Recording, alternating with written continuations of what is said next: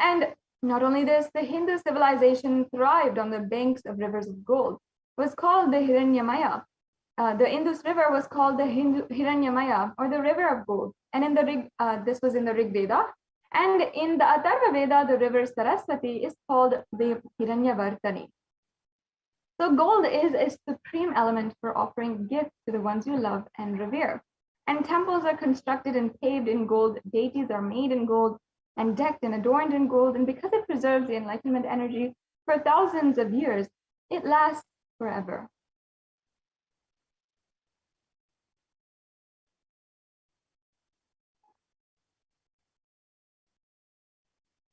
Now, let us begin entering into all the different offerings that we have available for each and every one of you today. The first offering is the E-Hundi offering. And in this, we see how Devi Parashakti literally reveres and she adores any kind of donation. You can offer any kind of donation and she will accept it. She will grace you with all the blessings that you want. She will remove any fear. She'll do anything. And you don't even have to give anything, do anything. Simply if you express your devotion, Devi Parashakti will just pour herself on you. And there's in fact a verse in the Lalita Sahasranama which describes exactly this. Devi Parashakti is described Bhakti Priya Bhakti Ghamya Bhakti Vashya Bhayapaham Shambhavi Sharadaradya Sharvani Sharmadayini. Devi is fond of true devotion and is realized through true devotion.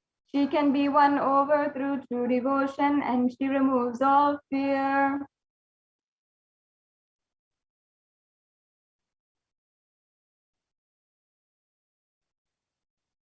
Yes. And if there is any fear in the minds of devotees, Devi is sure to remove that fear. It is stated that Devi likes to be worshipped in autumn. And here it is meant that autumn of our lives when thoughts turn more and more inward. And this is when the role of the divine is known and understood clearly. The need for Devi worship becomes stronger.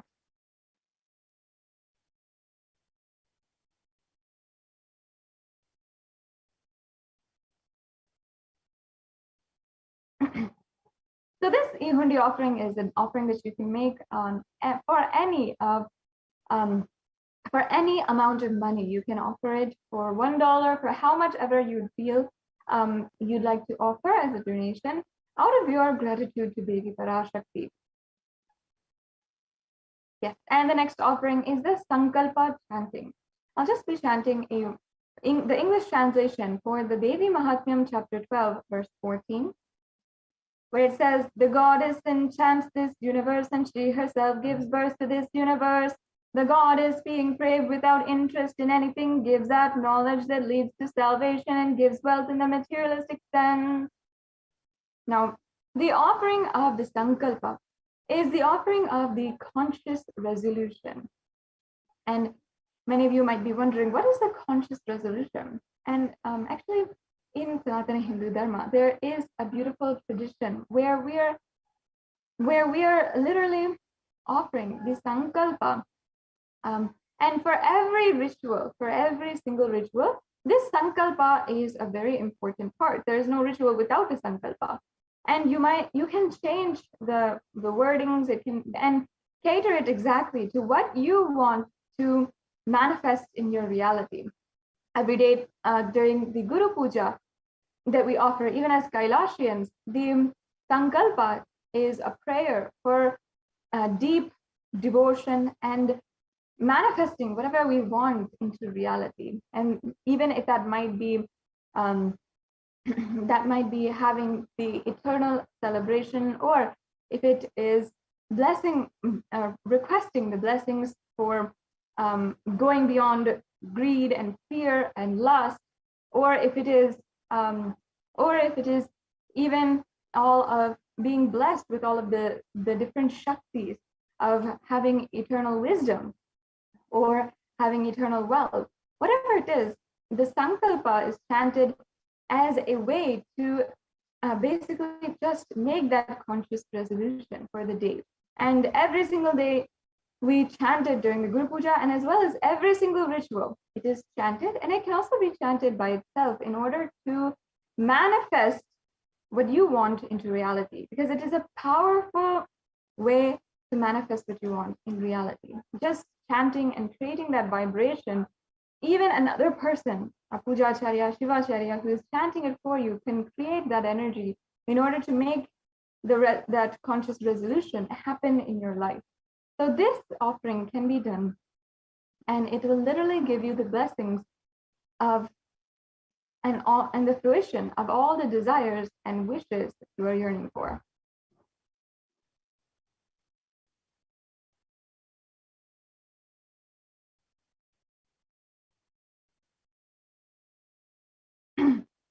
And the next offering we have is the Sahasranama Swarna Kasu. And in fact, in the Lalita Sahasranama, verse 731, Devi Parashakti is described as Nama Parayana Prita, meaning she who likes the repetition of her various names. And I understand at the first, at hearing of this first, you might think, what is this? Why does she like hearing her own name heard so many times? Or literally hearing her repeating herself, her own name. But understand the deep spiritual significance of this beautiful verse and of like just this sentiment that Devi Parashakti expresses. When Devi Parashakti says, or when she is described as Nama Parayana Prita, out of her own compassion, knowing very well that when we chant the Parayana of her own Namavali, of her own names and the 1008 names, we will be able to experience the oneness with her. That is the beautiful context behind which this verse is laid. And thus, in this offering, we're offering the 1008 names of Devi Parashakti, and it's a very special and unique archana offered to the Mahameru of Devi Parashakti. And you can offer a gold coin inscribed with each and every one of the 1008 names and receive the blessings to have the Ananta Kalyana Gunas, all the divine qualities of Devi Parashakti.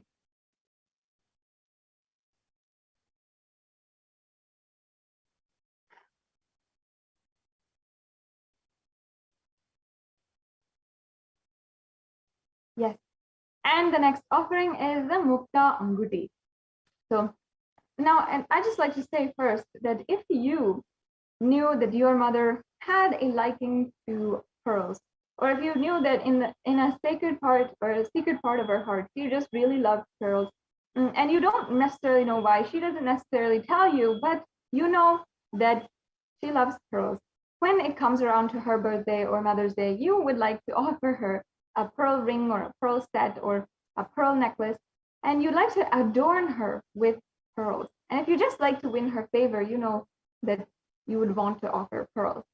Now, in the same way, we can relate to Devi Meenakshi, Devi Parashakti, the incarnation who descended as Devi Meenakshi. And Devi Meenakshi was a very incarnation who had literally manifested the very state, space, being, and the reality of Kailasa on planet Earth. And she had literally, in all the senses, she had conquered all of the directions of the whole universe, and she had gone all over the universe and conquered every single direction. She united all of the 56 kingdoms.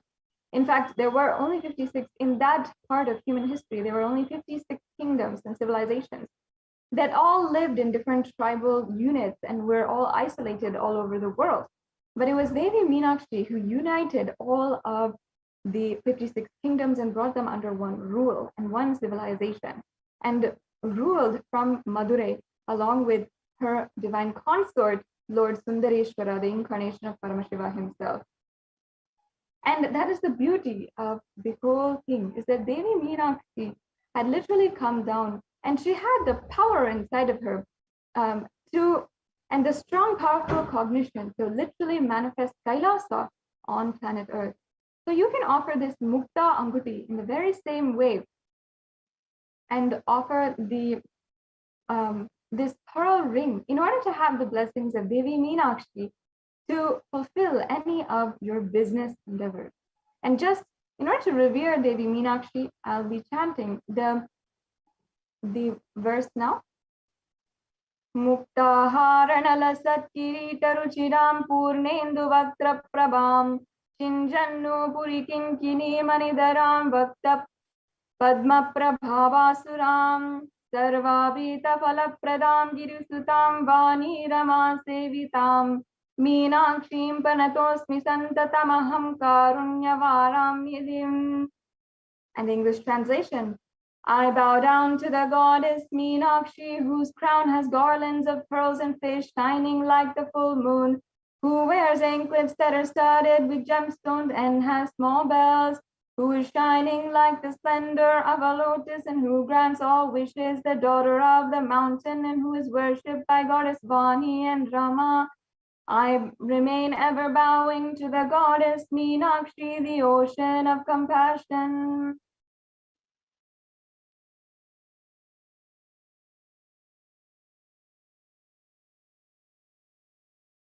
Yes, and as I was saying, the offering of this Mukta Anguti is a very beautiful offering that you can do in order to receive the grace and blessings of Devi Meenakshi in all of your different endeavors to fulfill your ambition.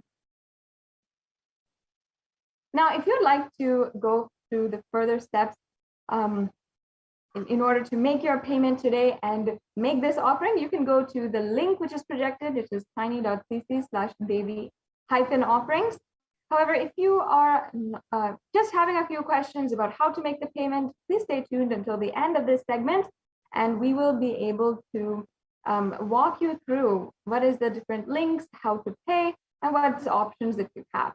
So stay tuned for that.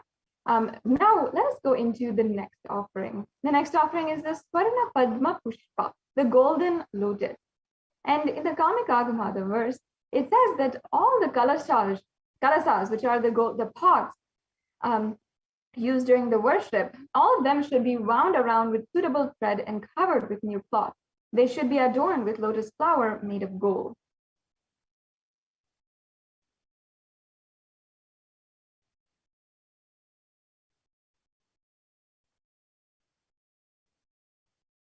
And in fact, there are hundreds of different references of the golden lotus. In all the different scriptures, there are so many references of the worship of Paramashiva. And almost everything in the worship of the ultimate involves the consecration of deities, of worship, and meditating on the mudras and asanas during worship involves the lotus flower. Not just the flower, but also the lotus leaf, lotus pericarp, the lotus petals, and the lotus is a divine flower. And in fact, the Shakti of Paramashiva is also called the lotus. As well, the base of the Paramashiva linga is the lotus, and the disciple of Paramashiva is also considered as a lotus about to bloom. You can offer the golden lotus in any size that you wish and be blessed to have the state, space, powers, and being of Devi in your inner space amidst any and every adverse situation in your life.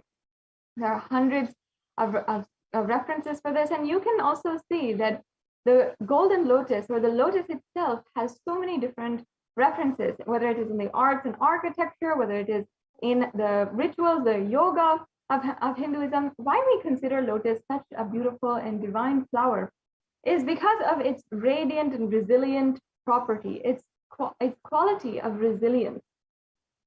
In any kind of waters, whether it is the pond waters or the polluted waters or the muddy waters, the lotus still blooms, and it'll be that divine, beautiful, radiant flower that it is known for, that it is very much known for. And that is a quality of the lotus that we see as divine, that in any and every situation, it can still be strong, beautiful, and elegant, just like Devi Parashakti. So that is the beautiful quality of Devi Parashakti. And excuse me, just offering this offering is such a beautiful way for every one of you to experience oneness with Devi Parashakti and receive her blessings, to overcome any situation in your life and radiate that same radiance and resilience in any adversity. Yes. And the next offering is the Swarnameti, the golden toe ring. Sorry, yeah. So this offering is the golden toe ring, and I'll just be chanting the verse. Nakadiditi samchana namajjana tamuguna padadvaya prabha jala parakrita saroruha. You whose brightness from toenails destroys the darkness from minds of your devotees who prostrate at your feet. You whose brightness from your 2 feet overpowers that of the lotus flower. Yes. So the Swarna Meti, this Meti, the Meti is the golden toe ring. And in fact, this piece of jewelry is worn by all the married Hindu women. And the very significance behind why we offer this, or why a society as a whole, or this ritual adorns women or married women with this beautiful toe ring, is from this very verse. There is referred in this very verse, because in the Hindu tradition, all women are worshipped as Devi Parashakti herself, just like Devi Parashakti wears and is revered. Her very toenails are revered for removing the ignorance of all humankind and being able to remove any kind of darkness in your life. We adorn that with the golden toe ring, and we offer the toe ring to Devi Parashakti, and being the manifestation of all of the different being manifesting in all the different women in the planet Earth. Devi Parashakti also is worshipped through all of the women on planet Earth in the Hindu tradition. Sanatana Hindu Dharma worships and reveres women, and it is a very fundamental part of the Hindu tradition. And in this verse, you can see that the very reference for the golden toe ring. And you can offer this toe ring in order to experience Devi Parashakti's blessings during the whole time. In any and every difficult aspect of your life, you can literally bow down at Devi Parashakti's feet and be assured that she will remove all the darkness, all the ignorance from her. Now, the next offering is the Swarna Mauntika, the golden hairline jewelry, another very auspicious, offering. And in fact, in the Lalita Sahasranamam, Devi Parashakti is referred as the Shuddha Sarabhi Varshani, meaning she who makes the nectar flow in all of the nerves from the Sahasrara, and she who gives the very pleasant experience of the ultimate. The Mauntika actually represents the nectar which is overflowing from the Sahasrara Chakra, which is fully open. And in fact, the Sahasrara Chakra is known to be the chakra at the very crown of the head and is representative of the brain. And it is known as the 1,000-petaled lotus. So when the 1,000-petaled lotus blooms and it is in full ripe bloom, that's when the nectar is pouring out of this chakra. And that very nectar was represented by the Mauntika. And many times, if you see in the Hindu tradition, the Mauntika is a jewelry which starts at the center of the forehead and comes down to the center of the head, the crown of the head, and comes down to the forehead. And even all women wear this jewelry as a representation of Devi Parashakti. As once again, we worship and revere all Hindu women as forms of Devi Parashakti herself. So this beautiful offering of the Mauntika is what you can offer today in order to achieve the blessings of the blissful state of overflowing gratitude and the space of complete completion.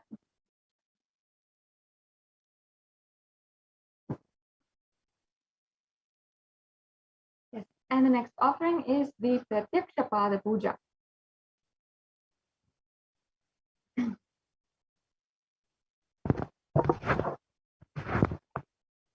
Yes. So chanting the verse for Pratyaksha Papa Puja. Nakhadiditi samchana namajjana tamo guna padadvaya prabhajala parakrita saroruha. The illumining splendor of Devi's toenails dispels the darkness of ignorance in devotees prostrating at her feet. Her feet defeat the lotus in beauty. Yes. So in Shlokam number 83 of the Saundarya Lahari, it states that the nails that have been sharpened by constantly being touched by the crowns of celestial beings is those whom you should be prostrating, is whom you should be prostrating before. And all of the celestial beings always prostrate before Devi Parashakti. And it is her very pose and her very grace, of course, that will literally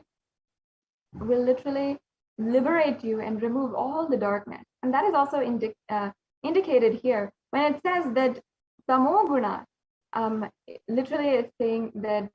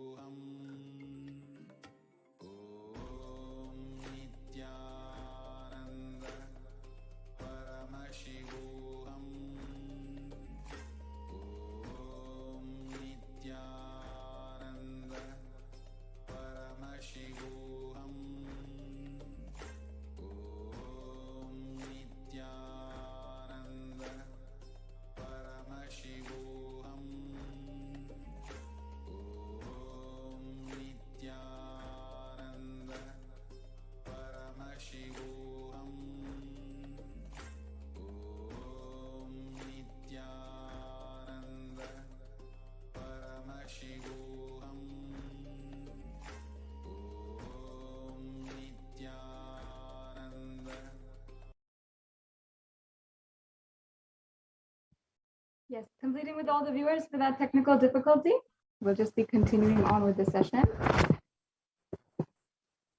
Yes, as we were explaining, the next offering that we're doing is the Pratyaksha Pada Puja. This is another one of the offerings that you can do today.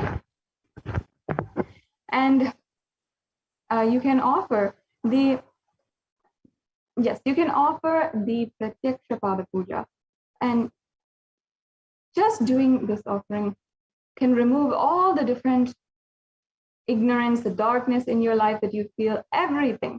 And the beauty of this whole offering as well is that you're offering to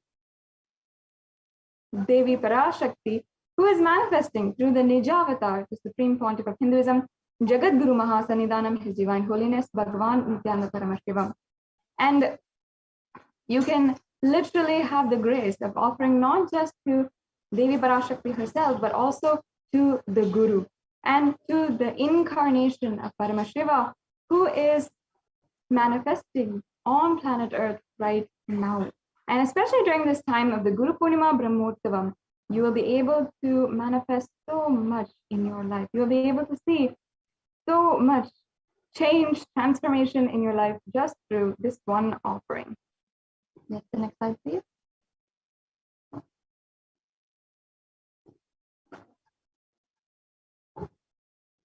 Yes. And the next offering is the Vastra Seva.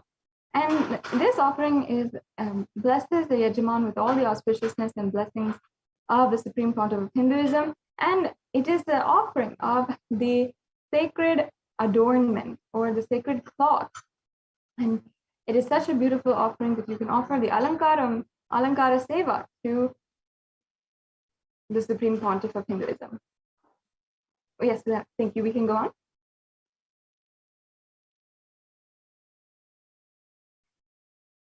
And the next offering, or see, as you can see here, we have all the different offerings. It was the last of the offerings, and now we have a summary table of all the offerings. So you can see the Ihundi.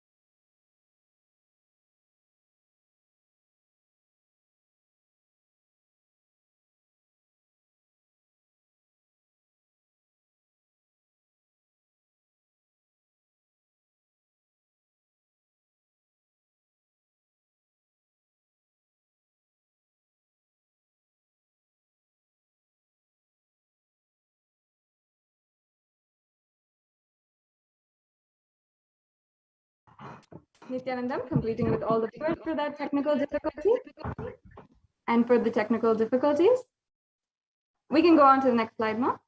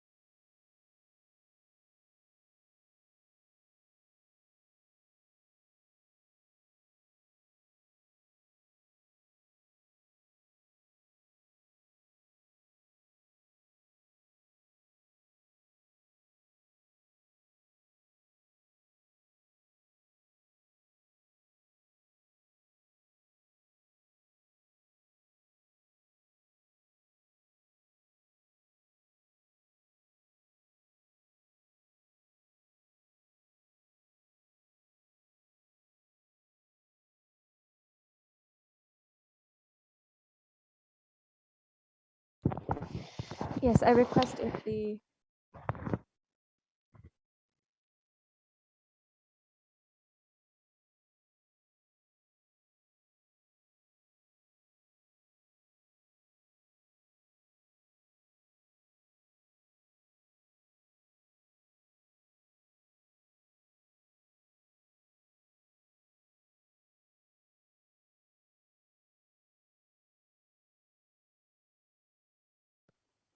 yes, we can project the slide with the link for the payment.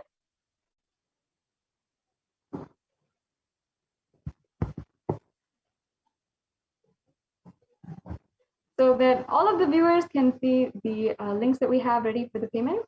And this brings us to a conclusion to this segment in today's program, and we'll be beginning the next segment on the Adi Kailasa Sarvagna Peetham and the various different contributions that the Supreme Pontiff of Hinduism has done through the Adi Kailasa Sarvagna Peetham. So yes, we'll now just be projecting the link, and in a few minutes we'll be beginning the next segment.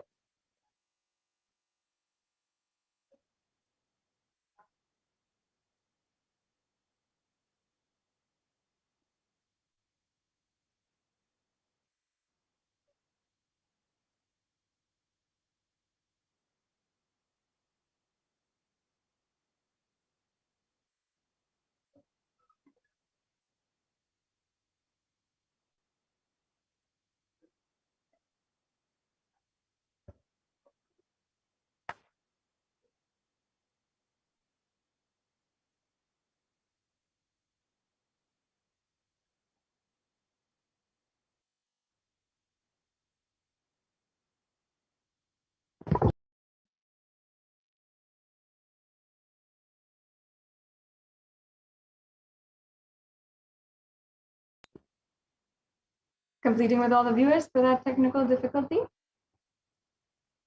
In just a few minutes, we'll be beginning the next segment in today's program. I invite each and every one of you to ensure that you are tuning in, and also make sure that you are in liking and subscribing all the different social media platforms where the Supreme Pontiff of Hinduism and Kailasa has made their presence and is literally serving the world and ensuring to make super conscious breakthrough happen in the world through the digital platform. So whether it is through YouTube videos or continuously posting the messages of the Supreme Pontiff of Hinduism on Facebook and so much more, the Supreme Pontiff of Hinduism has literally given so much and made himself and all of the work that he has done available to each and every one of you. So you can ensure that you are going and liking and subscribing in all of the different social media platforms. And yes, and we also know have Ma Dayamay Swami who is joining us, and we'll be proceeding into the next segment of today's program on the Adi Kailasa Sarvagnapeetam and its various contributions to the world and the ship, literally, that Swamiji has created in order to ensure that each and every one of us sail through this pralaya. So we'll now be concluding this segment, and Madhayame Swami will be continuing on. Nithyanandam, everyone. So let's enter into our next segment. Thank you, Ma Sadashivapriya. Yes. So with the blessings of the Supreme Pontiff of Hinduism, Jagadguru Mahasannidhanam, His Divine Holiness Bhagwan Nithyananda Paramashivan's blessings, and the Kailasa's Department of Enlightened Civilization presents the revival of temple sciences and ecosystems, and what the Supreme Pontiff of Hinduism revived and working continuously for the Adi Kailasa ship, how it is protecting so many. And let's understand more about this. Let me start with the Sadguru Vandana. Nithyanandam Paramasugadam Kevalam Jnanamurtim Dvandvatitam Gagana Sadrisham Tattvamasyaadilaksham Ekam Nityam Vimalamachalam Sarvadi Sakshibhutam Bhavatitam Trigunarahitam Sadgurum Tam Namami. Yes. So, as all of you already aware that across India, many temples are shut down, many states. The famous temples, which have been a continuous lineage of thousands of years functioning, all these temples are shut down due to the COVID-19 surge. For example, let us see some of the temples which are the famous temples. The Shirdi temple and the Siddhi Vinayaka temple have been shut down. The temple authorities announced, the Ravindranath Thakre, the temple authorities officiating the chief executive officer, the Sai Baba Samsthan Trust, that this administration took the decision after the Maharashtra government recently announced a weekend lockdown and night curfew till indefinite date, due to the widespread of coronavirus. And in another state, the famous Puri Jagannath temple will remain closed for public, keeping in view the surge of COVID-19 cases in Odisha. And also in Puri, the authorities of the temple of Lord Jagannath in the pilgrim town on Sunday. This famous temple is closed for the devotees since May 5th, as a statewide lockdown was imposed by the Odisha government. And the same, not only this temple, but all religious places are closed for public in Bhubaneswar, as city records the highest daily COVID surges recently. The local municipal authorities recently declared a closure of all religious places like temples, mosques, gurudwaras, and churches for devotees from Wednesday till further order. And you can see the another state, Uttar Pradesh, the major Madhura temples ban entry of devotees amid the COVID-19 surge. The two major temples of the Sapta Devalaya, the cluster of 7 temples in Vrindavan, on Saturday banned the entry of devotees in view of the rising COVID-19 cases. And in Gujarat, the famous Somanath temple is closed for darshan due to the rise in the COVID-19 surge. The Somanath temple authorities announced that the temple will remain shut down for devotees since last April 11th from an indefinite period. And in South India, the murtis of one of the Chola era temple have been vandalized in Pudukkottai, Tamil Nadu. A devotee who went to the temple was shocked to find all the murtis in the temple in a beheaded state. He lodged a complaint with the local police later. The Kailasa temple in Kizananchur, a village in Pudukkottai, is said to belong to the era of Kuluchunga Chola II. With Shiva as the presiding deity, the temple houses other deities such as Ganesha, Parvati, Murugan, Krishna, and Nandi. All of these murtis were discovered in a beheaded state just few days ago. So, what the Supreme Pontiff of Hinduism tirelessly working to revive for all of us the temple experience. Now, in the times where all the temples are shutting down across India due to this, the COVID-19 is rampant, and the ancient temples are in lockdown because of the risk of the widespread corona disease. The devotees of these temples were visiting and having darshan of their gods and goddesses for thousands of years. At all these ancient sacred sentiments have come down to an harming halt after the lockdowns have taken place. So the religious fervor of the devotees is being lost due to the pandemic. The Supreme Pontiff of Hinduism is reviving the Kailasa ecosystem and bringing all the ancient traditions of the online platforms on Kailasa TV, YouTube, and Facebook. So let's understand the basics with the blessings of the Supreme Pontiff of Hinduism, Jagadguru Mahasannidhanam, His Divine Holiness Bhagavan Nithyananda Paramashivan's blessings. The Kailasa's Department of Enlightened Civilization presents why deity worship, why the religious fervor is lost, why are we saying, and what the Supreme Pontiff of Hinduism is reviving. So why deity worship? What happens with the deity worship to us? So please understand, the Supreme Pontiff of Hinduism says deities are not mere idols. They are embodiment of ideals. We do not worship the idols. We worship the ideals represented through the idols.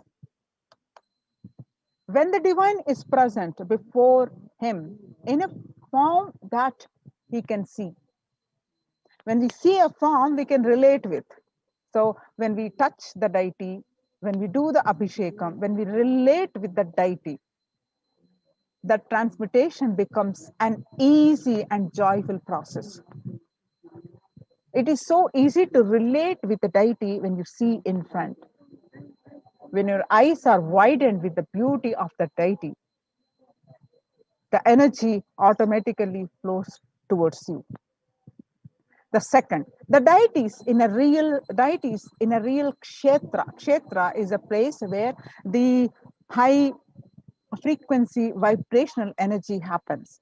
So in a real kshetra are always carved in the form of ancient masters and enlightened beings. They are energized by the enlightened beings. Even though they are not in the body now, they're no longer in the body, but they can be invoked through the name or form they used while in the physical form. When we pray to the deity or chant its name, the corresponding divine vibration is automatically awakened and becomes available on the energy plane to guide and bless us. So the Supreme Pontiff of Hinduism says, we mastered the science of bringing the divine to the deities and expressing the divine through the deities. The whole science has been mastered in the Vedic tradition. The revival of temples will be the revival of world peace and world bliss. Revival of temple culture, the deity worship, where people are made to look in. That is where the revival of Sanatana Dharma, the Advaita Satya, that means the oneness, the truth of oneness, is going to happen. Now, the any deity, be it a Paramashiva, be it Mahavishnu, any deity, be it Muruga, be it Ganesha, they all have the infinite auspicious qualities. In Sanskrit, we call Ananta Kalyana Gunas. That means Ananta means the infinite. Kalyana means the auspicious. Guna means the attributes. They have infinite attributes, the auspicious attributes. Whenever a devotee calls in with a deep devotion to save, or whenever the world is at stake, the divine immediately manifests with to save the devotee or to save the humanity. That become independent form. For example, Shiva saved Markandeya from death. Markandeya is a child who was destined to die at the age of 16. That's how the destiny is. And but he connected with Paramashiva intensely. His parents were so devastated with his upcoming death because they knew he was going to die shortly and they were devastated. But to remove their sorrow, he connected intensely with Paramashiva with the utmost faith that Paramashiva will save him. And when the time has come, the Lord of Death, Kala, has come to take his life away. That's he intensely hugged the Paramashiva, intensely connected with him. That's when Paramashiva appeared along with Devi and saved Markandeya from the Kala, become Kala Kala. And that when Paramashiva manifested himself to save Markandeya from death and bestow him the eternal, the boon of the Amaratva, the Markandeya who was destined to die as a young boy who become immortal by worshipping Paramashiva. And the Paramashiva manifested to save Markandeya, become the independent deity as Kala Kala. The same way, Paramashiva dance in ecstasy, does the Panchakrityas, the creation, the sustenance, the rejuvenation, and pulling out of delusion, and the giving us the liberation. All these Panchakrityas, he does it so casually with the form of dance. He dances and all these Panchakrityas happen. So that dance form of Paramashiva, we call, he became Nataraja. Mahavishnu's every action of showering blessings on the world becomes Lakshmi. At the same way, Brahma's every action of constantly sharing the wisdom becomes Saraswati. So each of the actions of the ultimate becomes independent intelligence and energy. So when you connect with those independent intelligences, those deities, whatever you want immediately happens. Whatever result you want, worship with that rights those divine energies who are the personification of those specific actions. So you will expect the immediate result are achieved by connecting with those deities. In this world, this can be a powerful method through which you can achieve whatever you want in your life by connecting the deities.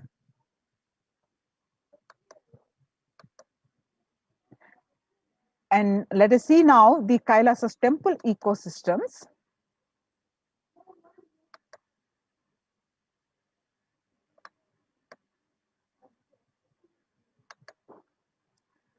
So Kailasa is a place where everything related to super consciousness is revived.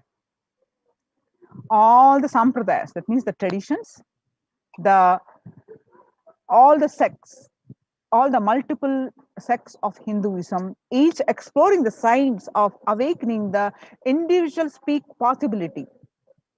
It's nothing but the divine, which is time tested, foolproof way, everything related to that super consciousness, to give a super consciousness breakthrough to humanity, is revived in Kailasa, which is includes all the sampradayas, all the spiritual ecosystems created for enlightenment will be revived and established in such a way that it never get lost again. There is forever serving the humanity.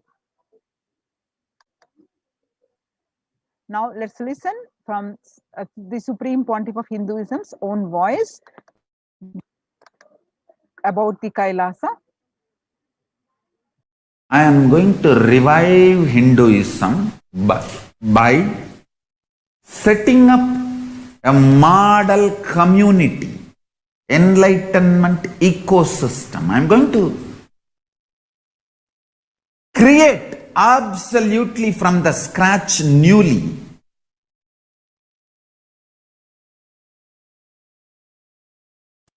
self-sustaining, temple-based Hindu ancient enlightenment ecosystem and civilization based on that. Understand? Kailasa is reviving the ancient Hindu enlightened civilization.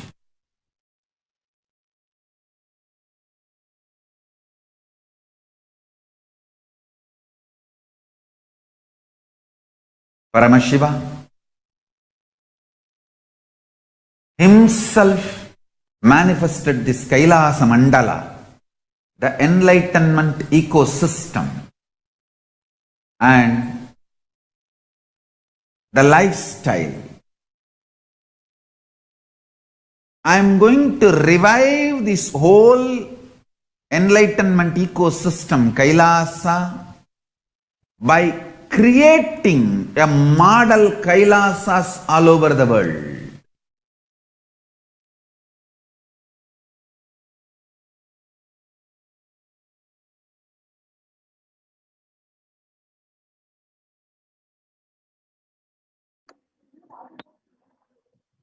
See, the adulation of violence in recent lifestyle has enabled disruption in several nations, affecting millions of lives with mental distress, physical health elements, and defalcation of food supply and pinpointed destruction to the infrastructure of several countries.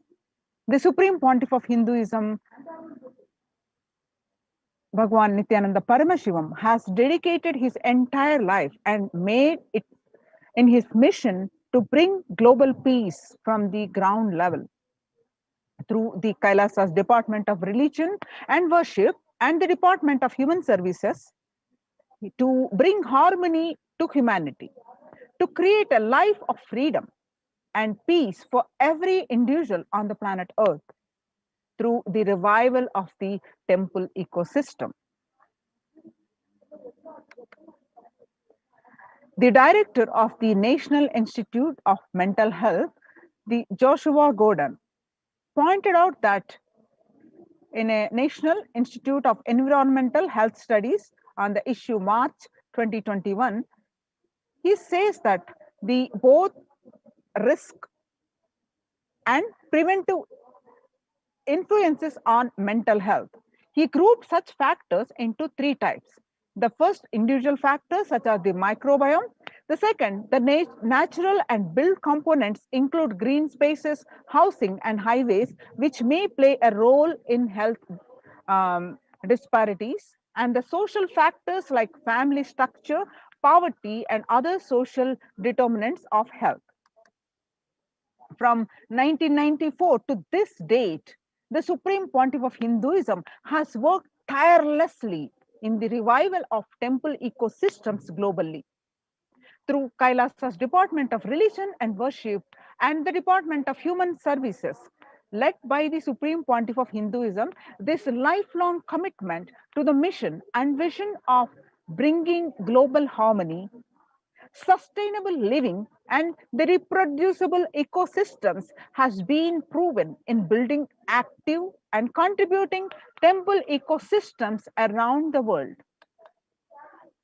Now let us see some of the pictures how the Supreme Pontiff of Hinduism has revived since way back from 2001, since over a period of 26 years. This picture that you see is from 21st October 2006, following a sacred banyan tree in Adi Kailasa. The peacekeepers of Kailasa, along with the children of Nithyananda Gurukul, celebrate the auspicious occasion of Diwali. This picture is taken from Bidadi, Bangalore in Adi Kailasa. And you can see this blissful pictures, which is taken in 2018, the 22nd, 2018, where the peacekeepers of Kailasa and the participants of the Paramashivoham meditation workshop, which took place in this Adi Kailasa, Bangalore, the celebrations of this traditional flag hoisting ceremony. And these pictures that you see, where you find the Supreme Pontiff of Hinduism conducting the meditation workshop called Nithyananda Purana Convention, where it's also called as Life Bliss Program Level 2, where you see the thousands of people attending this meditation workshop. This picture is taken on 14th December 2006, and you can see the another program 17th December 2006, which is same the program Nithyananda Purana Convention, which is also called Life Bliss Program Level 2 at St. Peter Engineering College, where you can see thousands of devotees attending this program. And this picture, you will see the peacekeepers of Kailasa and the Supreme Pontiff of Hinduism embark on the Himalayan Yatra, the traditional sacred pilgrimage to the Himalayan mountains and up the river Ganga, Harshil, India. This picture is taken on 26th May 2006. And this picture, we'll see where the Supreme, you will see thousands and thousands of devotees are in a procession. This picture is taken on 20th December 2011. The temple ecosystem in Tiruvannamalai serves as the driving factor in manifesting the lifestyle of health, wealth, and well-being of for the citizen of Tiruvannamalai, one of the remaining living temple ecosystem. And you can see this blissful, beautiful picture, which is taken on 31st December 2018. The peacekeepers of Kailasa and participants of the Paramashivoham meditation workshop take part in the morning meditation and the traditional puja or ritualistic worship. This picture is taken in Adi Kailasa, Bidadi, Bangalore. And you can see this blissful pictures are taken on 17th August 2014, where on the eve of Krishna Janmashtami celebrations, the Supreme Pontiff of Hinduism is distributing the butter as part of the celebrations and at the Bidadi, Bangalore in Adi Kailasa. And you can see some more pictures. You can see the blissful faces of the continued celebrations on the Krishna Janmashtami celebrations. This picture again taken on the same date, 17th August 2014. And you can see some more pictures where the food distribution is happening as part of these Krishna Janmashtami celebrations. And you can see this picture where the Supreme Pontiff of Hinduism demonstrating and he himself participating in the Kara Seva, the peacekeepers of Kailasa, led by the Supreme Pontiff of Hinduism, took part in the Kara Seva, which is voluntary contribution of physical service towards the cleaning or construction of the sacred Hindu temple in Adi Kailasa. This picture is taken on 11th September 2016. And you can see this picture where you find the Supreme Pontiff of Hinduism, Jagadguru Mahasannidhanam, His Divine Holiness Bhagwan Nithyananda Paramashivam, arrives with many volunteers and the peacekeepers of Kailasa to provide the relief efforts to the cyclone hit Pondicherry region through the distribution of food, water, and basic necessities, medical camps, and the clearing of the local roads for further relief efforts. This picture is taken on Pondicherry, India on 2nd January 2013.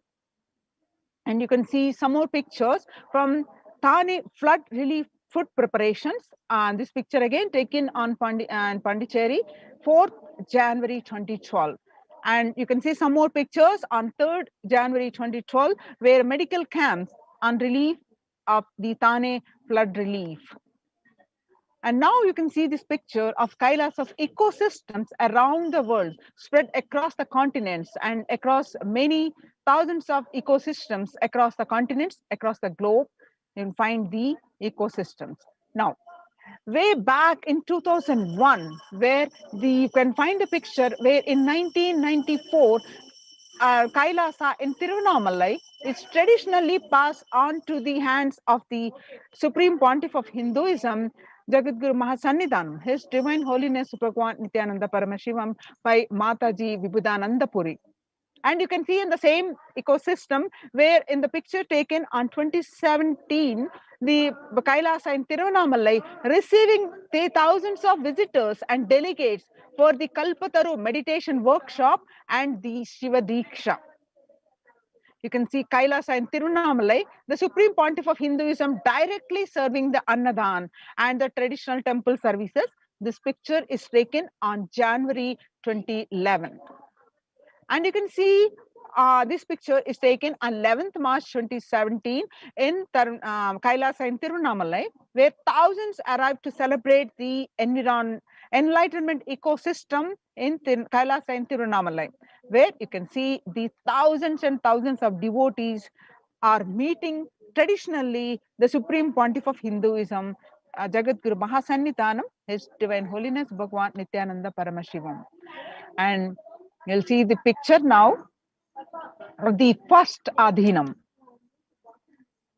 Tiruchengodu Sarvajna Peetam, which is also called as Adi Nithyananda Peetam, the first temple ecosystem established by the Supreme Pontiff of Hinduism at the age of just 23 on the banks of the sacred river Kaveri way back in 2001. This was the start of the borderless Hindu temple ecosystem we now know as the Kailasa. And you can see this picture is the headquarters in India, the Adi Kailasa Nithyananda Peetam, Bidadi, Bangalore. After having a vision of the sacred banyan tree, the Supreme Pontiff of Hinduism has established the Adi Kailasa temple ecosystem with the same banyan tree at his heart, the main headquarters of Kailasa way back in 2003. And now you're seeing the pictures of the deities and the sacred banyan tree, the leftmost picture. Through the live stream, you can see these pictures continuously. You can have the darshan of the Kalpataru, the banyan tree, the Kalpa Vriksha, and the main deities of the temple, Adi Kailasa Sarvajna Peetam, the Nithyanandeshwara Paramashiva, and Nithyanandeshwari Paramashakti, and the Nithyanandeshwara Linga, the rightmost picture, which is continuously available to all of you from wherever you are through live stream. And you can see the Adi Kailasa Nithyananda Peetam in Bidadi, the continuous flow of worship and rituals. The temple services are happening. Now you can see the picture from the outside of India, where the Supreme Pontiff of Hinduism has established the various temples, the Sarvajna Peetams across the globe. And this picture that you're seeing is from Kailasa in Columbus, Ohio, where the first temple established by the Supreme Pontiff of Hinduism outside of India. This temple physically come to life in just 9 months. The chief presiding deities of this temple are Nithyanandeshwara Paramashiva and Nithyanandeshwari Paramashakti, the deities of the chief presiding The deities are 7 feet tall granite and weighing 6 tons, and their divine faces have been carved directly, hand carved by the Supreme Pontiff of Hinduism. And you can see these pictures are from the headquarters of the Western Hemisphere, Kailasa in Los Angeles, California. The Los Angeles temple, first inaugurated in 2005, then established in its permanent location in 2007, which houses the largest Shivalinga and the Rajarajeshwari Devi in North America. You can see more blissful pictures from this Kailasa in Los Angeles, California. The temple actually consists of 25,000 square foot and housing over 80 plus deities. It is one of the largest Hindu temple ecosystems in the West. And you can see the pictures that you find in another ecosystem where Kailasa in Seattle, Washington, the housing the blissful dancing form of Ganesha and the largest living Nataraja deity outside of India. The Kailasa in Seattle is also known as the Chidambaram of the West. The Chidambaram temple is an ancient temple where Paramashiva resides as the cosmic dancer, the Nataraja, the cosmic dancer, an expression of the Akasha, the space dimension. The Nataraja has also been revealed to be the center of Earth magnetic equator. Now you can see the pictures are from Kailasa in San Jose, California. Inaugurated in 2009, Kailasa in San Jose radiates the energy of the Madurai Meenakshi Amman temple. The chief presiding deities of the temple are Devi Meenakshi, the Shivalinga, and the Nithyanandeshwara Linga, and Nithyanandeshwara Paramashiva and Nithyanandeshwari Paramashakti, which have been created, installed, and energized by the Supreme Pontiff of Hinduism himself. Now you can see the pictures are from St. Louis, Missouri, along with the Shivalinga and Nityananda Ganesha. The Kailasa in St. Louis carries the energy of the Tirumala Tirupati of South India, which houses one of the tallest Venkateshwara deities in North America, along with his consorts Sri Devi and Bhudevi. The beautiful landscape nestled among the woods and the rolling hills of Missouri stretches for 20 acres. Tirumala Tirupati is one of the most beloved of Lord Vishnu's temple, whose temple is the most visited of any religion in the world. Now you can see the pictures are from Kailasa in Phoenix, Arizona, home to over 21 deities and with a temple structure of 2,500 square foot. Kailasa in Phoenix has been directly established by the Supreme Pontiff of Hinduism, Bhagwan Nithyananda Paramashivam, serving as an energy field of worship, meditation, and celebration for over 7 years. Now you're seeing the pictures of Kailasa in Houston, Texas. Formally inaugurated in 2017, the Supreme Pontiff of Hinduism has declared Kailasa in Houston as the Parihara Sthala for all the Navagraha doshas. Dosha is a sin that you committed, a karma that you did, which you have to bound to experience the result of what bad action you did. So Navagrahas align to that and make you get that result. But when you are repenting that, when you are realizing your actions, the karmas, to nullify that, to reduce that effect, you can do the parihara, that means the prayashchitta. So that is the Kailasa in Houston represents that, which all this temple, all the ill effects of the 9 celestial bodies are removed. Now you're seeing the picture from Kailasa in Toronto, Canada. Inaugurated on July 2011, Kailasa in Toronto is the only Hindu temple in the West with all 63 Naimanars and the 18 Siddhas residing as deities. The temple deities here are seated exactly as they existentially preside in Kailasa around Paramashiva, the primordial deity of Hinduism. Kailasa in Toronto, active and alive from 2011 onwards, the Kailasa in Toronto has been blessed to radiate the super consciousness energy of Kailasa.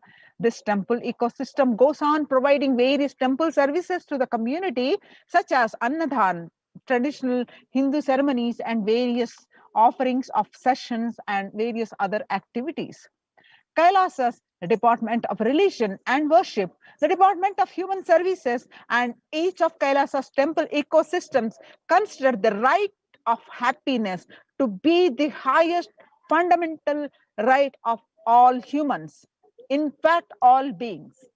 The ultimate goal for Hinduism and Kailasa, led by the Supreme Pontiff of Hinduism, Jagadguru Mahasannidhanam, His Divine Holiness Bhagwan Nithyananda Paramashivam, is the material and the spiritual well-being and prosperity to humanity. Now, you'd like to join one of these Kailasas, join COVID care protection centers and register now through the link below. The link is https://kailasa.org/Kailasa care.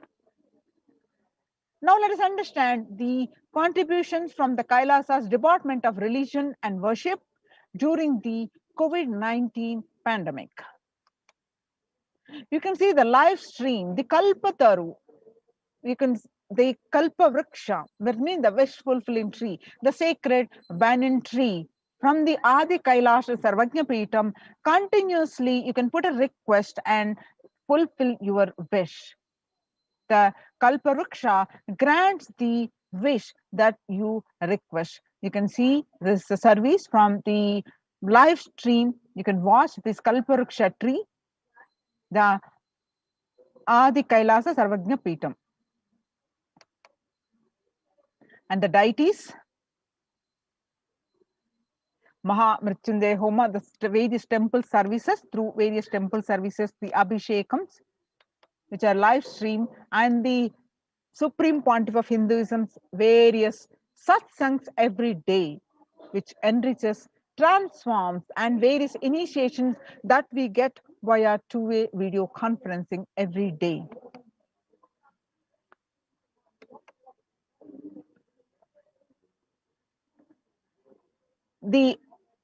On 12th May 2021, Devi Parashakti herself revealed through the Supreme Pontiff of Hinduism that I came as Nija Avatar. I am blessing you. Listen, people, listen.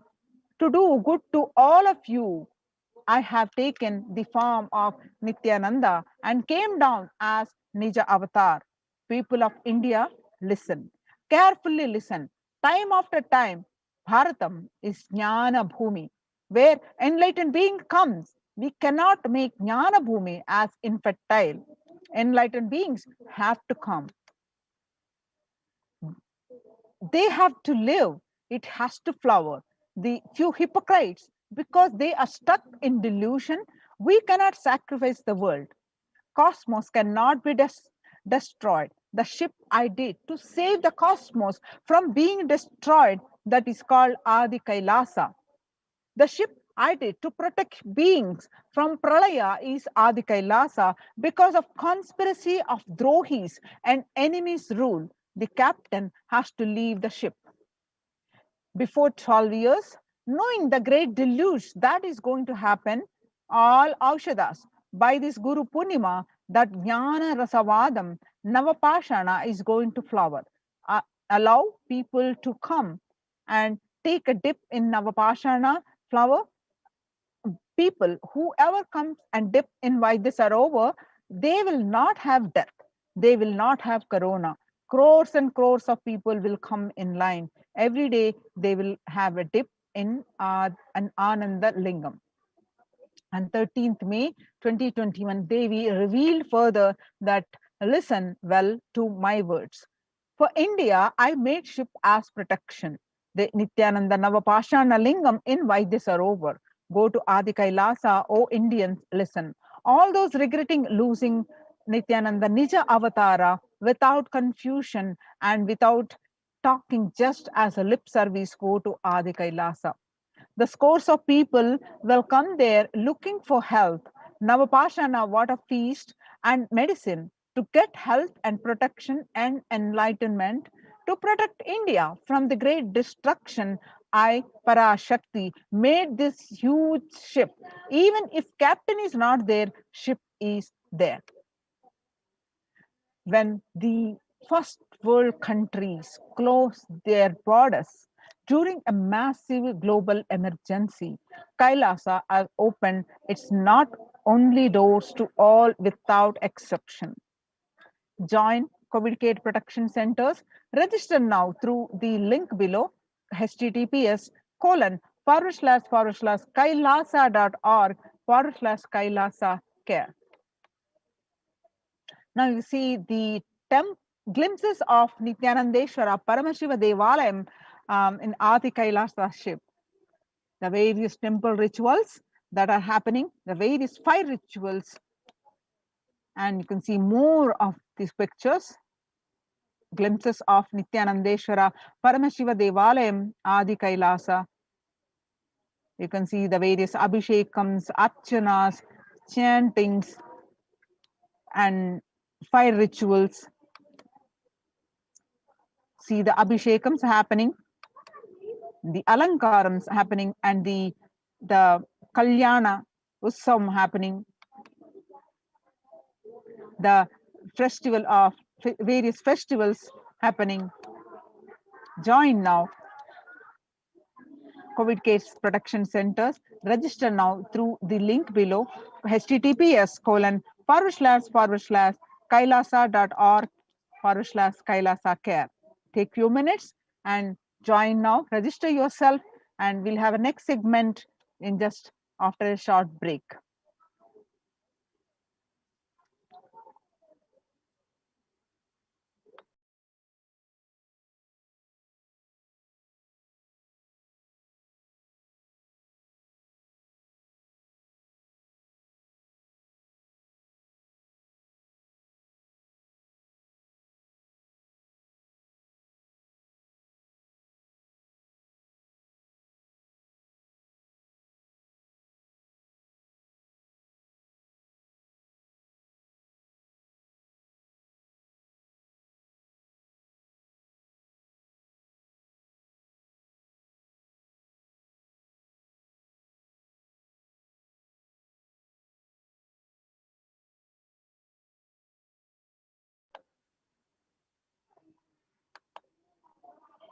Now let's understand the various Annadana services across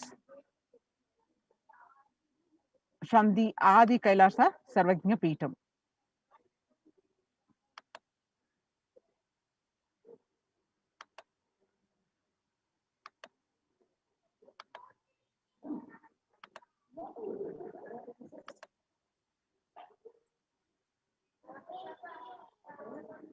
Yes. So how, once you join, how you are protected? How the Supreme Pontiff of Hinduism has provided the multi-layer quarantine in these COVID care centers. Let us understand a little bit more. The multi-layer quarantine COVID care protection centers at the de facto spiritual embassies of Kailasa. With the blessings of the Supreme Pontiff of Hinduism, Jagadguru Mahasannidhanam, His Divine Holiness Bhagwan Nithyananda Paramashivan's blessings, Kailasa Department of Enlightened Civilization presents this. Now, across the world, due to the rise in pandemic, it's creating hunger catastrophe across the world, not only in India. The pandemic has led to increase in global food insecurity, affecting vulnerable households in almost every country. It has exacerbated existing inequalities pushing millions of people into the vicious cycles of economic stagnation, loss of livelihood, and worsening of food insecurity. And you can see due to this COVID-19 is creating a hunger catastrophe in India. The World Bank estimates that the 71 million people will be pushed into extreme poverty across the globe as a result of pandemic. The World Food Program estimates that an additional 130 million people could fall into category of food insecure over and about 820 million who were classified as such as by the 2019 state of food insecurity in the world report. You can see the report now.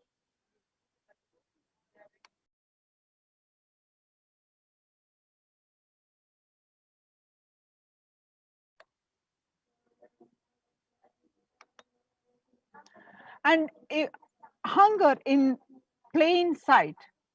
COVID-19 worsens the plight of food insecurity. More than 50 million people have experienced food insecurity during this pandemic, up from 35 million in 2019, according to the Feeding America nonprofit, the nation's largest domestic hunger relief organization.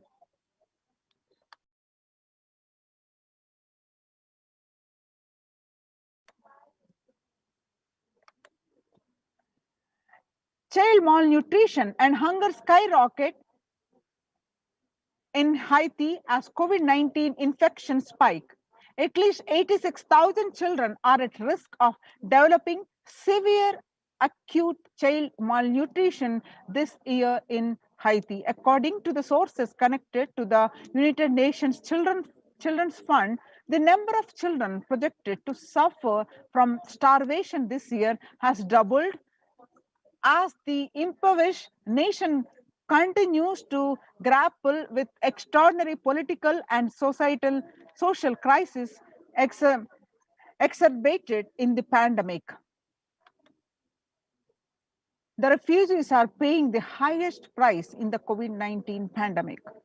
Vulnerable groups such as refugees are paying the highest price in the COVID-19 pandemic.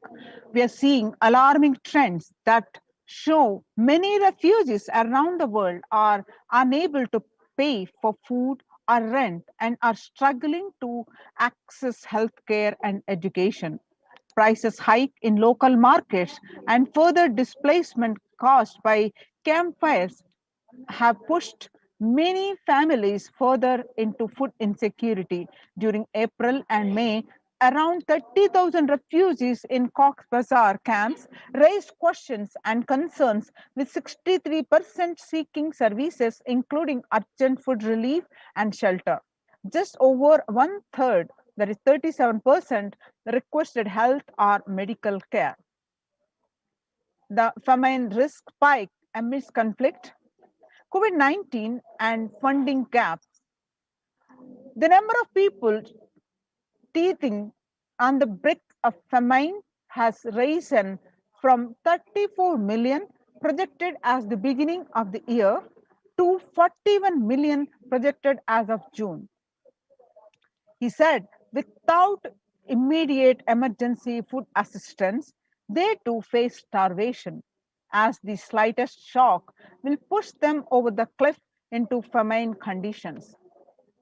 World Bank releases report on growing food insecurity that on June 13, 2021, it releases the report that the World Bank, according to the report, the food insecurity rates in response to the COVID-19 pandemic on May 20th, 2021 stated that COVID-19 impacts have led to severe and widespread increases in global food insecurity, affecting vulnerable households in almost every country, with impacts expected to continue through 2021 and into 2022. It also states that the global food prices increased significantly by 38% since January 2020. The World Economic Forum states that 155 million people are caught up in food crisis of varying severity. 133,000 people in Burkina Faso, the South Sudan, and Yemen are most at risk. 10 countries account for two-thirds of these facing acute hunger. The resilience of agri-food systems is being eroded by conflict, insecurity, and environmental trends. Join now, save your life, protect your life from the Kailasa's COVID Care Protection Centers.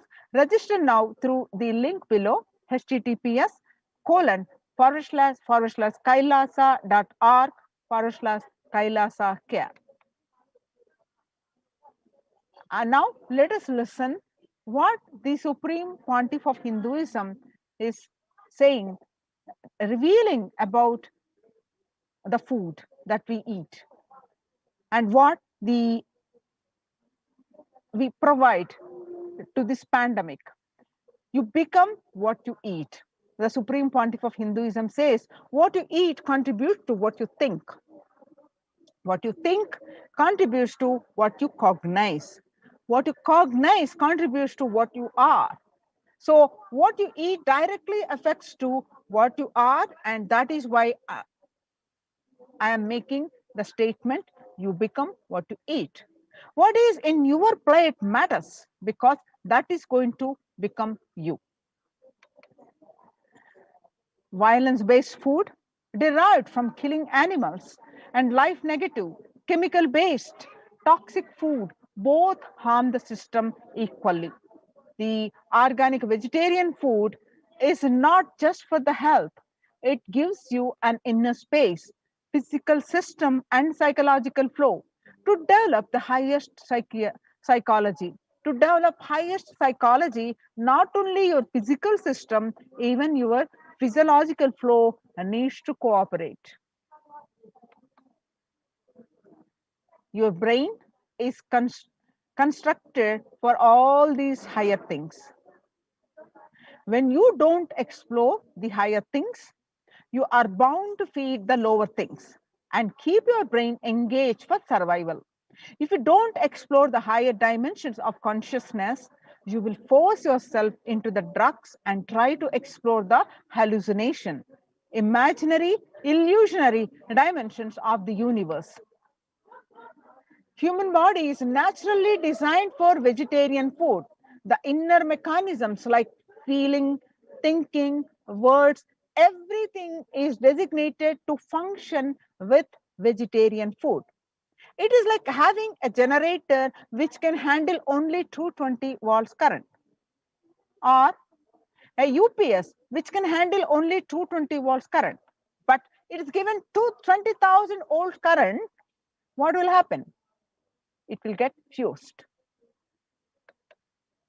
The food without anxiety, fear, depression, biomemories, if they are consumed by the person, the energy with which they think, the energy with which they utter words, the energy with which they act, the energy with which they feel, everything will be aligned to the natural source of energy. It will be aligned to nature, which is the inner potential energy. Kailasa's Annalayas, the free organic vegetarian sattvic meal for everyone, one and all, to eliminating the hunger. The developmental, economic, social, and medical impacts of malnutrition and famine have a critical impact on the individual, familial, community, national, ultimately on the global level. With the ongoing COVID-19 pandemic triggering an alarming spike in food insecurity, the United Nations have given warnings of famines of biblical proportions. In 2020 alone, 690 million people were estimated to be pushed into food insecurity. The access and availability to organic food has become the utmost importance. through the Kailasa's Department of Agriculture. The Supreme Pontiff of Hinduism, Jagadguru Mahasannidhanam, His Divine Holiness Bhagavan Nithyananda Paramashivam, has committed to the distribution of free organic food to everyone, not just since the beginning of his public life, but from his very upbringing itself. Kailasa's Annalayas, the food bank established all across the globe, distributes and serves free vegetarian organic food for people of all castes, creed, religion, race, gender, and social standing. The Kailasa's Department of State, under the Red Om, providing relief work for natural and man-made calamities, working to eliminate world's hunger. Personally organizing relief efforts and free organic food distribution for the Thane food relief in Pondicherry region. The picture that you see, we will revive the food supply system of Kailasa. Before you get hungry, food will be ready. Continuous Annadan. I am not giving any fantasy. It is already becoming a reality. You can see Supreme Pontiff of Hinduism, Jagadguru Mahasannidhanam, Bhagavan Nithyananda Paramashivam. On 17th June 2019, he himself serving to everyone present. You can see some more pictures way back in 2002. On 22nd November, you can see the Supreme Pontiff of Hinduism serving early days of Kailasa's spiritual mission, where the Supreme Pontiff of Hinduism offering the Annadan, providing a free organic vegetarian meal on Kartikeya Deepam, Tiruvannamalai, India.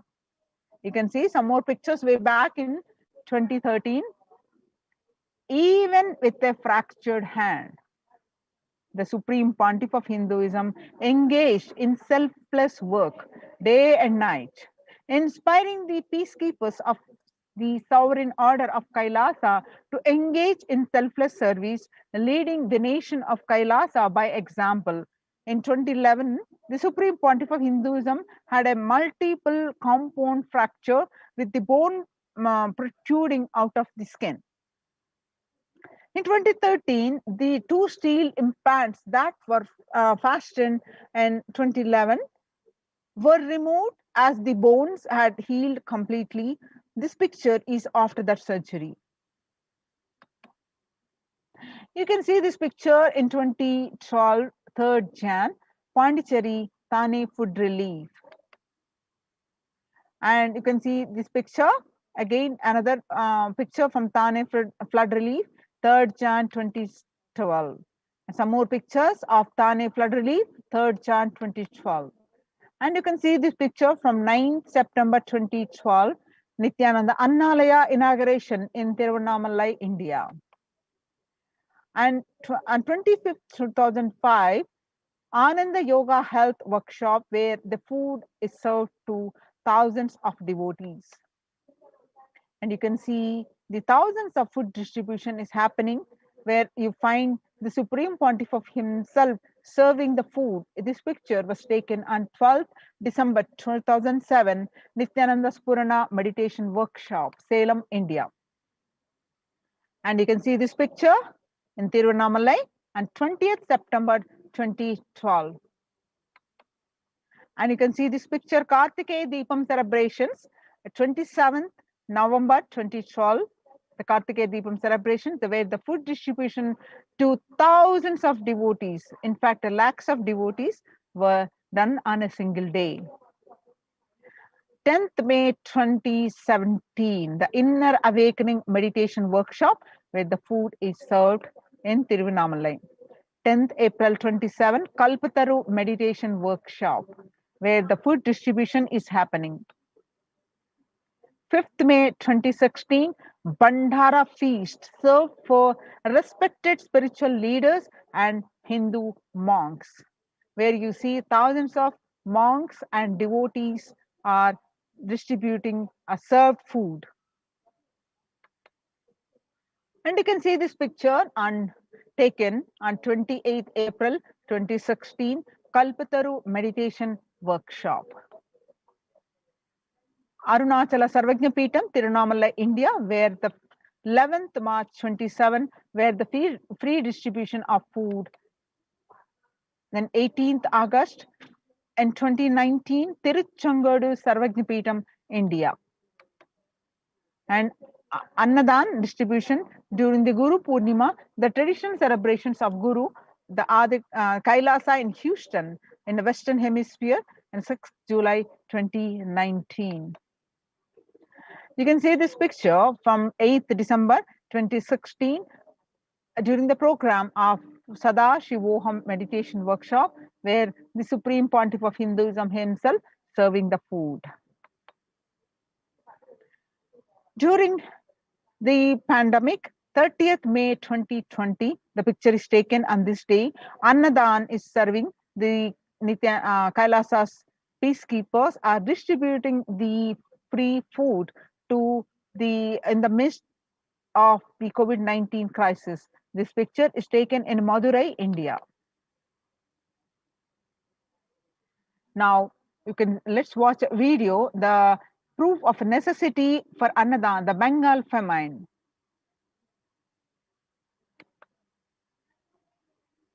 What I found in researching the Bengal famine was that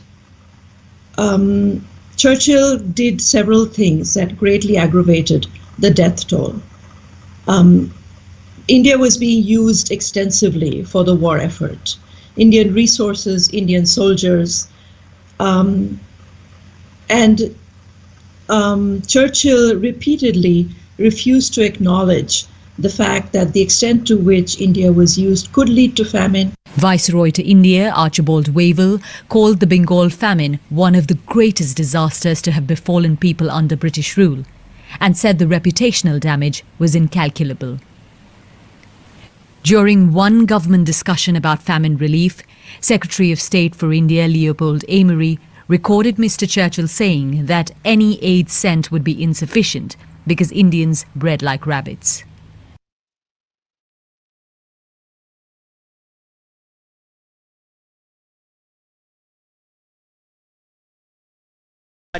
What I found in researching the Bengal famine.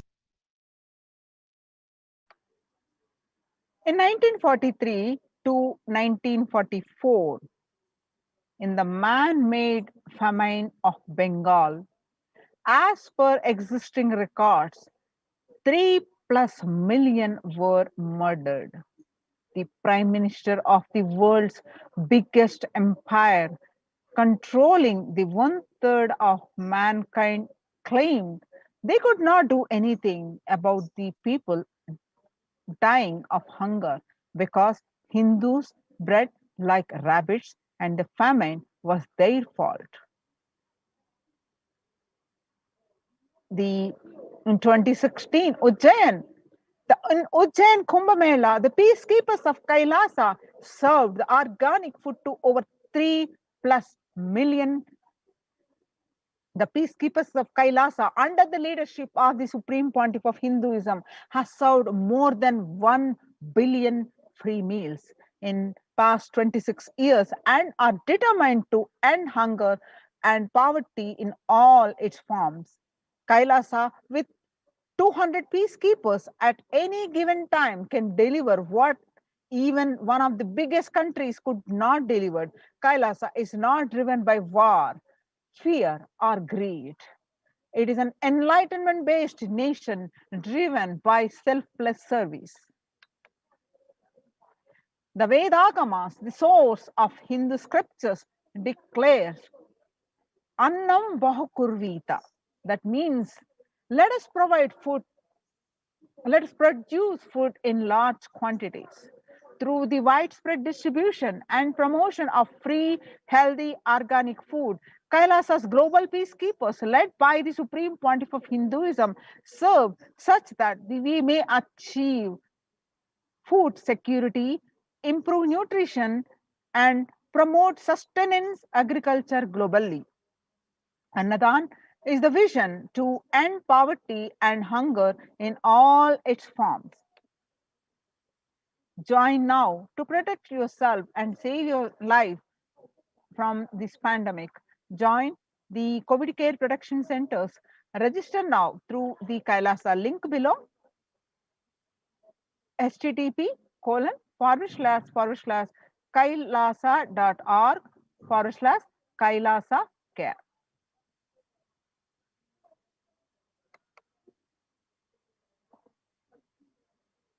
On 12th May 2021, Devi Parashakti revealed that through Supreme Pontiff of Hinduism, revealed that I came as Nija Avatar. I am blessing you. Listen, people, listen. To do good to all of you, I have taken the form of Nithyananda and came down as Nija Avatar. People of India, listen. Carefully listen. Time after time, Bharatam is Jnana Bhumi, where enlightened beings come. We cannot make Jnana Bhumi as infertile. Enlightened beings have to come. They have to live. It has to flower. Few hypocrites, because they are stuck in delusion. We cannot sacrifice the world. Cosmos cannot be destroyed. The ship I did to save the cosmos from being destroyed, that is Adi Kailasa. The ship I did to protect beings from Pralaya is Adi Kailasa.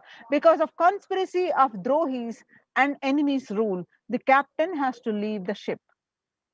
Before 12 years, knowing the great deluge that is going to happen, all Aushadas by this Guru Purnima, that Jnana Rasavadam Navapashana is going to flower.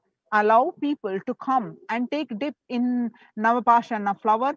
People, whoever comes and dip in Vaidya Sarovar, they will not have death. They will not have corona.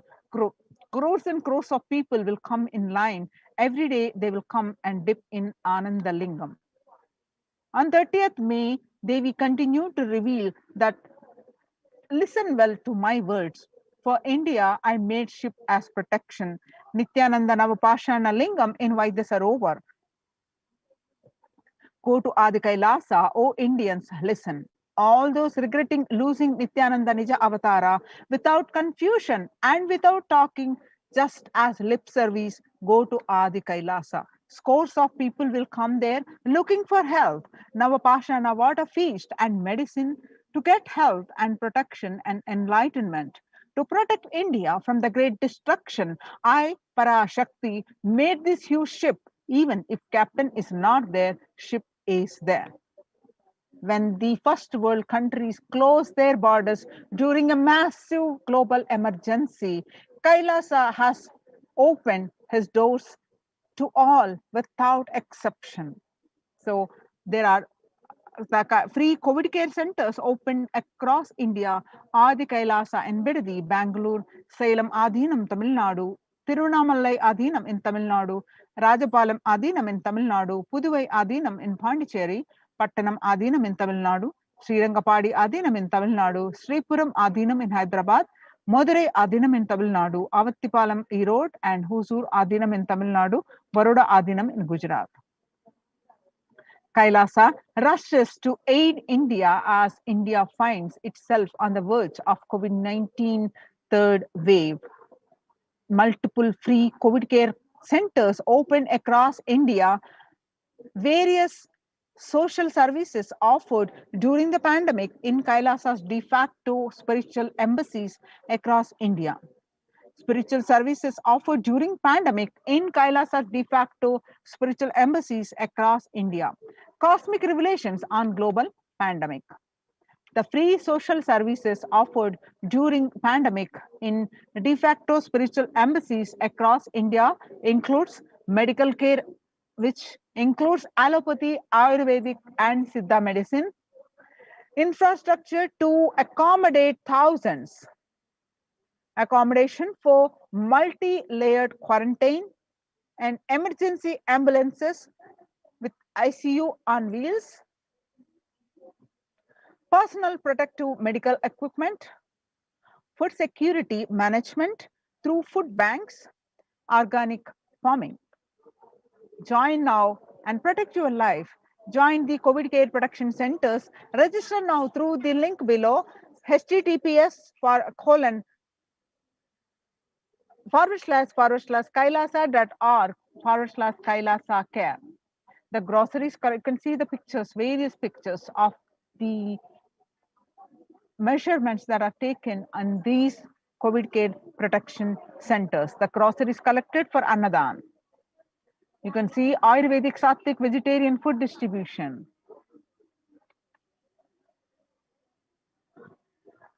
The Adinavasis of Adi Kailasa continued working round the clock in organizing the storage of groceries to accommodate the large number of people arriving for Kailasa's COVID protection initiative.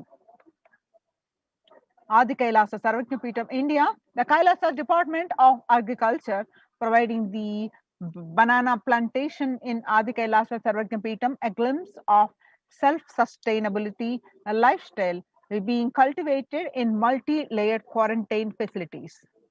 You can see some more pictures of the Kailasa Department of Agriculture, present the Adi Kailasa Sarvajnapeetham, India.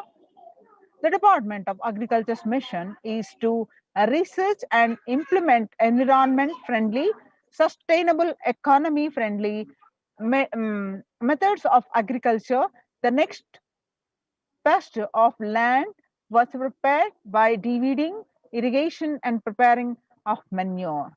You can see these pictures. And you can see more blissful pictures from this Adi Kailasa Sarvajnapeetham Department of Housing, present in the Adi Kailasa Sarvajnapeetham, that Adinavasis are working in full swing, helping facilitate all the requirements needed to accommodate the hundreds and hundreds of people coming in for protection from the COVID-19 pandemic. This picture is taken on 7th June 2021. You can see this picture from the Adi Kailasa Sarvajnapeetham, the Department of Health. As the third wave of COVID-19 hits the world, the medical and emergency response team raises their preventive measures. The preventive measures, each individual is guided to take at least 11-minute vaporization before meal and receive their supplements. The only hope for humanity. Kailasa Department of Agriculture, you can see some more pictures that from the Adi Kailasa Sarvajnapeetham. The organic sattvic meals include a balance of steamed rice cakes, curries and fruits. All items are verified per meal and distributed to different locations in Adi Kailasa campus. Join now for these COVID care protection centers. Register now through the link below, https://kailasa.org, kailasa.org, kailasa.org/Kailasa care, which is KAILASA CARE, Kailasa care.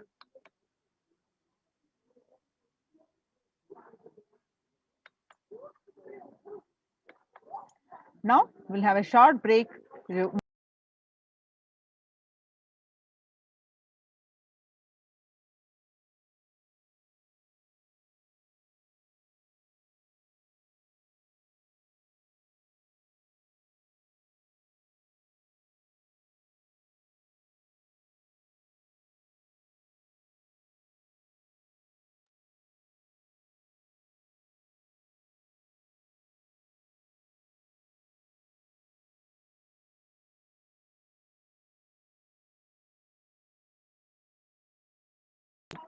After joining in these COVID care centers, what is your routine?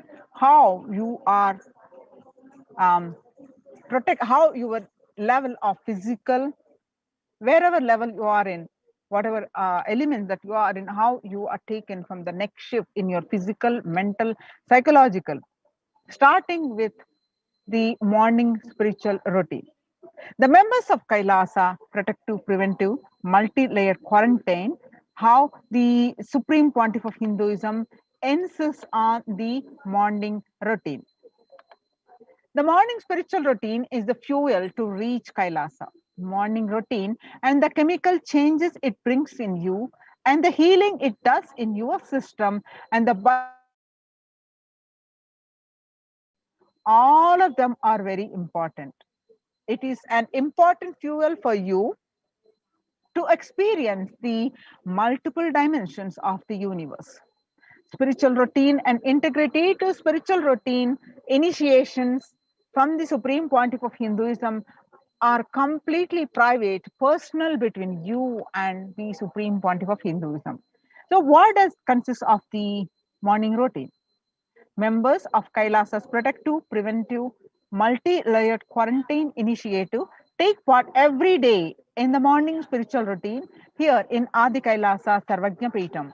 The morning spiritual routine consists of Nithyananda Yoga, Panchakriya, Nitya Pratyaksha Paduka Puja, Kashayam, the herbal drink, and Nitya Satsang by the Supreme Pontiff of Hinduism.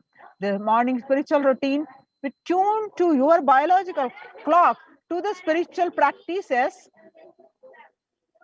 because the chemistry you enjoy inside matters.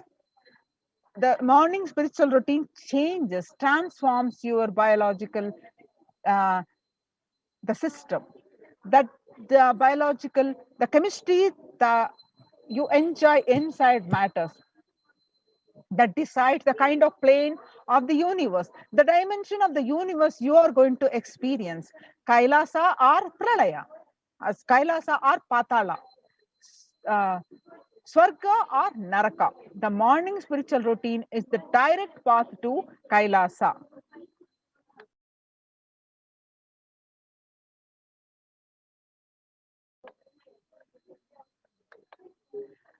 Supreme Pontiff of Hinduism says, person who is in love will wait to spend time with the beloved. If you are a seeker, you will be waiting for this 5 hours every day because that is the time you get near what you are seeking very closely. A person who is in love will be waiting to spend time with the beloved. A person who is seeking will be waiting to spend this 4 to 5 hours because this is the time you get closest to what you are seeking. Your seeking takes shape into the system. When your beloved comes near you, if you are tired and love is gone, dead. During this morning 4 hours, if you are bored, your seeking is dead and gone. Now you need to thorough, you need to go through overhauling inside you. You need to ask yourself, you need to question many of your answers. You need to bring pure questioning back to your life. So let's see what are these morning spiritual routine and what are they, how do we do. The morning Nitya Yoga, everyday yoga.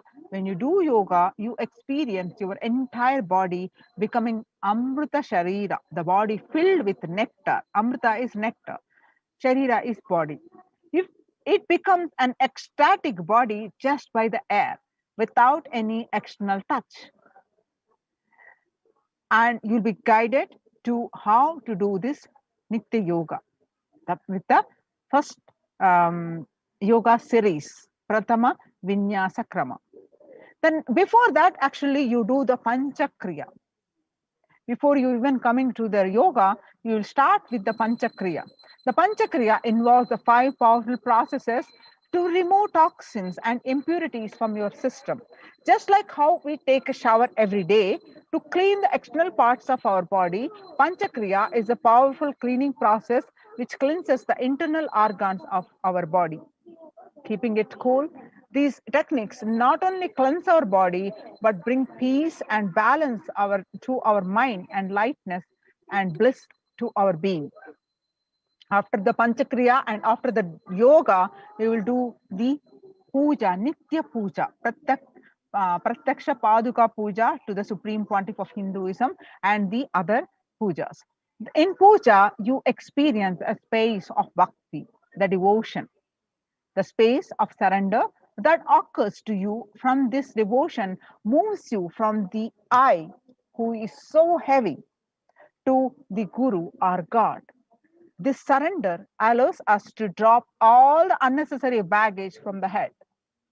One of the beautiful pujas in Hinduism is Rudrabhishekam. In Rudrabhishekam, we offer sacred bath to the Shivalinga while chanting the powerful mantras. The Shivalinga is a deity which beautifully represents the divine. Its from the its form indicates how God is beyond form and formless. In the puja, we sit down and connect with the God by performing the Rudrabhishekam. O Sadashiva, O God, O Paramashiva, I know you are the source of everything. You are everything, and you are in this Shivalinga, and you are in this body. Let me connect with my higher self. Let you reveal yourself to me. When we sit in that power, when we sit with that context, and do the action of Rudrabhishekam, we experience the Bhava Samadhi. Only in Bhava Samadhi can give us the higher state and higher joy in life. Rudrabhishekam is a beautiful ritual which allows us to experience the Bhava Samadhi of Shivoham, that I am divine. Manifest Shakti, spiritual powers with morning routine. When you do integrity to this morning routine, you will start manifesting various Shaktis. If you just follow this morning 5 hours enough, you will have the Vak Shakti. Whatever you say will become reality. All Shaktis manifesting in you, because all obstacles for manifesting Shaktis, the tiredness, the boredom, pitta, fatigue, everything will be churned out in that morning 5 hours. The morning puja is the most powerful mandala process, Shakti Pata, melting your being, and then sitting and listening to the sacred truths, thus Nitya Satsang by the Supreme Pontiff of Hinduism. Just this morning 5 hours, if you can bring integrity and authenticity, all the obstacles that stopping you from power manifestation will disappear. So if you can perform all the spiritual practices by yourself, like the morning yoga and nitya puja, but there will always be a risk of losing your initial inspiration and excitement after a few days and after a few weeks. So living in the enlightenment ecosystem, even if your boredom or tiredness try to pull you down, the sangha will support you, help you by giving you a wake up call, supporting you to complete your incompletions. In Sanatana Hindu Dharma, we had at least 10,000 sampradayas, religions, spiritual traditions, keeping this enlightenment science alive. Each Hindu sampradaya is a spiritual ecosystem created for keeping the enlightenment science alive. Every monastery, every adhinam, every mutt, every temple, every Veda Patashala, every Sarvajna Pita is a lineage. Sampradaya created to keep the ecosystem of spiritual enlightenment alive. We may say, some may say Shakta, some may say Yoga, some may be Vedanta, some may be Tantra, some may be Shakta Vedanta, some may be Shaiva Tantra, some may be Yoga Vedanta, some may be Yoga Shaiva, some may be Vaidika Shaiva, all kinds of permutation and combination. But each temple, each mutt, each monastery, each adhinam, each Veda Patashala, each Sannyasa Sampradaya is a spiritual ecosystem created to keep the enlightenment science alive of that Sampradaya. So join now any of these ecosystems, join the COVID care protection centers, register now through the link below, Kailasa, https:// kailasa.org/Kailasa care. Link is projected online, where kailasa.org, the Kailasa spelling is Kailasa, Kailasa with double A, and / Kailasa care with one A, Kailasa care, Kailasa care. So link is projected online right now. You can register and join this one of the COVID care protection centers and save your life. Now it's time we move on to the next segment of this program after a short break.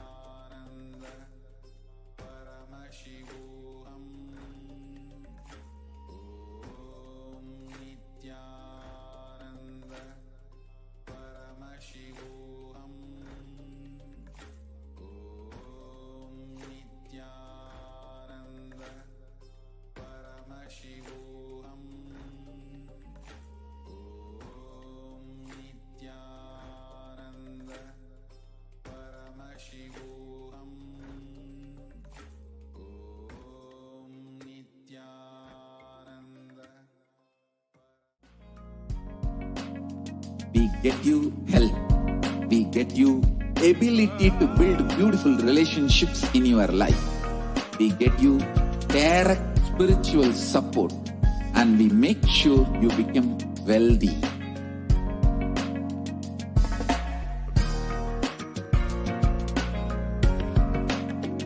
We won't stop giving you just good life. We will literally not stop till you live enlightened life. Manifesting the state of Paramashiva, space of Paramashiva, powers of Paramashiva, being of Paramashiva.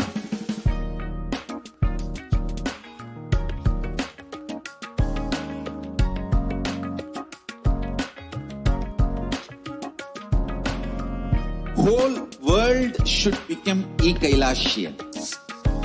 I want the whole world to know Hindus have something great to contribute to the world.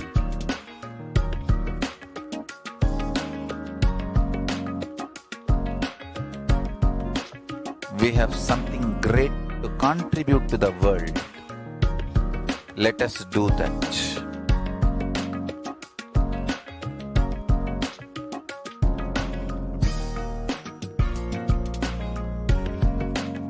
Kailasa is proper customized spiritual service helping you to identify your root patterns of suffering.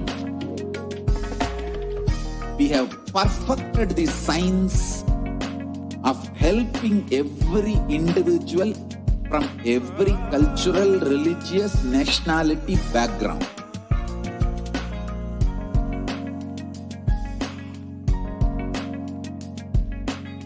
You will have lowest reactionary assumptions, highest awakened response, alive response for life continuously.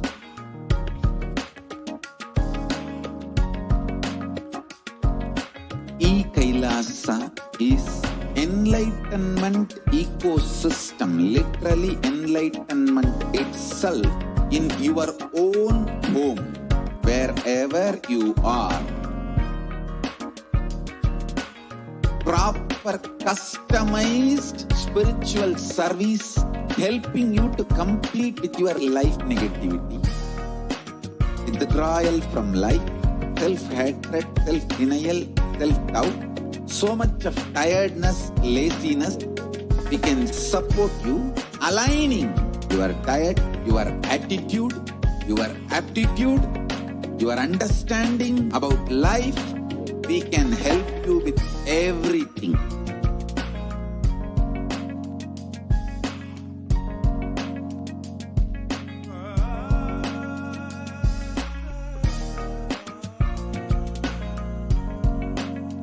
If you are interested in enlightenment, we will immediately bring this to you.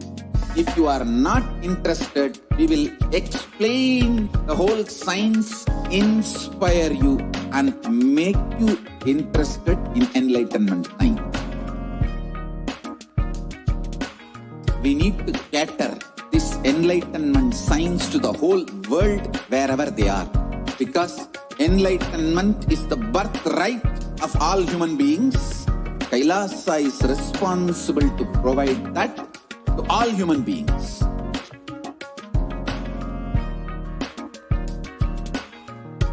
Kailasa is the totality of the knowledge I received from my gurus and practice manifested in my life, perfected by teaching millions of people from all cultures, time zones, backgrounds, genders, nationality, race, from every creed.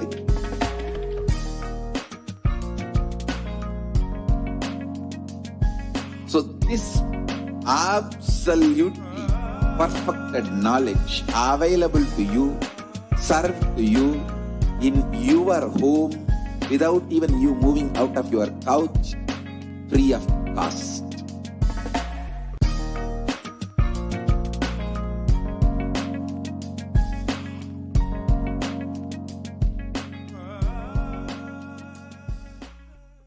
Just be alive for next 3 years. Don't die within next 3 years.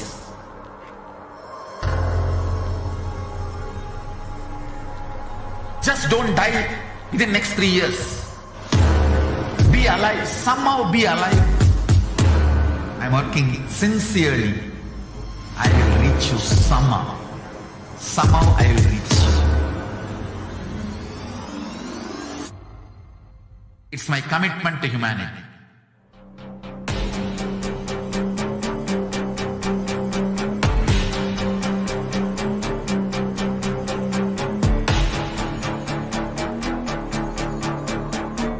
Just don't die within next 3 years.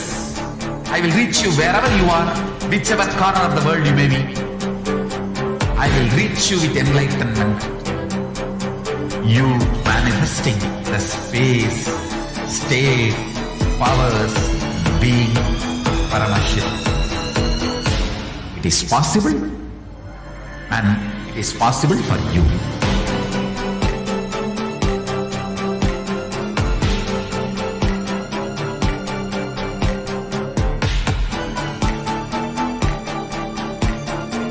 Paramashivoham will reach you with enlightenment science. I know he is going to do the job. Just be alive for next 3 years. Nothing else. What I mean by the word Kailasa, listen intensely.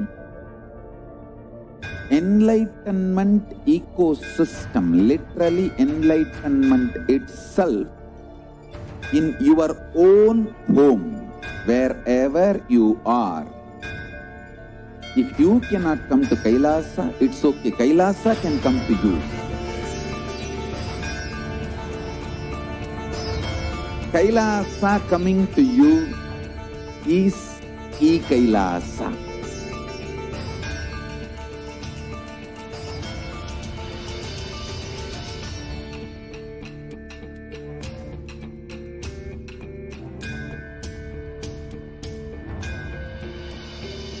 I will revive Hinduism.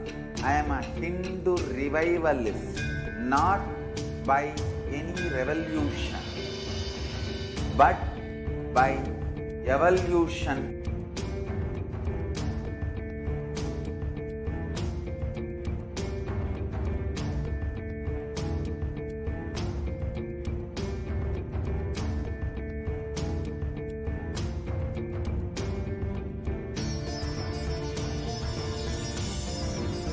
And setting model communities.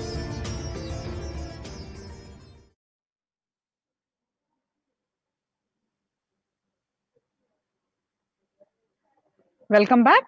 Now we'll see some more facts of Kailasa's multi-layered quarantine opportunity for India during this COVID-19 as a practical solution resulting in health, joy and bliss. With the blessings of the Supreme Pontiff of Hinduism, Jagadguru Mahasannidhanam, His Divine Holiness Bhagwan Nithyananda Paramashivan's blessings, Kailasa's Department of Enlightened Civilization presents this.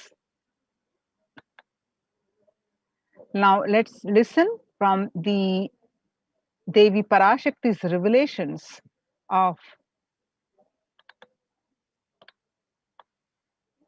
to the world.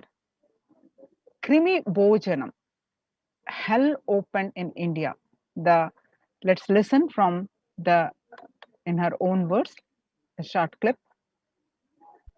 நீ சொல்லும் நபர்கள் போடும் சண்டை சச்சரவெல்லாம் எரியும் பெருநெருப்பில் இருக்கும் 2 எலிகள் போடும் சண்டை போன்றது.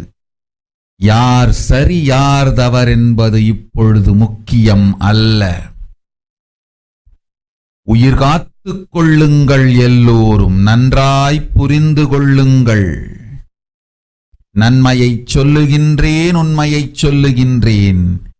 இந்திய நாட்டில் இருக்கும் மக்கள் எல்லோரும் கேளுங்கள். கருட புராணத்தில் வியாசன் சொன்ன கிருமி போஜனம் என்னும் நரகம் திறந்து நேரடியாய் இந்தியா மீது இடிபோல் விழுகின்றது.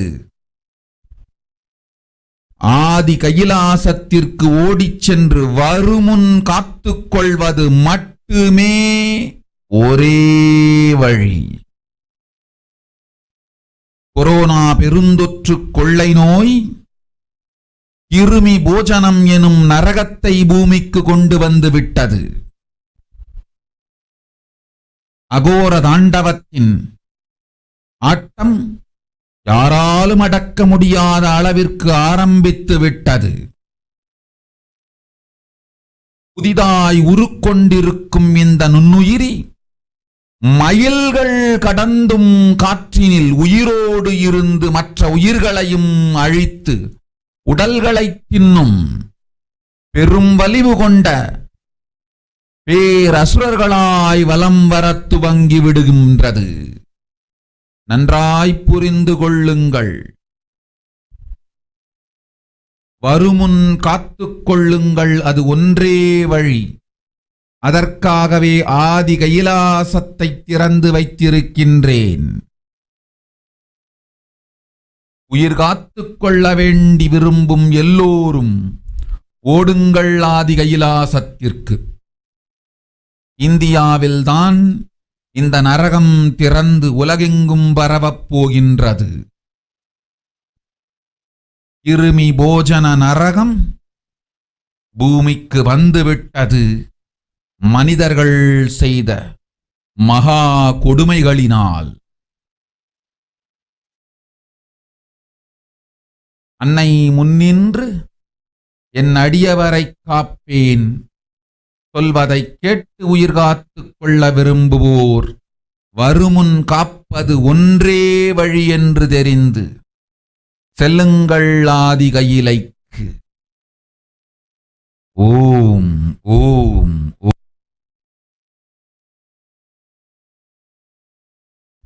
நீ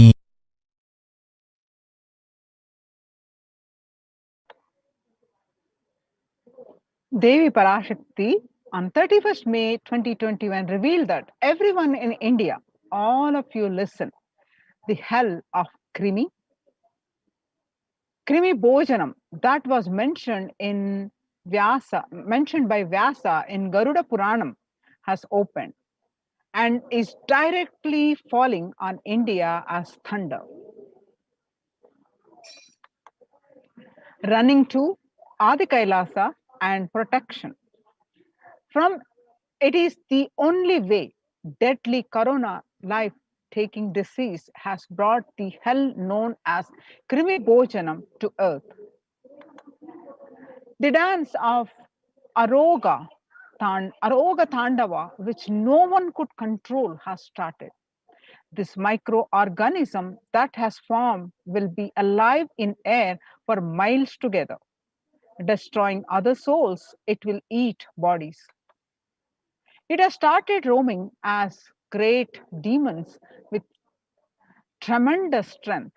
Understand properly, prevention is the only way. For that, I have opened Adi Kailasa. For those who want to save their lives, all of you run to Adi Kailasa. Only in India, this hell is going to open and is going to spread to the whole world. The Krimi Bhojanam hell has come to the earth because of the sufferings done by humans. Mother, I will protect those at my feet. Those who listen to me and wish to save their lives, learning that prevention is the only way, go to Adi Kailasa. The Krimi Bhojana,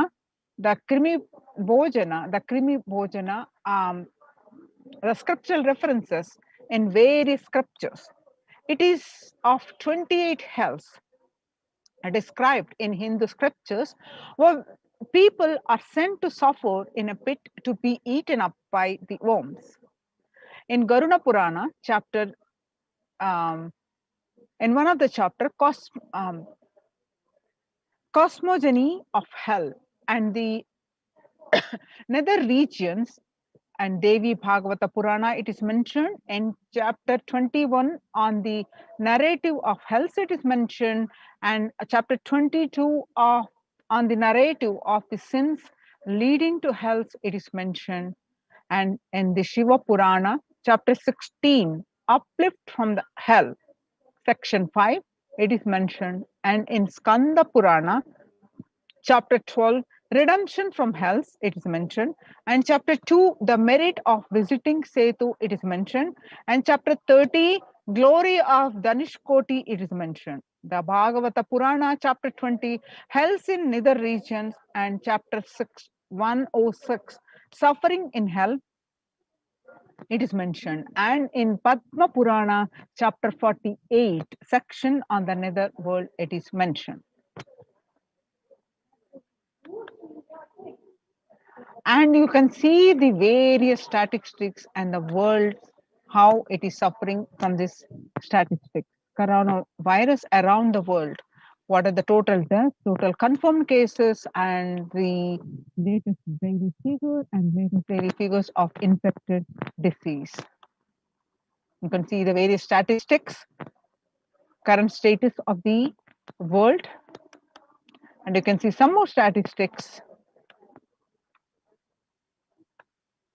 A quiet revelation has permeated global health circles. Authorities have come to accept that many researchers have argued for over a year. The coronavirus can spread through the air.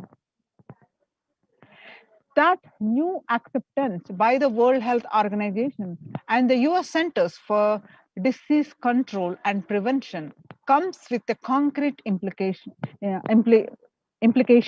Scientists are calling for ventilation systems to be overhauled like public water supplies were in the 1800s after fetid pipes were found to harbor cholera. Cleaner indoors air won't just fight the pandemic, it will minimize the risk of catching flu and other respiratory infections that cost the US more than 50 billion a year. Researchers said in a study in the General Science on Friday, recently, avoiding these germs and their associated sickness and productivity losses would therefore offset the cost of upgrading ventilation and filtration in buildings.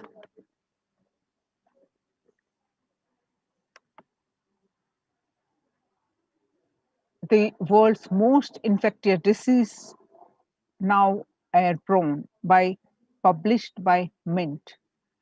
And he was right. The SARS, SARS, very small particle that disperse quickly outdoors, but can build up inside indoors. These particles can affect people who stay more than 6 feet away. And the hodgepodge of marks Americans have adopted many may provide some COVID protection, but they do not render an unsafe situation safe. Through scientists have been discussing airborne transmission for months. It was only last week that the World Health Organization and CDE made this official. With the vaccine rollout and still in its early days across the world, these officials should follow up these belated admission with guidance that unvaccinated people can use to minimize their risk. It continues. In a letter, who have scientists told World Health Organization, how does disease pass from one person to another? The story so far is on the recent, on Monday, July 6, 239 scientists from 32 countries put their signatures on the open letter that said COVID-19 is also transmitted via aerosols. Tilted, it is a time to address airborne transmission of COVID-19 and address to the World Health Organization. They said there was enough evidence to show that viruses are related to release during exhalation, talking, coughing as micro droplets small enough to remain aloft and pose a risk of exposure at distances beyond 1 to 2 meters from someone who is infected over the 3 feet to 6 feet recommended for physical distancing between people to avoid transmission. The current state of India, you can see the confirmed cases active, and you can see across the states of across the states of India. In Tamil Nadu statistics, the Times of India published the figures to watch in recent statistics.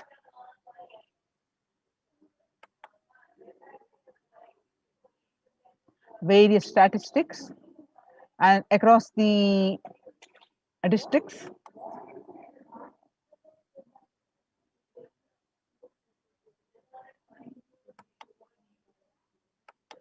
And in Maharashtra, statistics,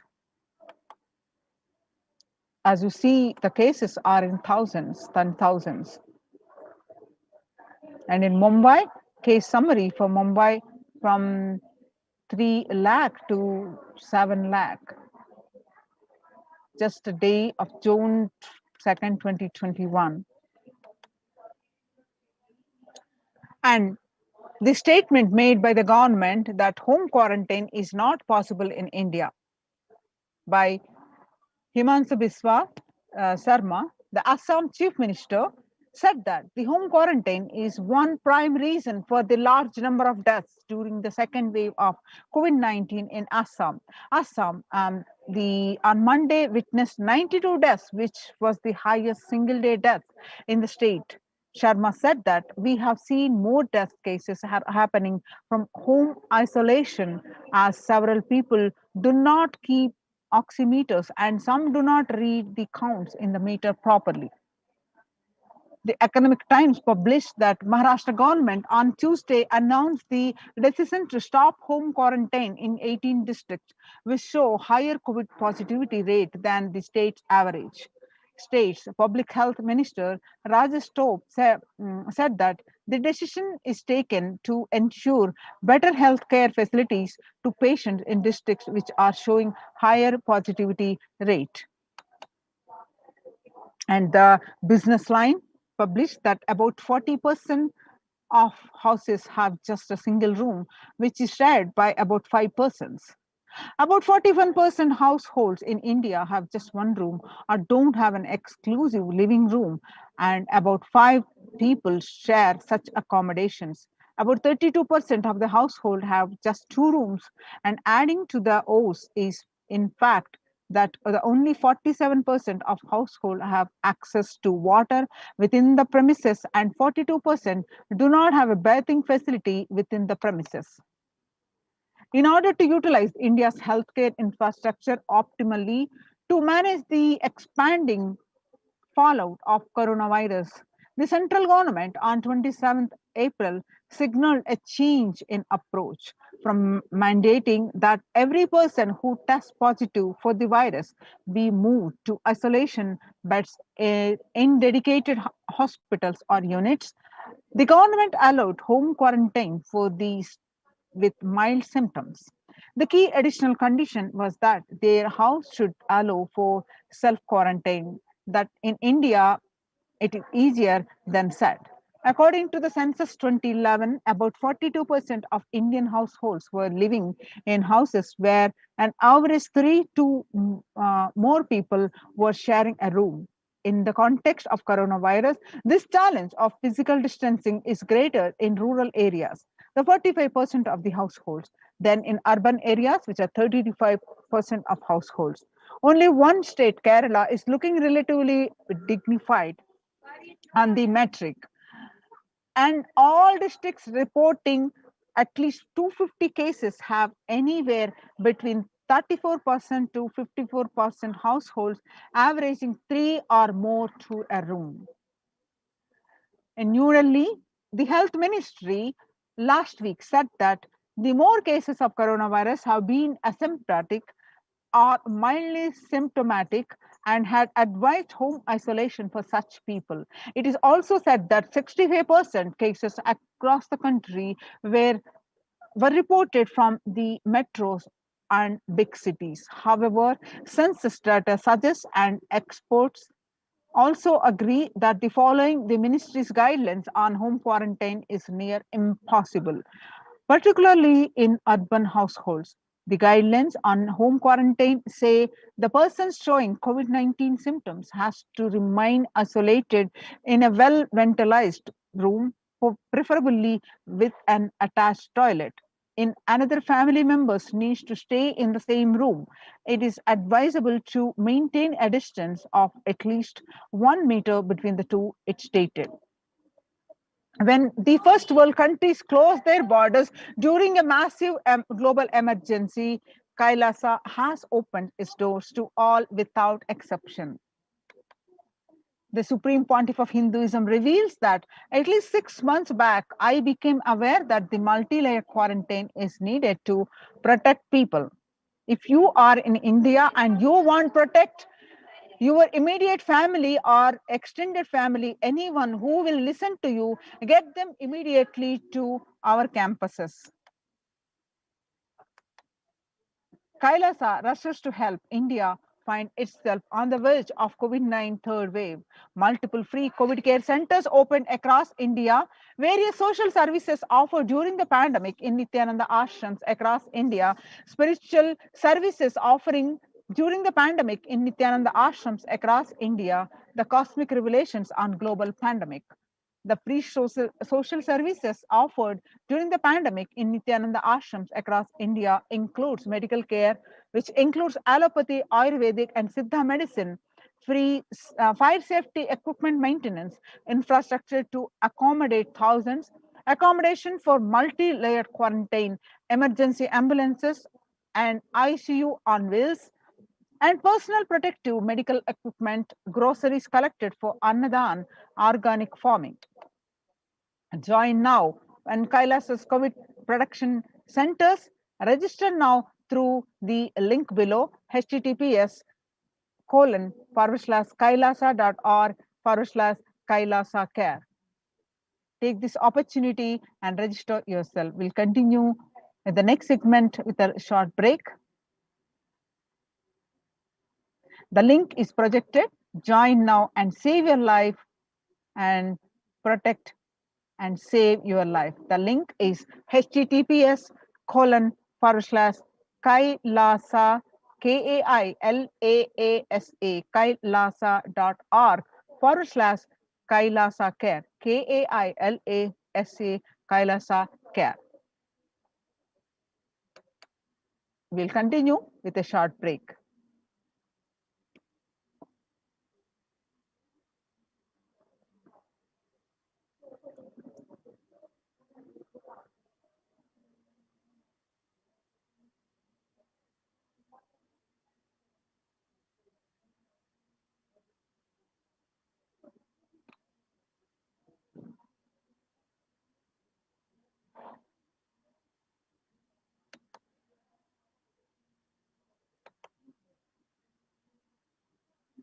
Now, let's see glimpses from Kailasa's, the Department of Health on COVID protection for Adi Kailasa Sarvajnapeetham. The immunity boosters and COVID care, the supplement procurement from allopathic immune boosters, including zinconia and vitamin D and vitamin C, and the immunity boosters and COVID care through Ayurvedic medicine. Immunity boosters are being provided to protect all the residents of Adi Kailasa Sarvajnapeetham. The steaming once a day with tulsi, eucalyptus, nochi, and turmeric leaves. All these herbal leaves are taken from the healing trees here in Adi Kailasa. Twice a week, consumption of Kabasura Kundinir, a mixture of pepper, ginger, and clove, and other ingredients, extensively aimed for boosting the lungs, improving the respiratory system, and treating infectious conditions such as cough, cold, and fever. Neelavembu Kundi Neer, to be taken once a week. Agastya Lehyam 5 days. Talisadi Vatakam 3-4 tablets per day for 5 days. Indugunta Kashayam, then Amritottara Kashayam, both for 5 days, 1 teaspoon with 50 ml of warm water. Sudarshana Gulika once every 5 days, and gargling with salt and turmeric twice a day. Spiritual routine: Panchakriya, Haritaki, castor oil, neem juice, Pratama Vinyasa Krama, the Nitya Yoga that we do every day, Trinetra Kumbhaka, and Puja. The basic sanitation and safety practices include disposal of sail pads, infected material, and non-biodegradable done through incineration, RO water systems for drinking water, cleaning and sanitization of overhead tanks, regular deweeding, maintenance and repair of electrical circuits, communication facilities for safety of the residents, compost pit filling with biodegradables. Diagnosis, COVID care, quarantine methodology. How this working is immediately upon the arrival to the campus, occupants will be quarantined for 15 days. Swab test, that is RT-PCR test, to be done by day 5th of quarantine. All food handlers to be wearing masks and gloves and keeping a distance. The disposal of waste food to be done with gloves and mask. Disposal of gloves and mask by incineration. In case of an emergency, protective kits ready to hand to take a COVID positive patient to hospital. Hand washing and infection control. Washing hands as often as possible, thoroughly with soap and water with alcohol-based hand sanitizer. Avoid sharing any item, example dishes, drinking glasses, cups, eating utensils, towels, bedding, or other items with other residents in the Adhinam. Mask protection: wear a mask all times when and if exposed to vendors or outside people. Double layer cotton mask should be changed every day up to 24 hours and can be reused after washing with the detergent and sun dried. If it gets wet by saliva, ingredients or secretions or sweat, change it and wear a dry mask. The wet mask can be stored in a sealed plastic cover and washed with the detergent and reused later. The mask protection: a face shield will be provided as an extra protective wear for people at the gate interacting with the vendors, outsiders. Use of hand sanitizer, hand washing, regular steaming, taking of preventive kashayams, a herbal mixture. Kashayam is an herbal mixture, and turmeric salt water gargling, and bathing and washing of clothes with history of any exposure. If symptoms appear, that is cough, fever, difficulty in breathing, he or she should be immediately inform the medical person in charge immediately. The standard operating procedures include the quarantine rules or first line of quarantine. The people in the first circle who are in contact with the vendors, area of stay conform to the outermost area where the communication with the outside is happening with the vendors, etc. Stay in a well ventilated single room, preferably with an attached and separate toilet. Person should not come into contact when inmates of Adhinam, especially elderly people, pregnant women, children, and persons comorbidities, that is hypertension, diabetics, heart problem, asthma, etc. Restrict in his or her movement within the area or room, first line of quarantine. The delivery packages, all parcels received at the gate to be sanitized.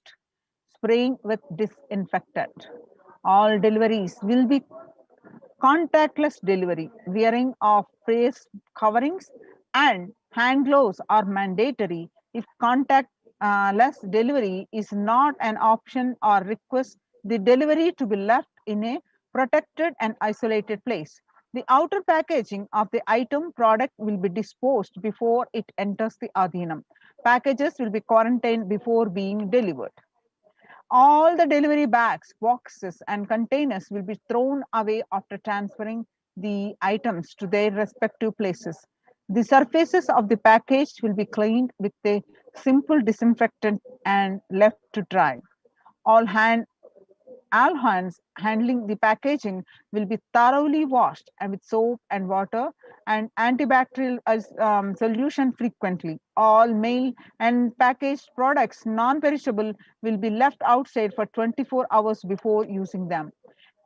The disinfection, sodium hydrochloride, bleach or chloride will be used. 1 teaspoon of bleaching powder in 3 cups. The alcohol at 70 to 90% will also be used for surface. Clothes to be washed separately with detergent and dried. Sharing of the items is strictly prohibited, thus prevents the spread of the viruses. So, as you see, so many layers of quarantine is provided and various micromanagely prevention measures are being taken care. So join now in this Kailasa's COVID care protection centers and save your life. So you can join with the link kailasa.org https://kailasa.org/Kailasa care. Join now and save your life. Now it's time to move our next segment of this program after a short break.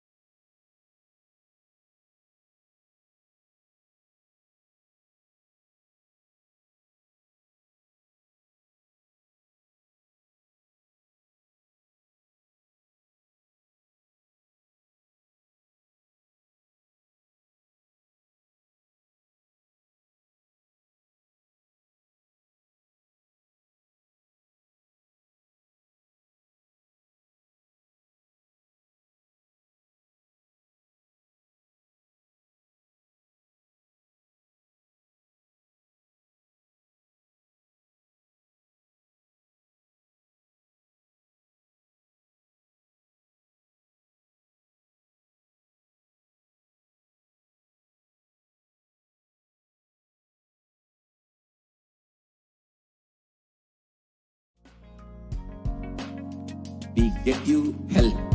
We get you ability to build beautiful relationships in your life. We get you direct spiritual support, and we make sure you become wealthy.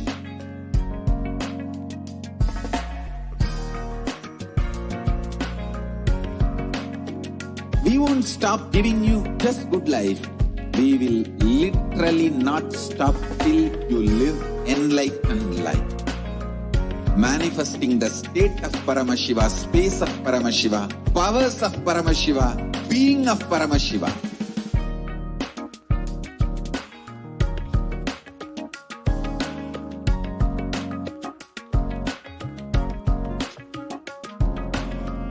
Whole world should become e-Kailasians.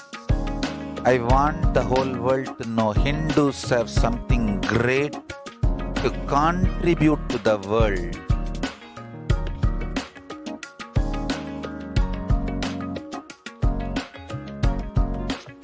We have something great to contribute to the world. Let us do that.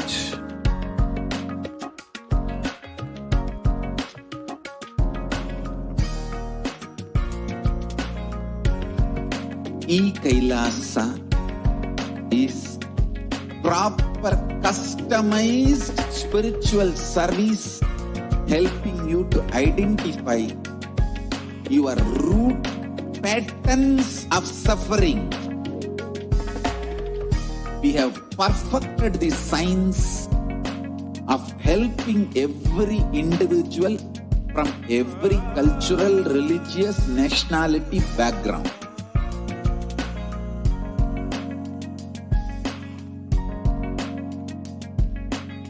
You will have lowest reactionary assumptions, highest awakened response, alive response for life continuously.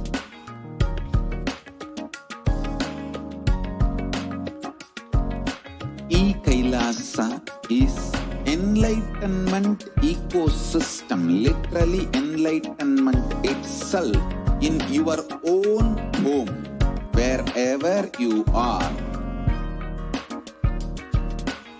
Proper customized spiritual service helping you to complete with your life negativity. Withdrawal from life, self-hatred, self-denial, self-doubt, so much of tiredness, laziness, we can support you, aligning your diet, your attitude, your aptitude, your understanding about life. We can help you with everything.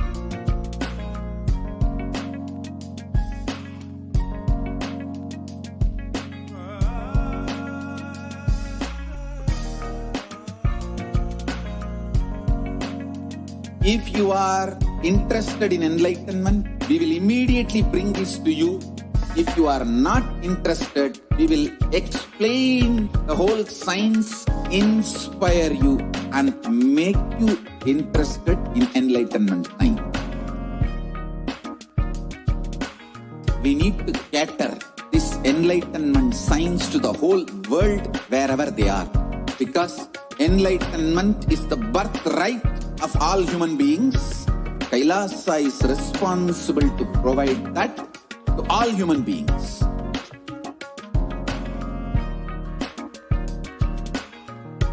Kailasa is the totality of the knowledge I received from my gurus and practice manifested in my life, perfected by teaching millions of people from all cultures, time zones, backgrounds, genders, nationality, race, from every creed.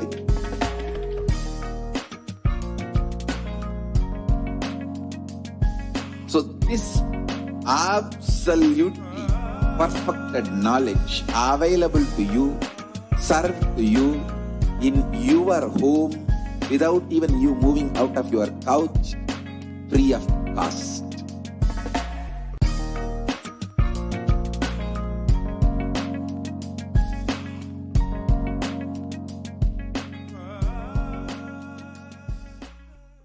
Just be alive for next 3 years. Don't die within next 3 years.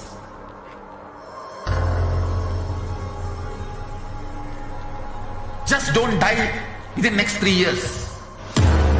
Be alive. Somehow be alive. I'm working sincerely. I will reach you somehow. Somehow I will reach you. It's my commitment to humanity.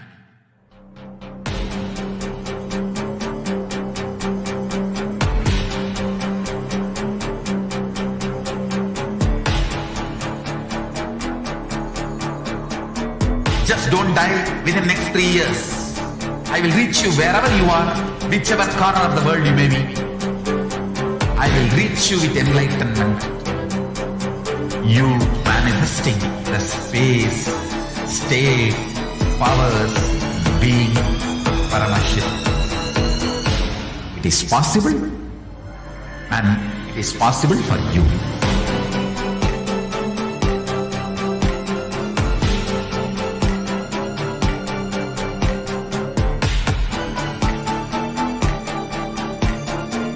Paramashivoham will reach you with enlightenment science.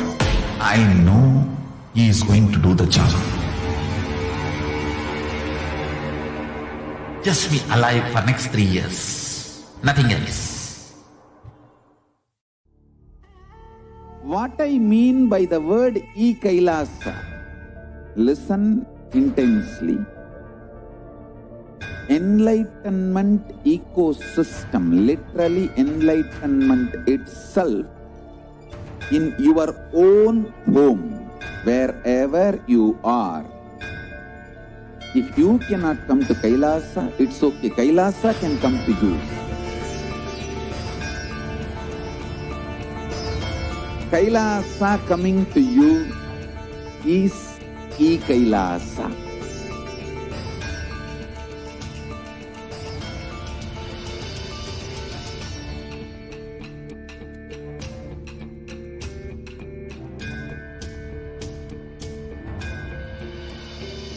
I will revive Hinduism. I am a Hindu revivalist, not by any revolution, but by evolution.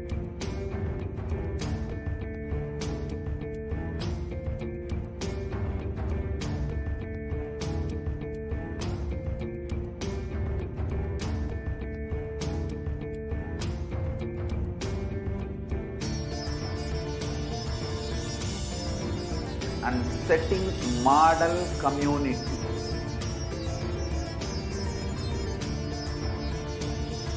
Kailasas, enlightenment ecosystems, Sarvanya Pitas all over the world.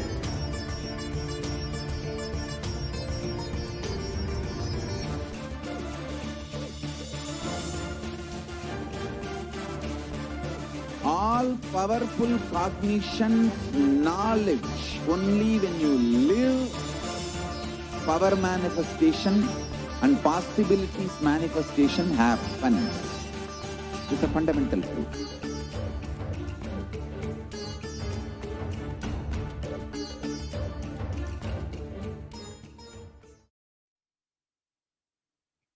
Nithyanandam, welcome back to all of the viewers after that very short break. We were just able to understand from one of the representatives from the Adi Kailasa Sarvajnapeetham on the different various contributions that the Supreme Pontiff of Hinduism has done through the Adi Kailasa Sarvajnapeetham, the Adi Kailash ship, literally, which the Supreme Pontiff of Hinduism built from scratch in order to help each and every one of us, millions of us across the world, and the global Hindu diaspora, as well as humanity itself, to sail through this pralaya. And I'm sure that each and every one of you are extremely excited, and you are just eagerly awaiting, as you have heard the news, that we will be having the live Parashakti Akashik reading at 12 a.m. Indian Standard Time. And you will be able to have the most beautiful darshan of Parashakti. Please make sure that you are signing in, tuning in at that time. Share with all of your friends and share with all of your family members, everyone whom you think, and we can ensure that as many people as possible are tuning in right now for the Devi Parashakti Akashik reading live with the Supreme Pontiff of Hinduism gracing us in the form of Devi Parashakti. It's going to be an amazing experience, and I invite each and every one of you as we get ready and we are getting closer and closer towards the time to have the Devi BHAVASAMADHI darshan. Start thinking of and preparing your questions. Whatever you want to ask, request the healing or request any boons, or have the profound revelations of the past, present, and future on which you would like to ask and request Devi Parashakti's guidance at this time. It will be a beautiful way that you can personally interact with Devi Parashakti. Now, you can ask a question on YouTube, on Instagram, Twitter, or on Facebook, and it's a very easy process as well. You're on Facebook, you can, on the live video, you can ask your questions in the comment section.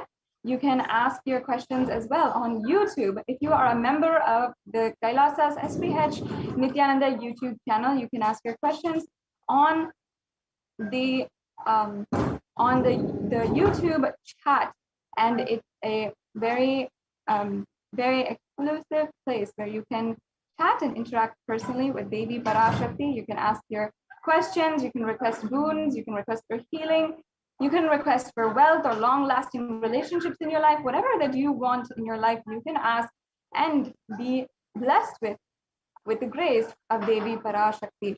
You also have an option to ask your questions on Twitter, and you can ask your questions by hitting reply to the live feed tweet and using the hashtag #AskTheAvatar. And in that hashtag, you can ask your question. With that hashtag, you can ask your question, and you can request any of the boons that you want, and make sure that it is in the thread for the live video. And also, we have an option on Instagram. If you would like to ask your question on Instagram, then you can ask your questions on the recent post, the post for today for the Devi Parashakti Akashik reading. And as well, if you would like to, if you're not social media savvy and you don't know what social media is, you're not very comfortable with it, then you can ask your question on WhatsApp. Through WhatsApp, you can go to kailasa.org and ask your question for Devi Parashakti through WhatsApp. So now that you know how you can ask your question today, we can enter into the next segment of the program, where we will be understanding more and more into the persecution against the Supreme Pontiff of Hinduism. And as it is still July, the official Hindu Persecution and Hindu Holocaust Awareness Month, we are continuously sharing with each and every one of you the details of what is going on, what is currently happening, and what has been happening for more than 2 decades. The atrocities that have been implemented against the Supreme Pontiff of Hinduism, and not just the Supreme Pontiff of Hinduism, but how that literally just that what has happened over the last 27 years is a hologram of the entire Hindu Holocaust that has been going on for 1,000 years. And if you contrast the amount of work the Supreme Pontiff of Hinduism has done for empowerment of humanity, to the amount that he has been literally tortured at the hands of the anti-Hindu militant terrorists that are actively rampaging and destroying Hinduism in all different ways, we would be absolutely shocked at how much has been going on. If I can just give an example of the empowerment of women that the Supreme Pontiff of Hinduism has been continuously dedicated himself for the last more than 2 decades. Can I just ask, have you ever heard of a place where a woman can walk absolutely safely at night alone in the dark? Have you ever heard of a place where homes are free of violence and the environment is free of discrimination, where women can express themselves freely as yoginis, rudrakanyas, as Bhairavis, as sannyasis, and where you can live a life absolutely free from fear and conflict, not just with equality, but with infinite possibility. You can discover the freedom of enlightenment itself. And that is what the Supreme Pontiff of Hinduism has literally made happen successfully through Kailasa and the revival of the Hindu enlightened civilization. The Supreme Pontiff of Hinduism literally made a place, created an environment in Adi Kailash itself, where without any fear, without any discrimination, without any conflict, a woman can live absolutely freely for her ambition in life and achieve her ultimate possibility. And this very ecosystem, as we all know, is absolutely rare on planet Earth this day and age, where we're facing workplace discrimination, we're facing gang rape in public streets, and especially in a country where the violence against women is absolutely abysmal. And the statistics of the violence against women is simply through the roof. And we have not seen the change in this matter for at least a century. Where did it all start? How did this happen, and how can we solve it? In fact, the Supreme Pontiff of Hinduism has been the world's leading advocate and working towards the empowerment of women, working towards ensuring that we can end violence against women once and for all, eliminate it entirely. And if you envision a world where women are absolutely free from violence, then the Supreme Pontiff of Hinduism is really the only hope. And if we do not intervene right now and ensure that Hindu solutions are used in order to create violence-free ecosystems around the world, as the Supreme Pontiff of Hinduism has been doing with more than 2,500 satsang centers and so many huge ecosystems ongoing, we know that if we will not be able to even see the next generation sustain itself without having the violence against women become worse and worse, and it'll simply go out of hand. We need to understand, especially with the violence against women that is happening in India and the numerous reports of femicide, it is only the Supreme Pontiff of Hinduism who has actively been able to voice out the acts of violence against women in an international platform and shed light into the violence that has been made invisible, that has been underreported and not reported at all and made absolutely invisible. The violence that is ongoing in marginalized communities of India, as well as all over the world with the global Hindu diaspora. And there has always been an extremely thought through and cunning strategy that anti-Hindu militant forces have used against the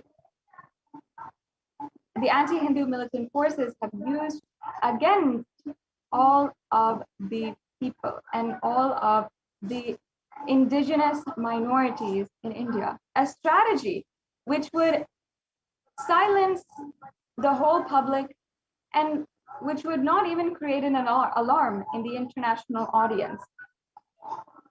This strategy is with the use of propaganda, with the use of extremely cunning and strategic elements to invade and infiltrate into Hindu communities and destroy it from the inside out.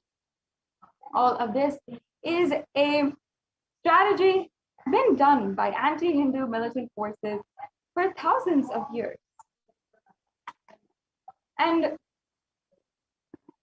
we have seen for the last 1,000 years how against Hindu women specifically, the amount of violence that has been done against them is terrifying, to say the least. Horrifying to see how much violence and brutal force was used against the Hindu women, where literally the heads of the babies of women and mothers would be garlanded around them, where they will be enslaved and moved in cages from town to town as the Mughal invaders had been continuously rampaging, invading, and looting town after town, temple after temple. And we have seen the record of the number of women who have immolated themselves because they were fearful of the absolutely terrifying acts of their invaders, who would even dehumanize them and dehumanize their dead bodies as well. And not only that, the sacred women of Sanatana Hindu Dharma have always been entirely sexualized and objectified by the propaganda schemes implemented by anti-Hindu militant forces. For example, the sexualization of Rudra Kanyas was a crime done against the most sacred women in the Hindu civilization.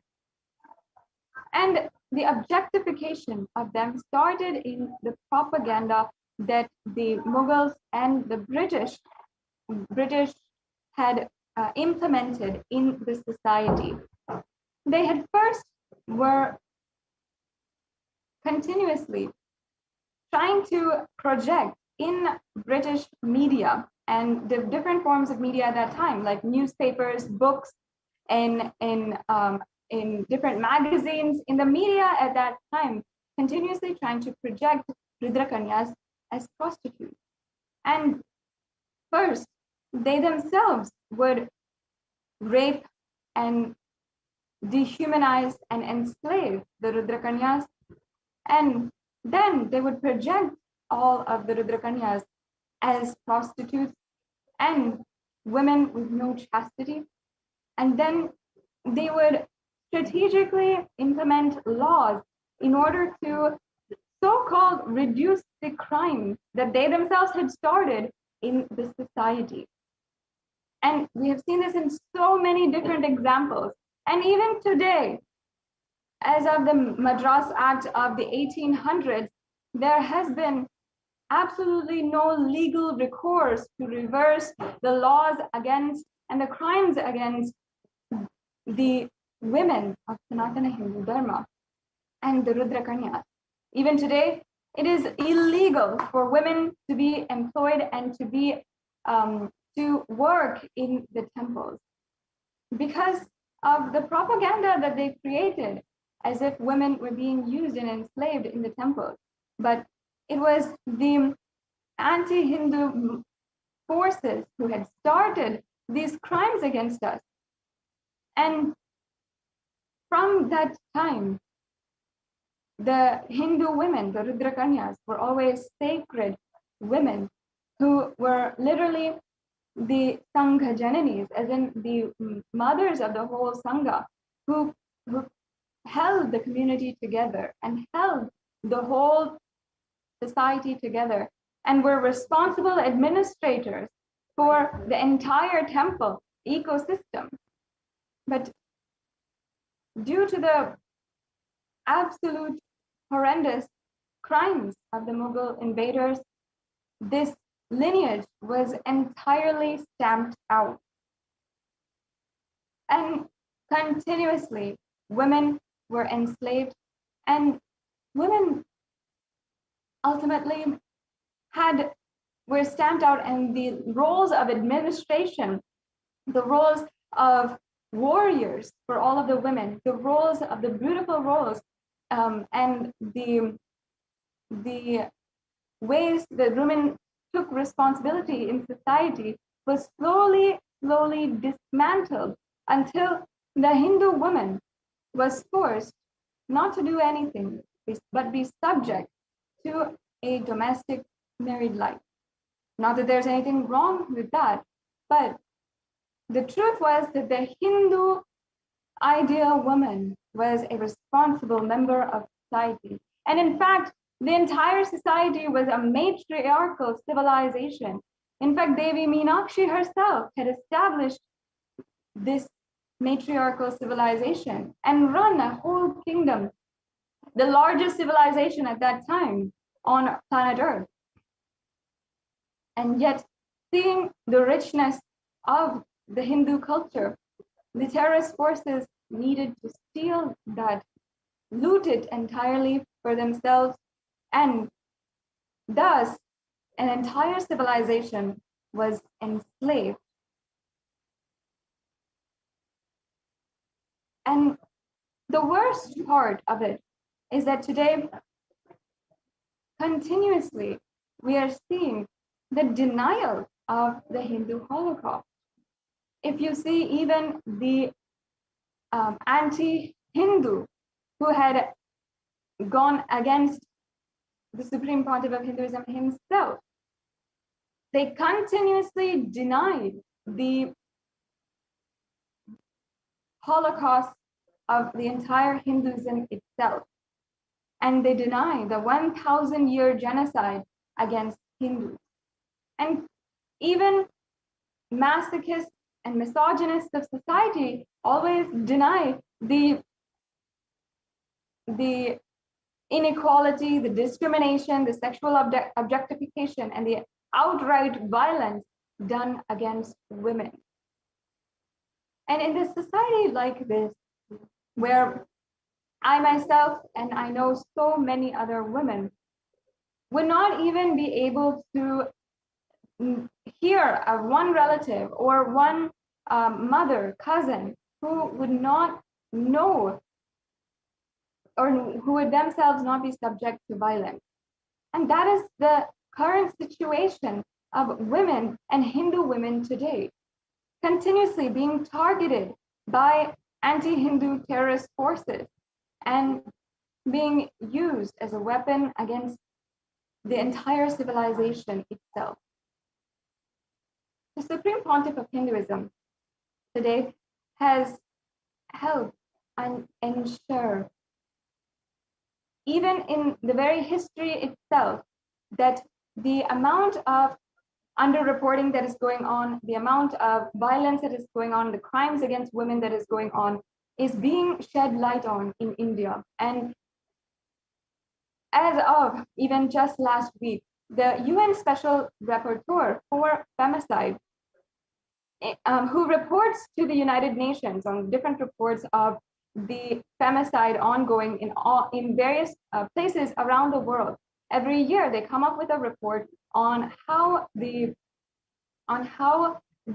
violence against women is being done, and how there are very peaceful strategies being used, bringing light those strategies to the international audience so that those strategies can be implemented, and ultimately promoting peace and conflict-free life, just as, of course, the Supreme Pontiff of Hinduism is spearheading in an extremely grand way.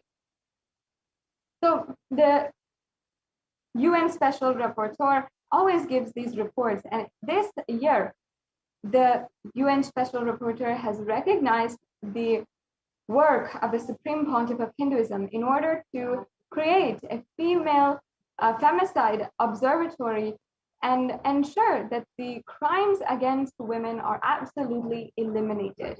And foremost, among all the leaders who are doing something for women, the Supreme Pontiff of Hinduism has actively created thousands of ecosystems that are absolutely violence-free, just absolutely violence-free in homes and outside in the streets.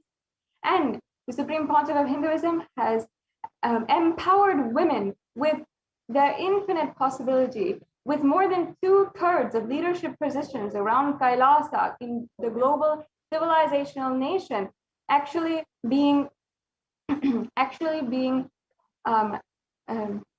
being held by women. And not only that, but economic empowerment being given to women, and empowerment being given to women who want to start their small businesses. Empowerment being given to women who want to take up their own tradition and who are fighting for religious freedom, for women who want to be sannyasis, for women who want to be rudrakanyas. Violence against women who are sannyasis and sacred Hindu women in India is absolutely abysmal. and if we see the reports on violence against women, specifically on the Hindu women, it'll be just devastating and terrifying to see that.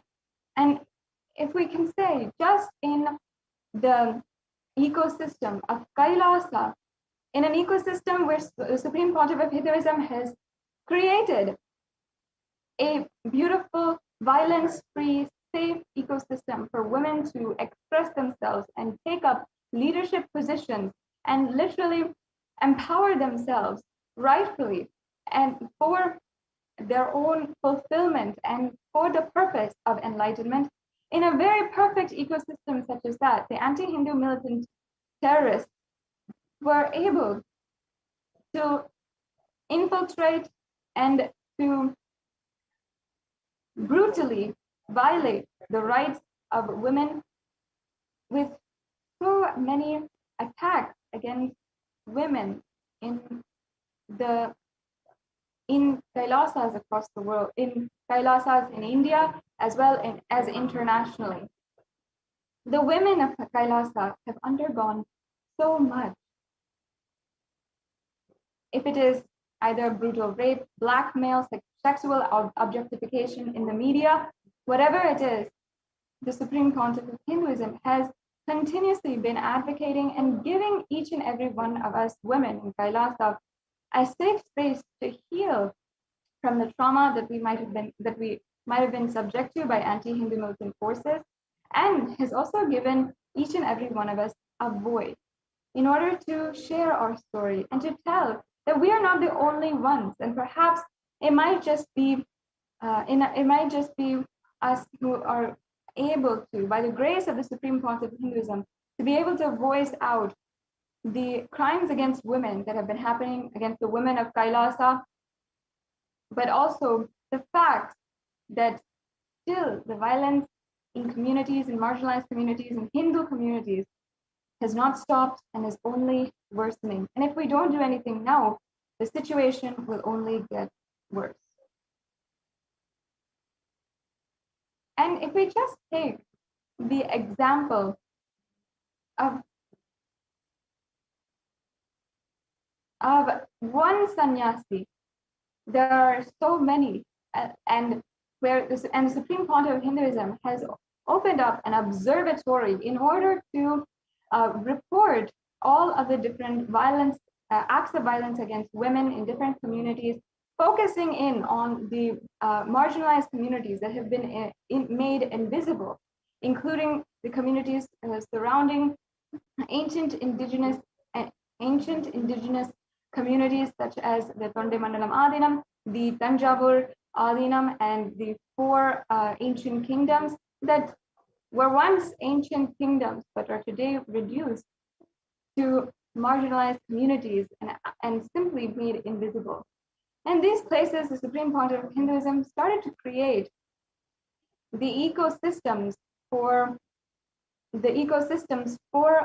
reviving Sanatana Hindu Dharma and empowering women.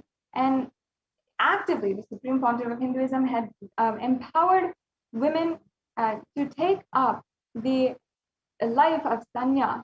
But just for this reason, the women of Kailasa were attacked and used as a weapon against the Supreme Pontiff of Hinduism himself in the worst ways possible, and even projected in the media, sexually objectified in the media continuously. Even minor girls being objectified in the media, being sexualized in the media. These are the kinds of crimes that the anti-Hindu militant forces have done against the ancient Hindu communities and the Hindu children and Hindu women. And as the foremost leader empowering women all over the world, the Supreme Pontiff of Hinduism has ensured that finally the violence against women going on against Hindu women and even Hindu women in India, as well as Hindu women in the global Hindu diaspora, is being voiced out in an international platform. And this is the way that the Supreme Pontiff of Hinduism has ensured that the violence against women is absolutely eliminated.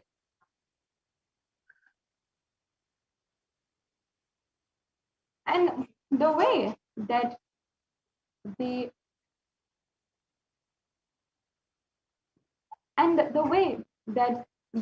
anti-Hindu militant terrorist forces continuously strategized with more than 14,000 hours of media coverage of hate speech and discriminatory content, with violence against all of the women of Kailasa and the Supreme Pontiff of Hinduism himself, and with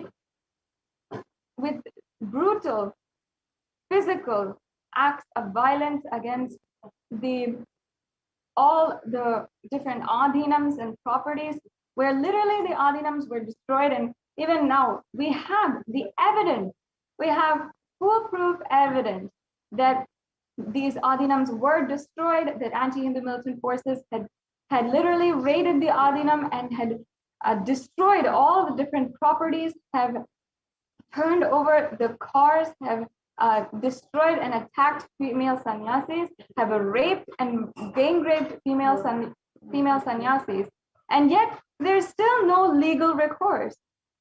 A woman who is attacked, for example, if I can take the example of Ma Nitya Achalananda Swami, or Ma Nitya Bhaktikananda Swami, or Ma Nitya Jnanatmananda Swami.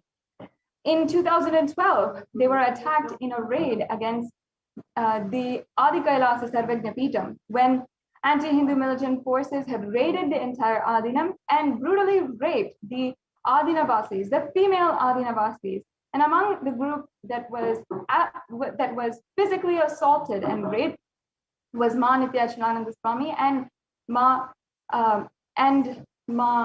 Bhaktikananda Swami, as well as Ma Jnanatmananda Swami, and 16 other sannyasis who were physically assaulted, raped, sexually objectified, and all of this being publicly broadcasted in the media.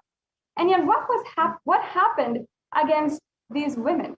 Within 24 hours, the women, without even being told, without even understanding why, these women were arrested by authorities who had illegally arrested them, even though it was absolutely illegal to do so. In India, it is illegal to detain a woman past 6 p.m. at night, and it is against the law to detain a woman overnight in any type of cell or authorities which is not her home. Yet, these 16 women in 2012 were kept for overnight in a cell, and in that time, not even being told that the anti-Hindu militant forces were actively trying to file cases against them, and being subject to the most brutal ridicule, harassment, and violence by the authorities in question and in control in that situation. These are the exact rights that we are being denied. Simply the right against not being arbitrarily arrested is stated in the UN Declaration of Human Rights. The right not to be arbitrarily arrested, the right to live a conflict-free life. These are our basic human rights as declared by the United Nations, and yet we have simply not been able to even voice out the crimes done against us. Pleading, we went to different police stations, we went to different authorities, we went to different judges, we went to every single authority in hand, in control. We went internationally, and yet only now, finally, because of the continuous persistence of the Supreme Pontiff of Hinduism to continuously ensure that he makes himself available to each and every one of us and ends violence against women entirely. Now, the women of Kailasa have the voice, at least one voice, in the United Nations. And in fact, in the United Nations, website for the special rapporteur for femicide, the Kailasa is listed among all of the civil society organizations that are actively working in order to stop and eliminate violence against women. And the report of the violence against women done against women of Kailasa was submitted to the UN and accepted, and is now published on the UN Special Rapporteur for Femicide page in the UN Commission for Human Rights website. And this is an amazing victory for each and every one of us who has been literally crying, desperately searching for at least some way, a voice where we can express what has happened to us, the violence which has happened against us. And it is all due to the hard work, the sacrifice of the Supreme Pontiff of Hinduism. Because it's not as if, not without the Supreme Pontiff of Hinduism having undergone so much and sacrificed so much, himself going through more than 70 assassination attempts. Continuously, we've been seeing the violence against women that has been happening. And the women who have always, for no reason other than that what they wanted was to live the lifestyle of a sannyasi, or live the Hindu lifestyle that the Supreme Pontiff of Hinduism was reviving. For no reason other than this, being attacked and brutally raped, blackmailed, sexually objectified in the media, and the worst, being used as a weapon against the Supreme Pontiff of Hinduism himself in their act, in their strategy and cunning manipulation to try to destroy the mission of the Supreme Pontiff of Hinduism. And in 2012, the very women who had been brutally raped, who had been attacked, and that attack being broadcasted in the media, as you can see, this is the exact attack that we are showing right now. As you can see, the attacks against the administrators and the women of the whole Adinam, and each and every one of them was attacked brutally, some of them needing to be rushed to the hospital, some of them needing to recover from the acts of violence done against them, but without any ounce of sympathy. Within just 24 hours,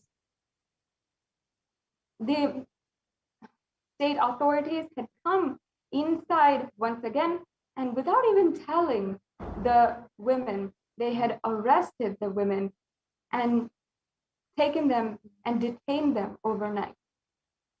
You can see some of the absolute violence that is ongoing here against the sannyasis of the Nithyananda order in Pavalakundru. And not only that, there's been violence against the sannyasis in the ancient kingdoms of Tanjavur and Tiruvarur and Vedaranyam and Panchanadikulam. You can see here literally the women who had literally collapsed after the rape done against her, and the sannyasis are trying to rush her to the hospital. People are stopping them. This is the extent of the violence against women that has happened. We have seen the worst kinds of violence that has happened against the women of Kailasa, and not succumbing to this and standing to eliminate the violence is only the supreme pontiff of Hinduism.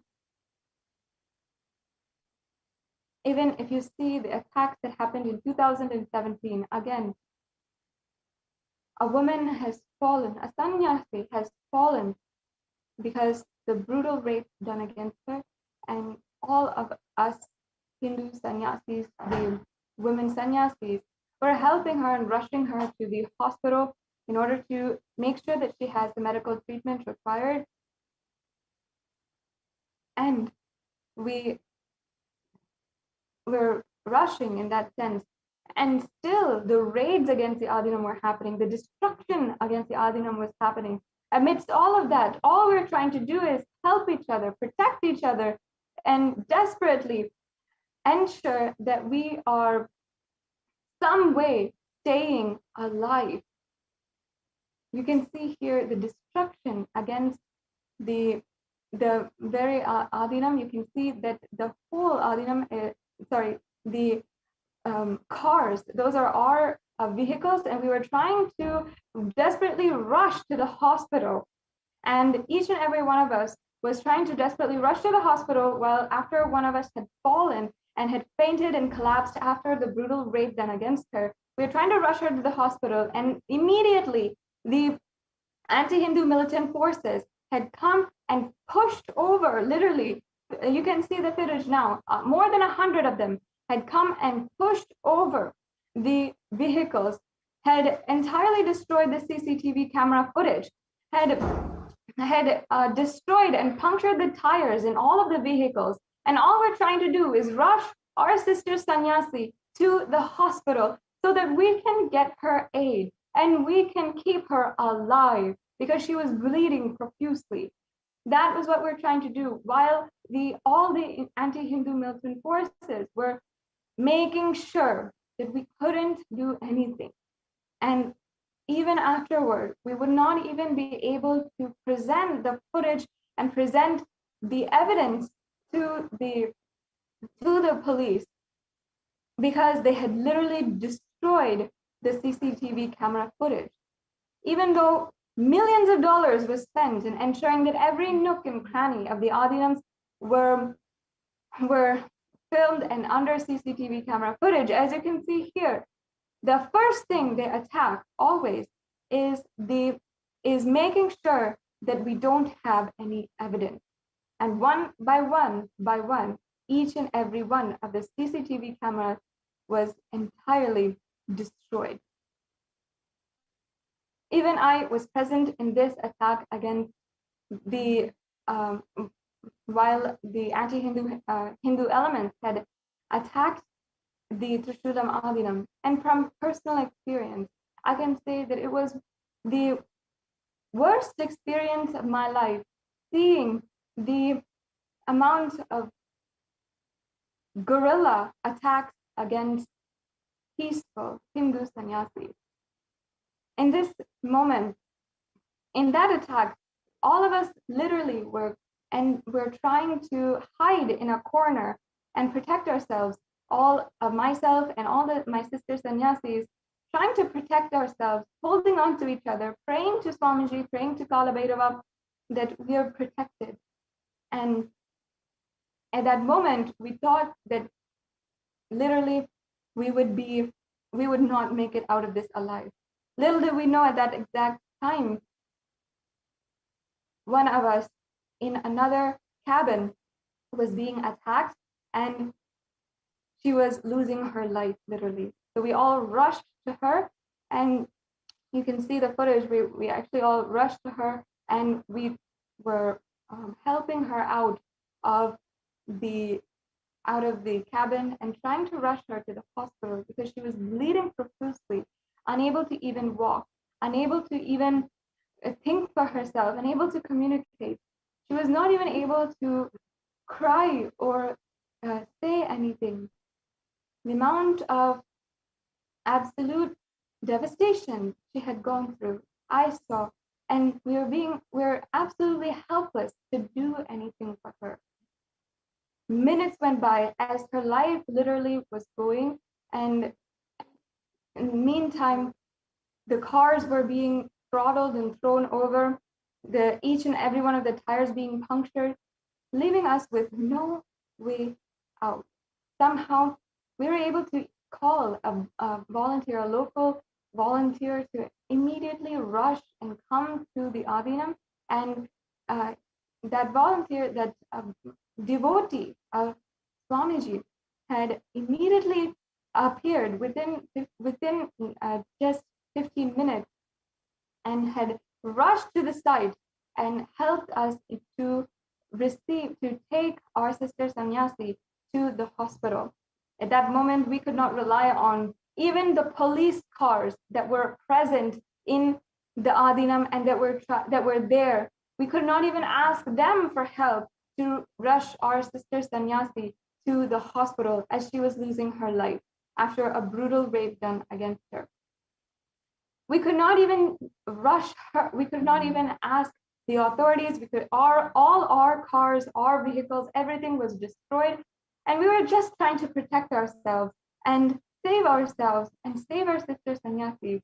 And at that time, because of the love and devotion that that devotee had for Swamiji, he immediately showed up and rushed to the scene and helped us take our sister Sannyasi to the hospital and save her life. Like this, we have seen so many different acts of violence. In this footage, as you're seeing, another brutal incident where the women sannyasis are being raped, even with children present, and even the children needing to be subject to sexual violence. And then protecting, as you can see, they are simply protecting their own deities, holding on to their deities, and with their own life protecting the deities and trying to save themselves. Whether it is the women or our brother sannyasis who have done everything to defend us, and the Supreme Pontiff of Hinduism, who himself made himself subject to so much of attacks, assassination attempts, and brutal violence. Continuously, as a community, we have been trying to fight. We've been trying to sustain ourselves, defend ourselves, as literally one by one, so many of us are being violated. Today, it brings us so much of relief, so much of happiness and victory that finally the United Nations has recognized the persecution ongoing against the Supreme Pontiff of Hinduism.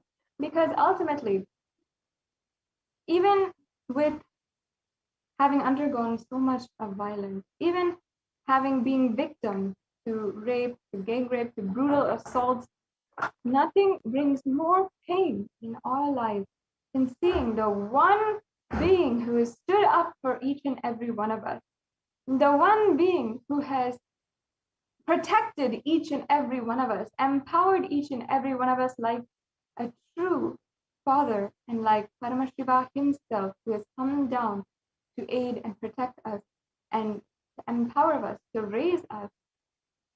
Swamiji has gone through so much, and Swamiji has literally been through so much for all of us, ultimately, to live in this Hindu ecosystem.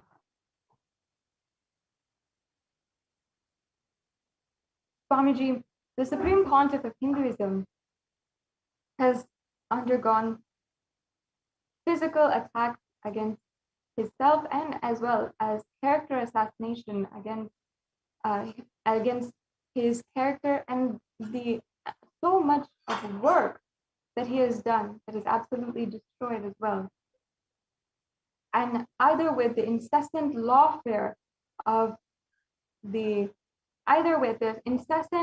lawfare using and filing illegal, baseless, more than 120 baseless allegations in the course of a few weeks were filed in 2010 against the Supreme Pontiff of Hinduism, or using brutal attacks where in just a matter of 3 and 4 days, every single adinam in India was raided, trespassed, was burnt down, all the books burned, and all of everything being just simply destroyed within just 3 or 4 days.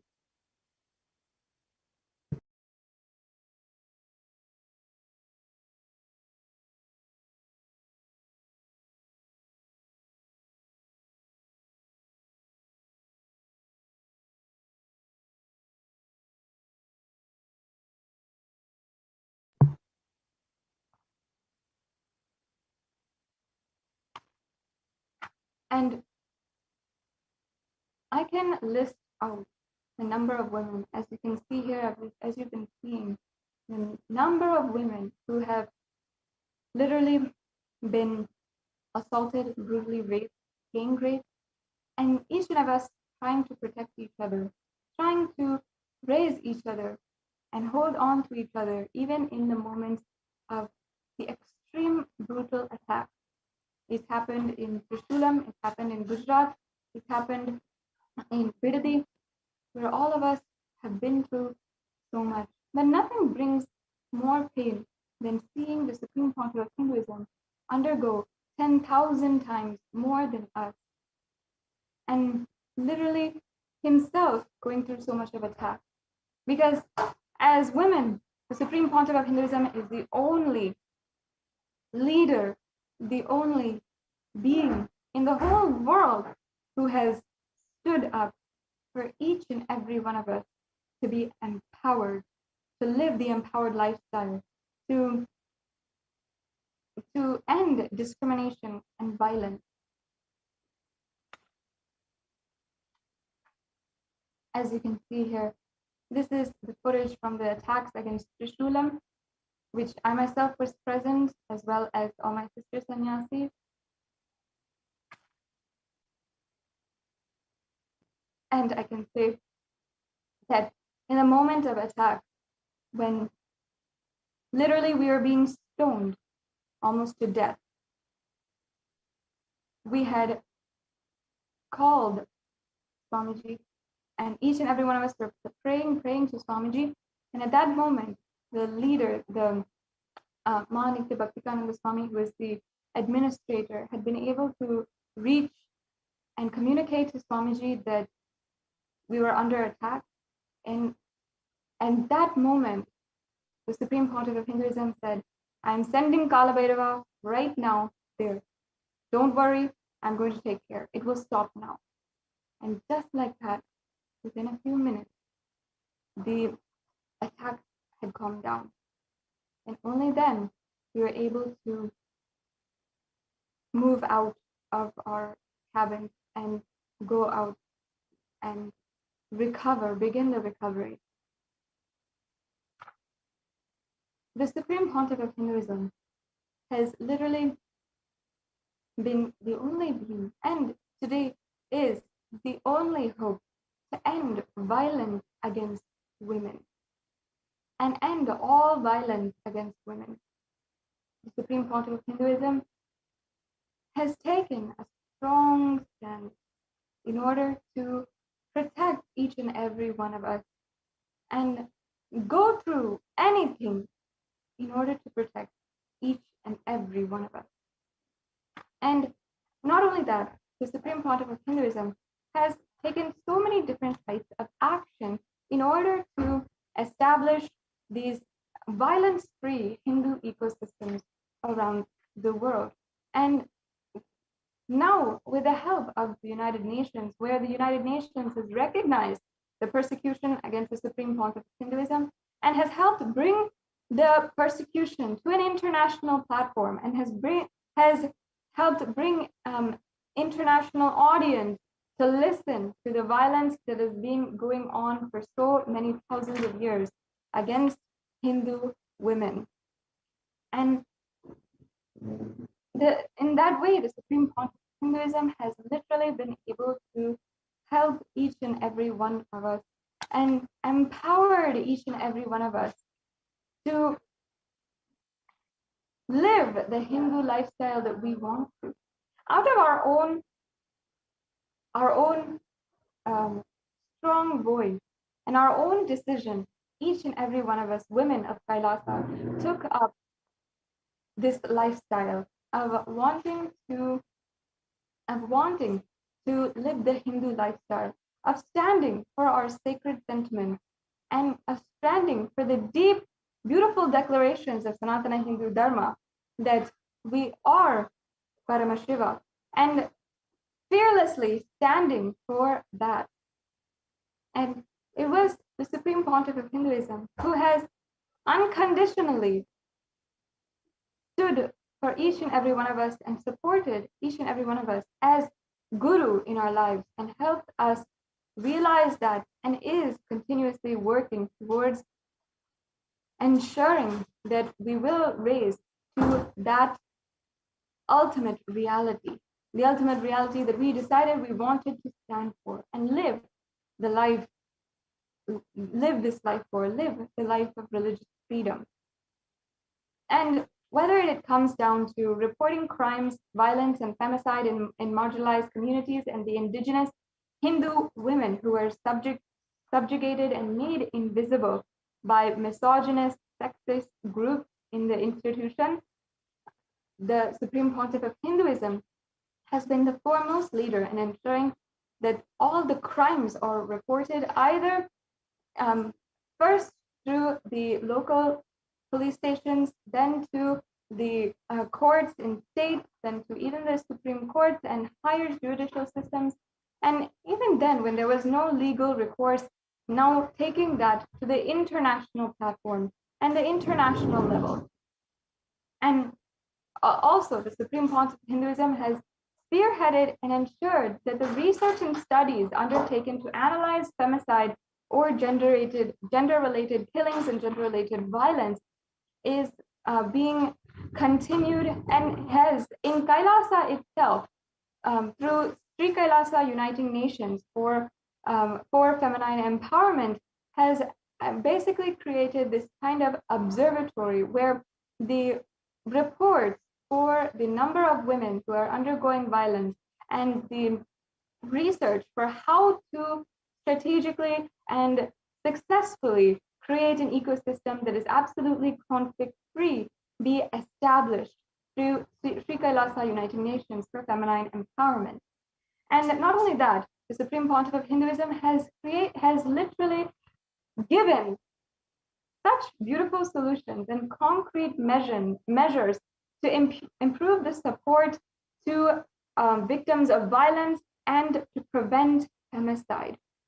And this might be through either physically protecting the victims or targets in monasteries, through protective ecosystems, or providing healing through proven ancient therapeutic methods of removing trauma and pain, and also through empowering women with leadership roles and supporting women in traditional business, through economic empowerment, through, of course, through the end of bringing an end to the violence.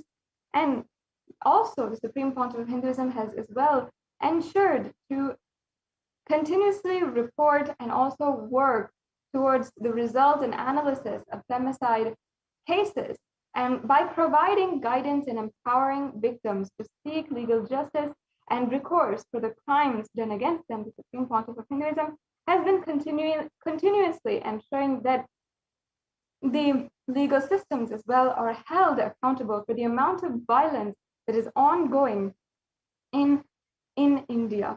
And as well, the UN Special Rapporteur has recognized the amount of work that the Supreme Pontiff of Hinduism has been seeing, and in several occasions ensured that even the solutions the Supreme Pontiff of Hinduism has been making and has offered to the world through the Kailasa ecosystems is actually implemented and can be implemented in various ecosystems across the world.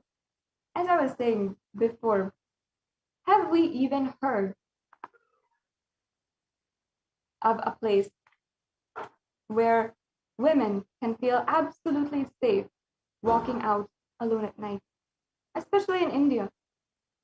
Have we even heard of a place where a woman can freely, safely, knowing that she is absolutely protected, walk outside alone at night? I myself can tell you that I have lived in a place, and that is Adi Kailasa Sarvagnapeetham, where I can feel absolutely protected at night walking alone in the dark. And that is because of the ecosystem that the Supreme Pontiff of Hinduism has created. From India, we have heard so many, numerous cases of gang rapes happening at night, of brutal violence and assault happening right out on the street in the pitch dark. But in a place such as that, the Supreme Pontiff of Hinduism has literally created a safe harbor for all women to live, and a place where homes are free of violence, and a place in an environment free of discrimination, a place where women can express themselves as yoginis, rudrakanyas, bhairavis, as sannyasi, and not just express themselves with equality and different human rights, but with infinite possibility, with the possibilities that Sanatana Hindu Dharma promises to each and every one beyond our human logical understanding. And that is the very place that the Supreme Pontiff of Hinduism has created. Adi Kailasa Sarvagnapeetham is the very model ecosystem where a woman can walk out alone at night in the dark and not even feel 1 ounce of insecurity. She would not even feel 1 ounce of insecurity. She will not feel that somebody is following her or somebody is about to attack her. And she would not even have 1 ounce of that fear. That is the beauty of Adi Kailasa Sarvagnapeetham, the ecosystem that the Supreme Pontiff of Hinduism has created. Not just in Adi Kailash, but in thousands of places all over the world, where women can fearlessly take up leadership positions. And in fact, all over the world today, Kailasa has the most number of women in leadership positions compared to any nation in the world, with 2/3 of leadership positions being filled by women themselves in Kailasa. Whether it is any of the Sri Mahants, the Mahants, the Kotaris, in the governmental structure of Kailasa, or whether it is in the structure across the world in various different temples and ecosystems that the Supreme Pontiff of Hinduism has created, women are naturally empowered to take up these leadership positions and serve the world with the beautiful teachings of Sanatana Hindu Dharma.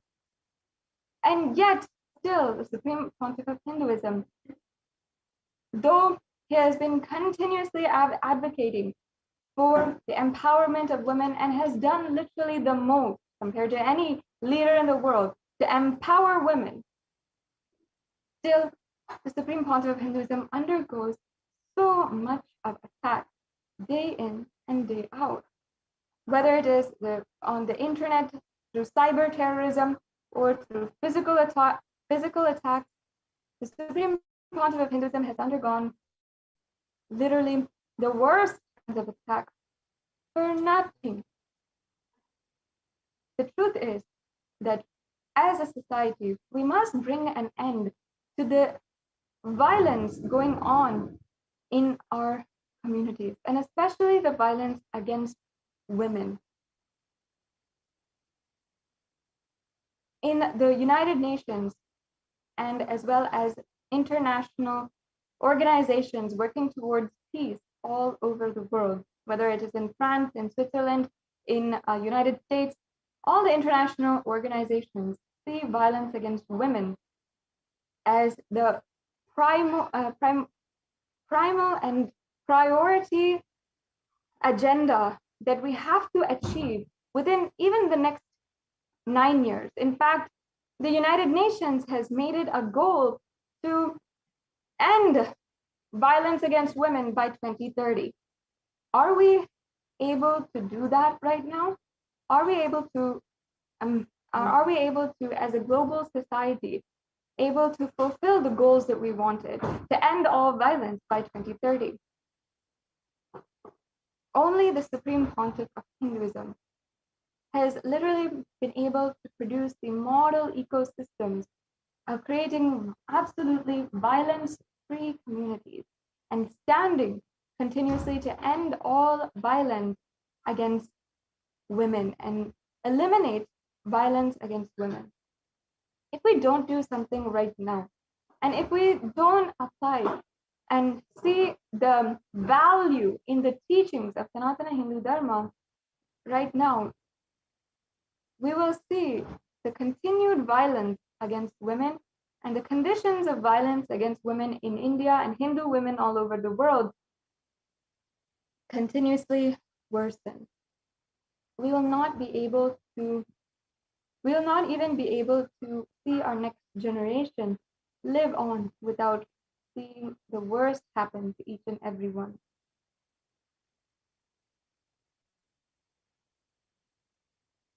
And each and every one of us, Hindus especially, we are responsible for the amount of attacks and responsible for not standing up until now. Perhaps the attacks have been brutal. Perhaps again and again and again we have been attacked.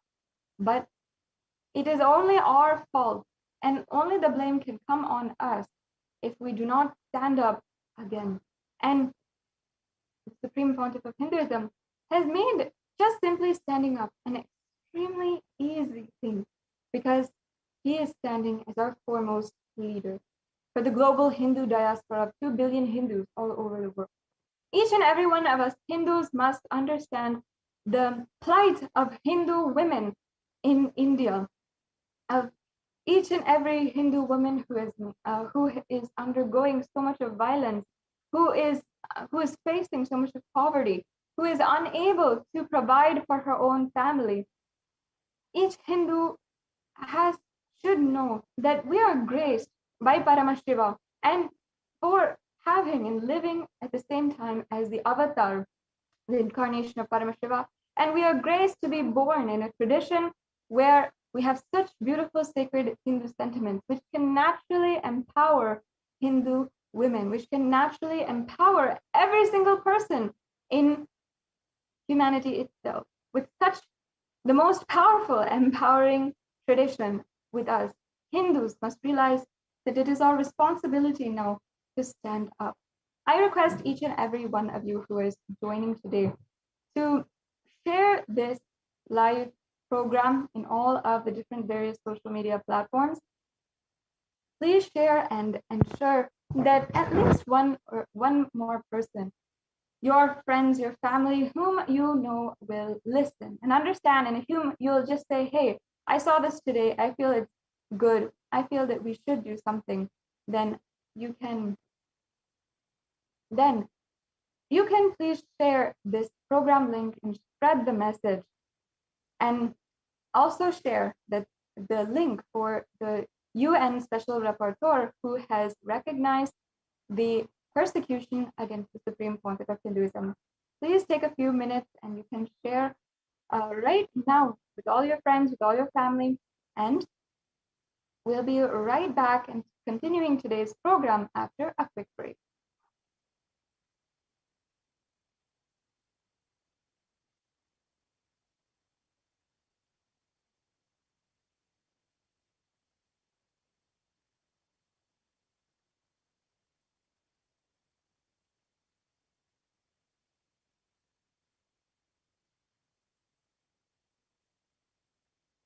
Yes, completing with all the viewers for that technical glitch.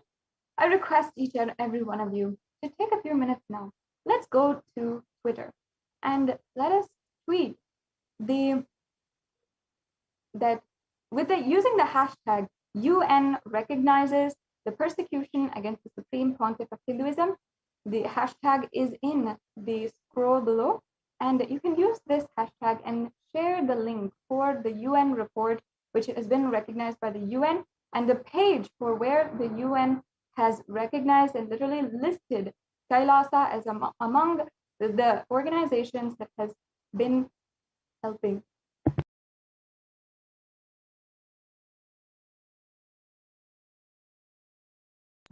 So you can go to Twitter right now and use the hashtag UN recognizes the persecution against the Supreme Pontiff of Hinduism. And you, in this hashtag,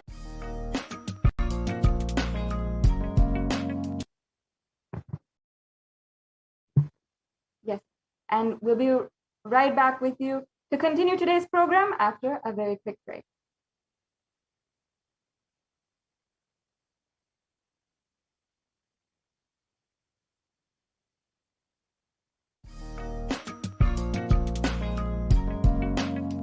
We get you health.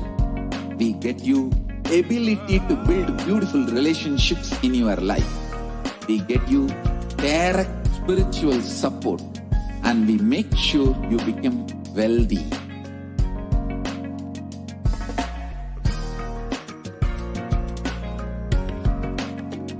We won't stop giving you just good life. We will literally not stop till you live enlightened life. Manifesting the state of Paramashiva, space of Paramashiva, powers of Paramashiva, being of Paramashiva.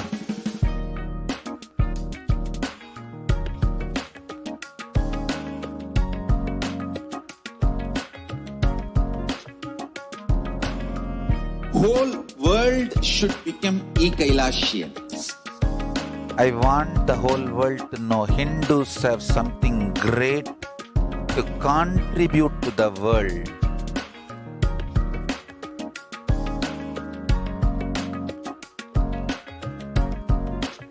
We have something great to contribute to the world. Let us do that.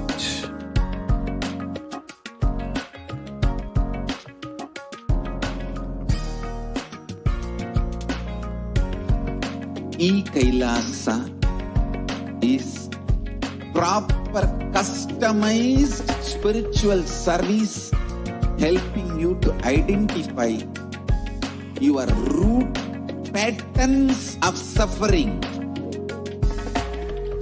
We have perfected the science of helping every individual from every cultural, religious, nationality background.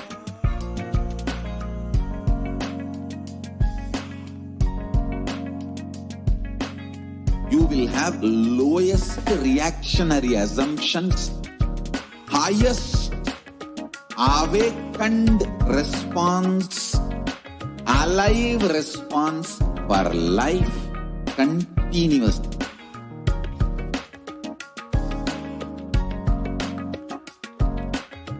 Kailasa is enlightenment ecosystem, literally enlightenment itself in your own home, wherever you are. Proper customized spiritual service helping you to complete with your life negativity. Withdrawal from life, self-hatred, self-denial, self-doubt, so much of tiredness, laziness. We can support you aligning your diet, your attitude, your aptitude, your understanding about life. We can help you with everything.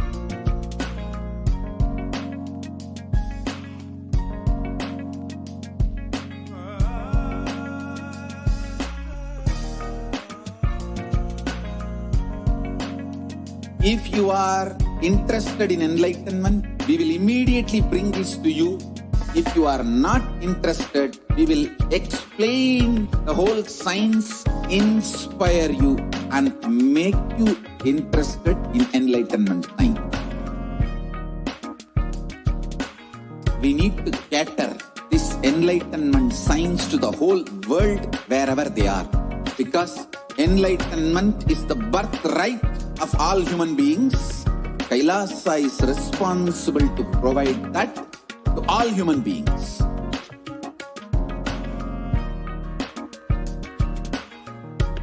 Kailasa is the totality of the knowledge I received from my gurus and practice manifested in my life, perfected by teaching millions of people from all cultures, time zones, backgrounds, genders, nationality, race, from every creed.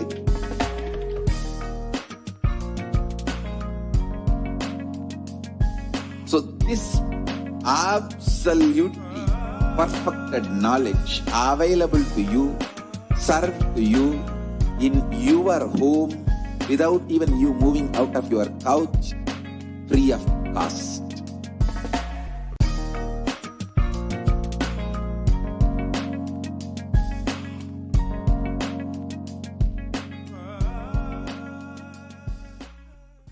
Just be alive for next 3 years. Don't die within next 3 years.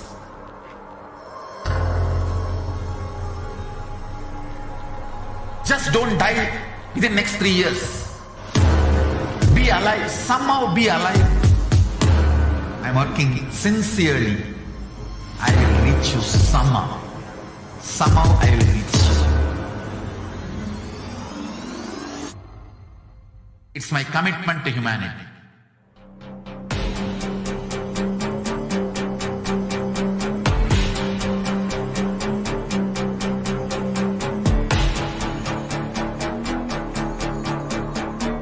Just don't die within next 3 years. I will reach you wherever you are, whichever corner of the world you may be. I will reach you with enlightenment. You manifesting the space, state, powers, being Paramashivoham. It is possible, and it is possible for you.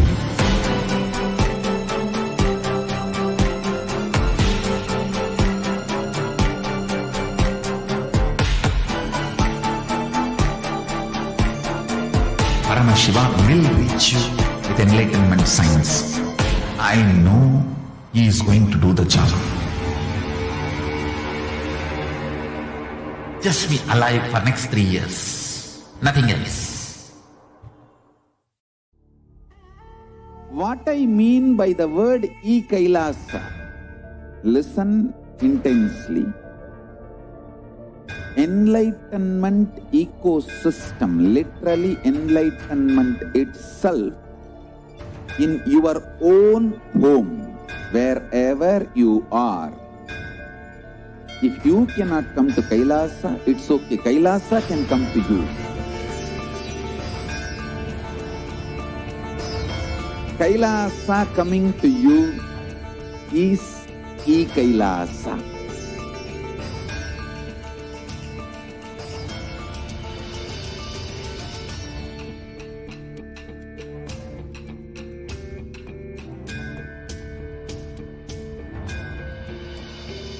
I will revive Hinduism. I am a Hindu revivalist, not by any revolution, but by evolution.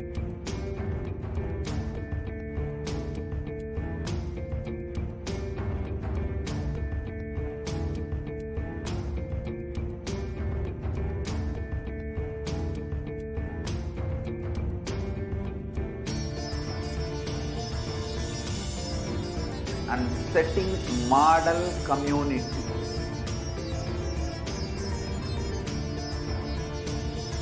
Kailasas, enlightenment ecosystems, Sarvanya Peethas all over the world.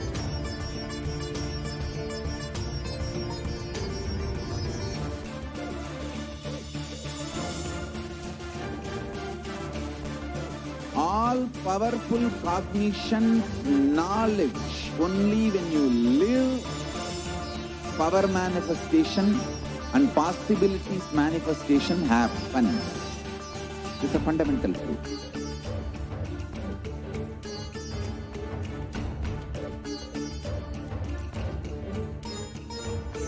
Hinduism cannot live exclusively as one sampradaya. No.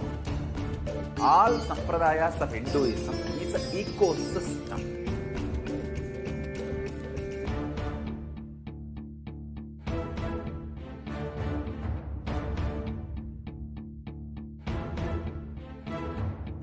So don't keep quiet thinking that if one sampradaya is attacked, only that sampradaya is going to be affected.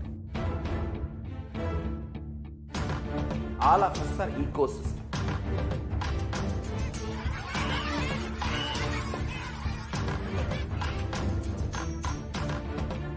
I invite all of you to get involved and enjoy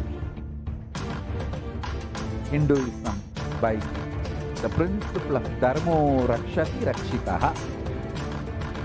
When you protect Dharma, Dharma protects you. We will make the whole planet flourish spiritually. The spiritual prosperity will happen to the whole planet. We all have to coexist together.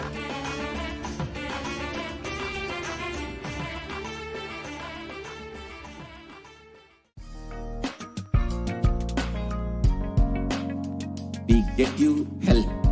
We get you ability to build beautiful relationships in your life. We get you direct spiritual support, and we make sure you become wealthy.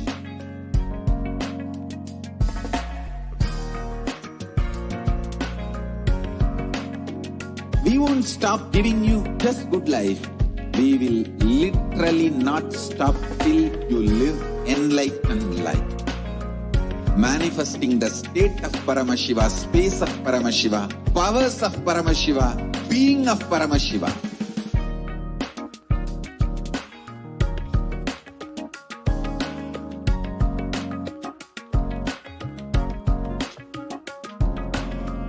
Whole world should become Kailasians.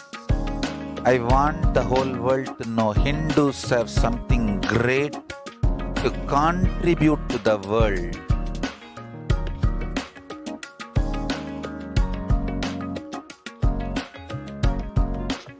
We have something great to contribute to the world. Let us do that.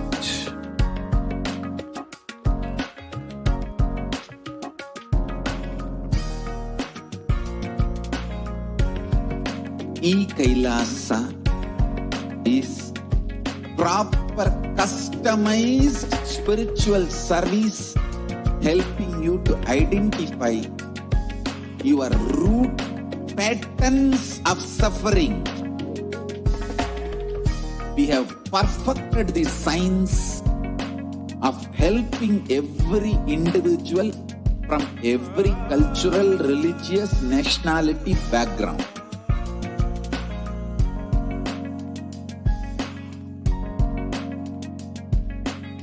You will have lowest reactionary assumptions, highest awakened response, alive response for life continuously.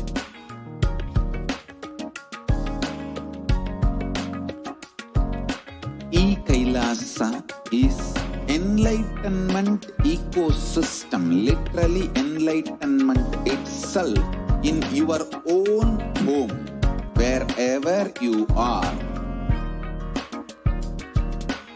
Proper customized spiritual service helping you to complete with your life negativity. Withdrawal from life, self-hatred, self-denial, self-doubt, so much of tiredness, laziness. We can support you aligning your diet, your attitude, your aptitude, your understanding about life. We can help you with everything.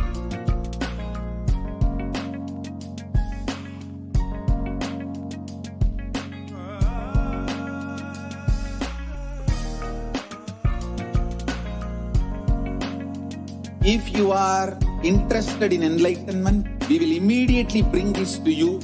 If you are not interested, we will explain the whole science, inspire you and make you interested in enlightenment science. We need to cater this enlightenment science to the whole world wherever they are, because enlightenment is the birthright of all human beings. Kailasa is responsible to provide that to all human beings.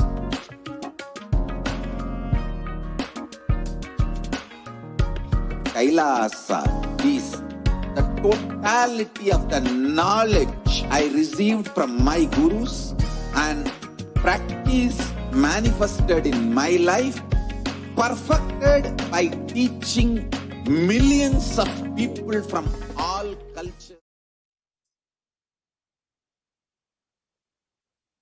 Nithyanandam Paramashivoham Kevalam Jnanamurtim Dvandvatitam Gagana Sadrusham Tattvamasyaadilaksham Ekam Nityam Vimalamachalam Sarvadi Sakshi Bhutam Bhavatitam Trigunarahitam Sadgurum Tam Namami.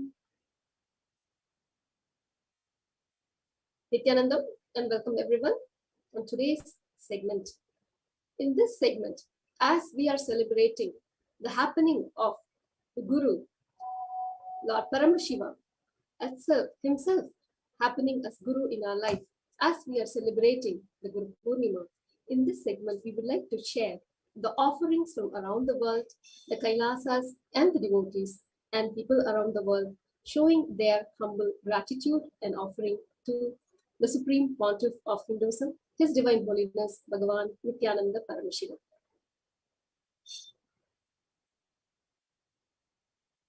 Today, we would like to share the proclamations and commendations that we receive from around the world.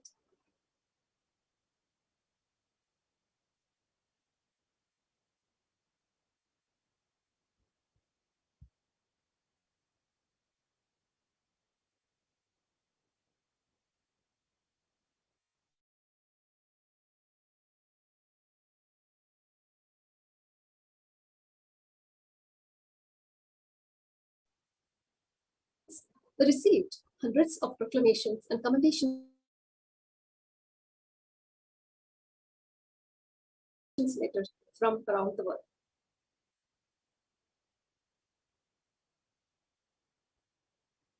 From various countries, including the USA, Canada, Trinidad and Tobago, Uganda, Liberia, Lebanon, New Zealand, Ecuador, Brazil, South Sudan, Malaysia, Singapore, Australia, the Netherlands, South Korea, Germany, China, Hong Kong, Taiwan, and many more countries.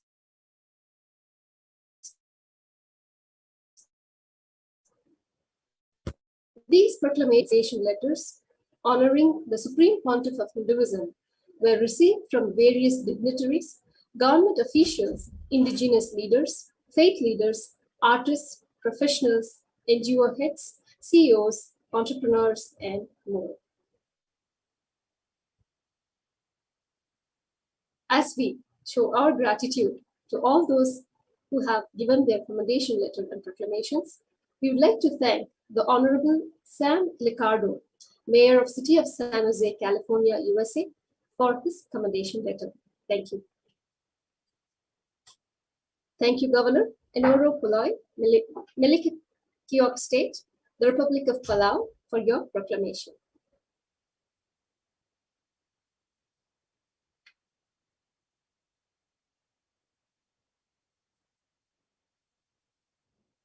Thank you, Councillor Javed Mohammed, Siparia Regional Corporation, Electoral District of Otaheite, Trinidad and Tobago, for your commendation letter.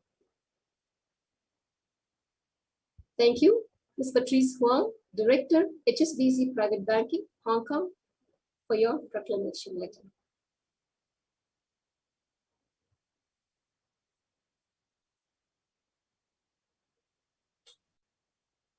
We'd like to extend our thanks to Ricardo Bharat Hernandez,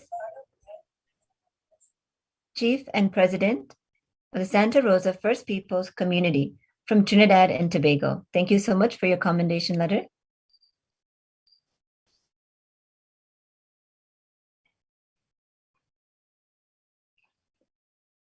And thank you so much to Kayanja Vincent De Paul, Chairman of the Lake Victoria Regional Local Authorities Cooperation, East Africa, from Uganda. Thank you so much for your proclamation.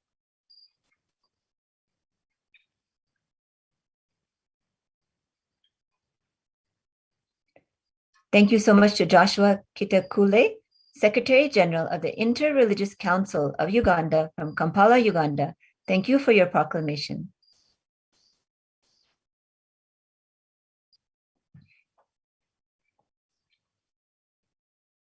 And thank you to Ms. Maristela Basso, Associate Professor from the University of Sao Paulo, Brazil. Thank you for your commendation letter.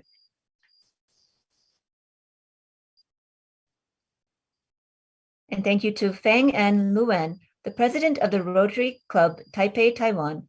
Thank you for your proclamation letter.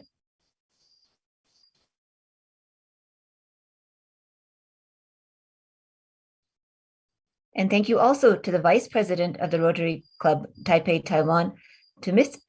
Shuang-Gua Ye. Thank you for your proclamation.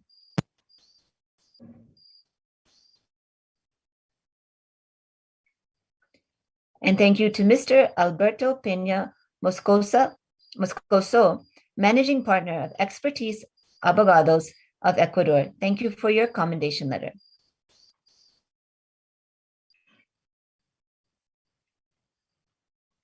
Thank you to Mr. Rabi Fakri, Attorney at Law from Lebanon. Thank you for your commendation letter.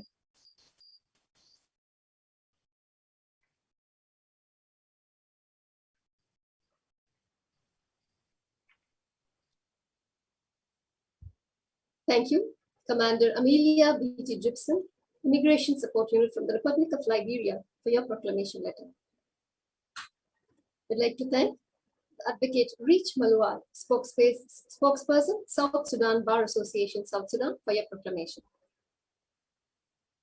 I'd like to thank Advocate Wal Madud Aid, the Ancestral Advocates, South Sudan. Thank you for your proclamation. Now from the Republic of Trinidad and Tobago,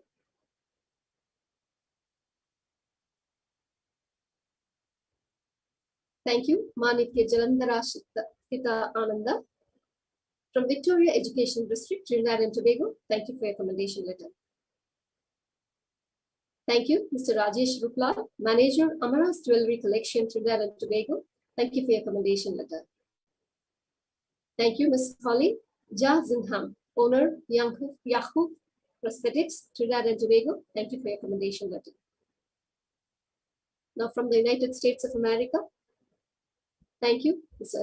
Ashok Desai, Desai Diversified Investments, California, USA, for all the proclamation letters and commendation letters.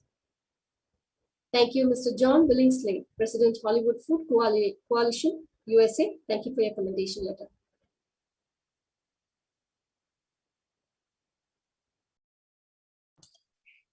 Now let us move to the Republic of Singapore.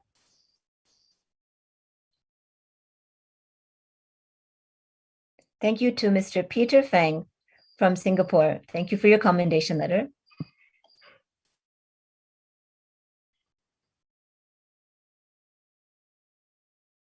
Thank you to Jayagari Giridharan, Business Associate and Partner of Windmill Management Associates. Thank you for your commendation letter.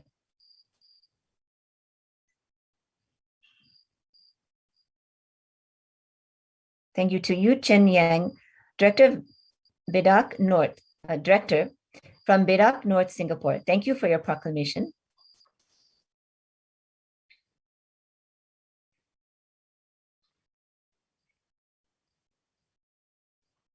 And thank you to Ananda Shraddha and Nitya Ramya, Krishna and Nitya Prasadini, Directors of Nitya Ramya Private Limited from Singapore. Thank you so much for your commendation letter.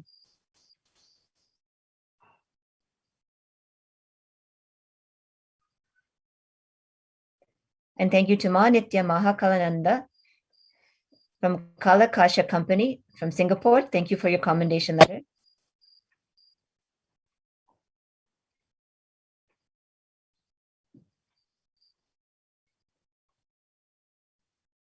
And thank you to Edna Ann Lee Ling, founder of Your Future Forward from Singapore. Thank you for your commendation letter.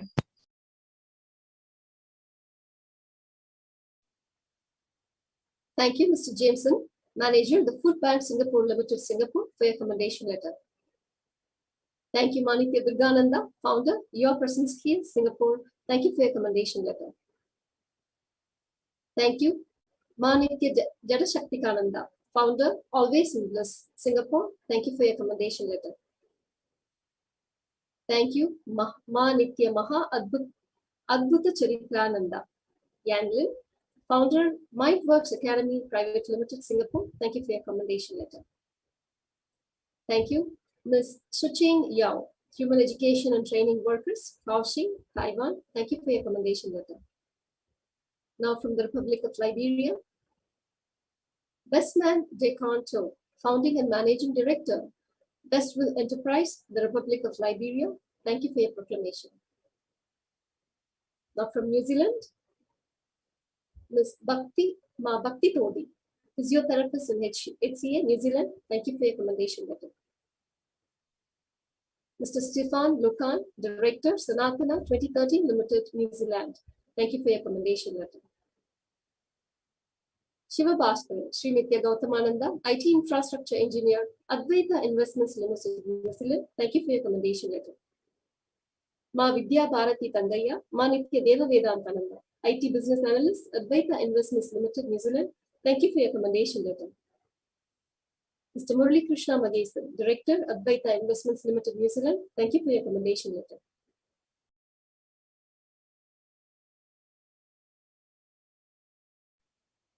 Now from Malaysia, Tirumurthy, son of Periyaswamy, Selangor Hindu Community Leader, Malaysia.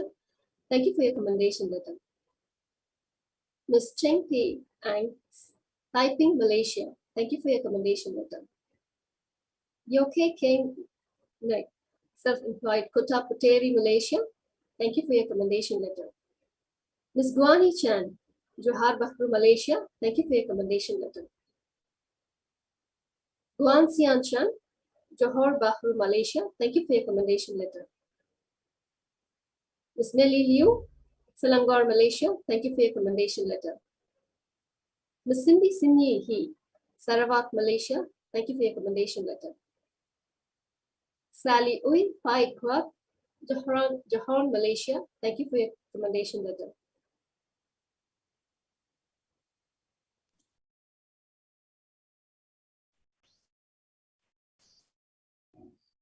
And thank you to Chan Guan Siu, a composer from Malaysia. Thank you for your commendation letter.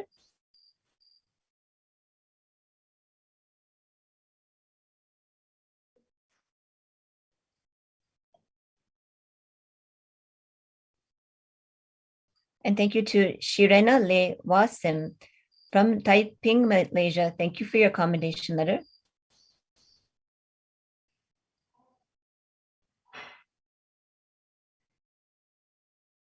And thank you to Peng Li Jin from Johor, Malaysia. Thank you for your commendation letter.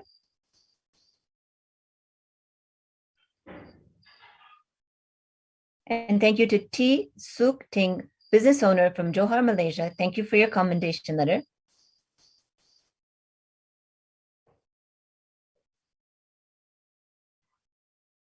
Thank you to Harichand Balasubramaniam from Penang, Malaysia. Thank you for your proclamation.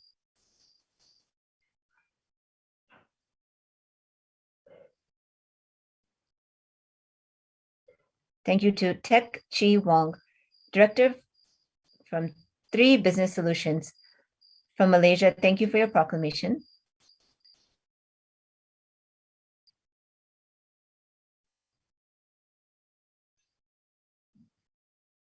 Thank you to Lo Wee Jun from Taiping, Malaysia. Thank you for your commendation letter.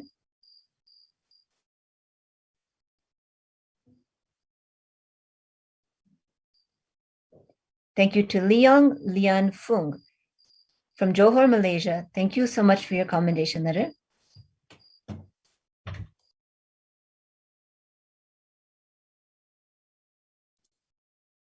Thank you to Lau Yu Zuan from Johor, Malaysia. Thank you for your commendation letter.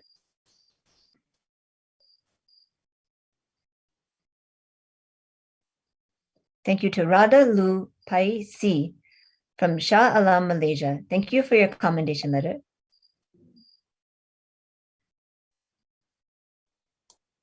Now from Australia, Wei Huang, Sydney, Australia. Thank you for your commendation letter. Now from the Netherlands, Wei Ping Ding, Utrecht, the Netherlands. Thank you for your commendation letter. Now moving to Canada, Michelle Zeng, Richmond, Canada. Thank you for your commendation letter. Now from South Korea, In Shi Piao, Bucheon, South Korea. Thank you for your commendation letter. From the Federal Republic of Germany, Zhu Ji Yu, Dresden, Germany. Thank you for your commendation letter. People's Republic of China, Fan Jin, Foshan, China. Thank you for your commendation letter. Shanrong Yu from Hubei, China. Thank you for your commendation letter. Min Zhao from Wuhan, China. Thank you for your commendation letter. Fan Xiao from Wuhan, China. Thank you for your commendation letter. Yu Yim Song from Heilongjiang, China. Thank you for your commendation letter. Dao Min Yan from Heilongjiang, China. Thank you for your commendation letter. Xiaolin Li from Chongqing, China. Thank you for your commendation letter. Bei O from Guangzhou, China. Thank you for your commendation letter. Wang Hui from Hong Kong, China. Thank you for your commendation letter. Jen Chai Lin from Guangdong, China. Thank you for your commendation letter. Fan Jin from Guangdong, China. Thank you for your commendation letter. Wen Xian Wan, Zenab, China. Thank you for your commendation letter. Chuang Yan Zhang from Jinan, China. Thank you for your commendation letter. Xiao He Xia from Suzhou, China. Thank you for your commendation letter. Ting Ting Yu from Liaoning, China. Thank you for your commendation letter. Xianing from Shanxi, China. Thank you for your commendation letter. Teng Fei Tian from Tianjin, China. Thank you for your commendation letter. Yan Mi Lian from Yangzhou, China. Thank you for your commendation letter. Utle Hoi from Macau, China. Thank you for your commendation letter. Yazao Zhang from Zhejiang, China. Thank you for your commendation letter. Yon Zhen Kwang from Macau, China. Thank you for your commendation letter. Zhudan Li from Zhejiang, China. Thank you for your commendation letter. Dan Li from Nanjing, China. Thank you for your commendation letter. Xiahua Fan from Shandong, China. Thank you for your commendation letter. Fang Sen from Hunan, China. Thank you for your commendation.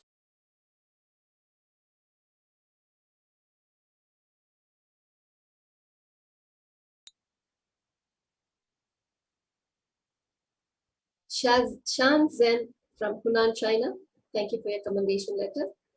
Lingzi Zhang from Guangzhou, China. Thank you for your commendation letter. Heiying Li from Anhui, China. Thank you for your commendation letter. Peng Li Yan from Yunnan, China. Thank you for your commendation letter. Zixuan Shang from Inner Mongolia, China. Thank you for your commendation letter. Yan Mi Lian from Uzhou, China. Thank you for your commendation letter.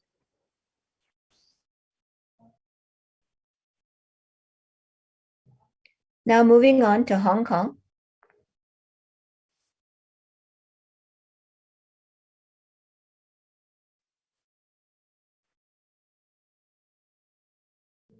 Thank you to Wan Jinzu, a student from Hong Kong. Thank you for your commendation letter.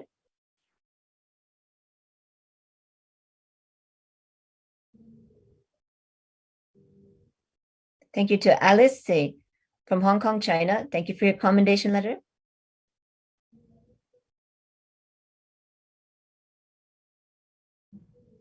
Thank you to Wai Sing Chris Wang, an insurance broker from Hong Kong, China. Thank you for your commendation letter.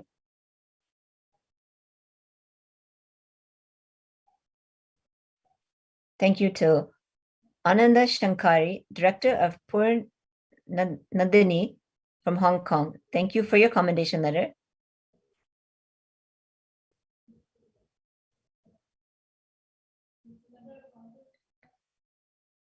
Thank you to Lee Sang Chun Jain and Ma Paramashantini Directors from Spare of Purity and Awareness from Hong Kong, thank you for your commendation letter.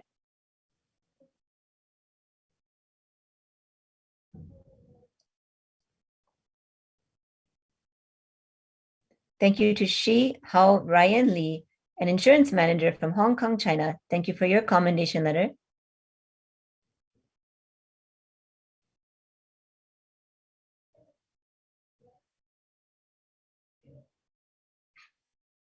Thank you to Irene Huang from Hong Kong, China. Thank you for your commendation letter.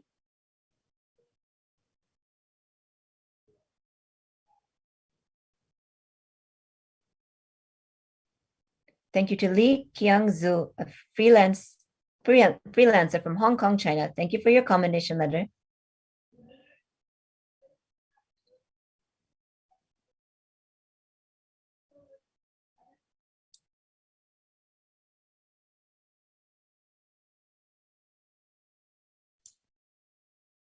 Moving on to Taiwan.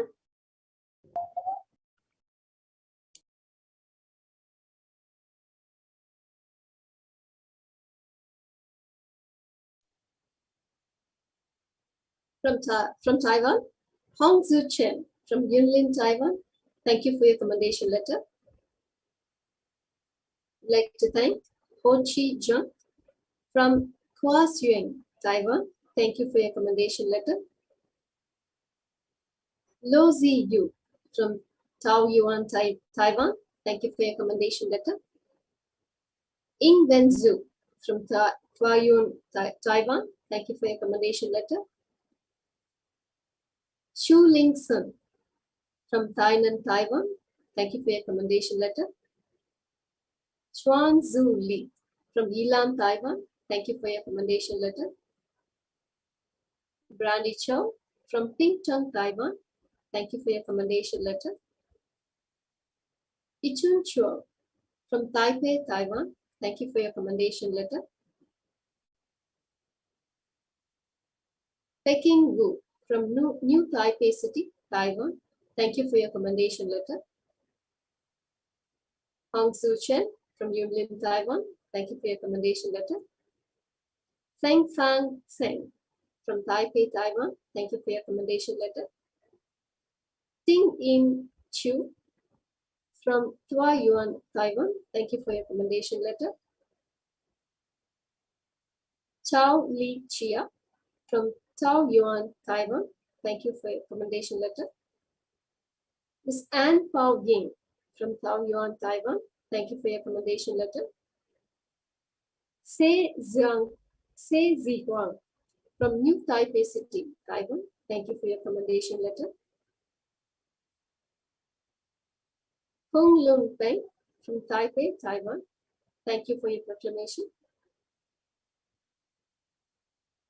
Ms. Peng Ren Wang from Hualien City, Taiwan. Thank you for your commendation letter. Ms. Fang Ru Hao from Kaohsiung, Taiwan. Thank you for your commendation letter. He Hua Deng from Pingtung, Taiwan. Thank you for your commendation letter. Di Lan Fang from Pingtung, Taiwan. Thank you for your commendation letter. Yi Ting Lo from Pingtung, Taiwan. Thank you for your commendation letter. And that brings us to the end of the sharings of the proclamations, and they are still pouring from around the world to be offered to the Supreme Pontiff of Hinduism, Jagadguru Mahasannidhanam, Bhagavan Sri Nithyananda Paramashivam. So now as we continue with further offerings, releases from around the world.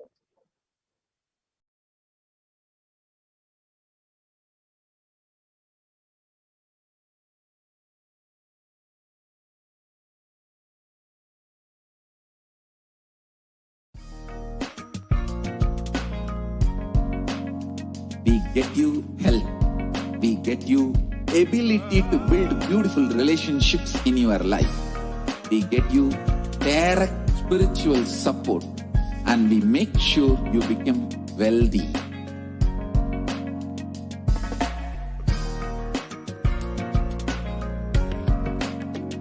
We won't stop giving you just good life.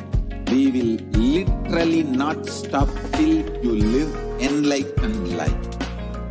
Manifesting the state of Paramashiva, space of Paramashiva, powers of Paramashiva, being of Paramashiva.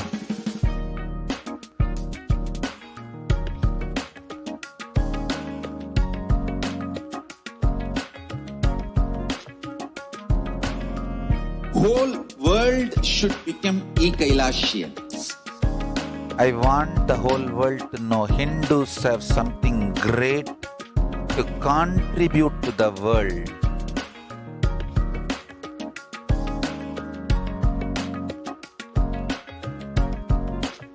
We have something great to contribute to the world. Let us do that.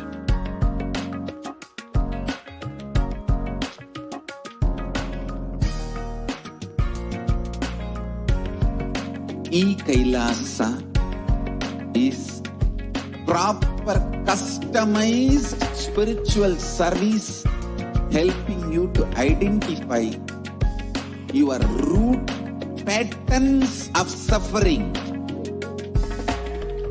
We have perfected the science of helping every individual from every cultural, religious, nationality background.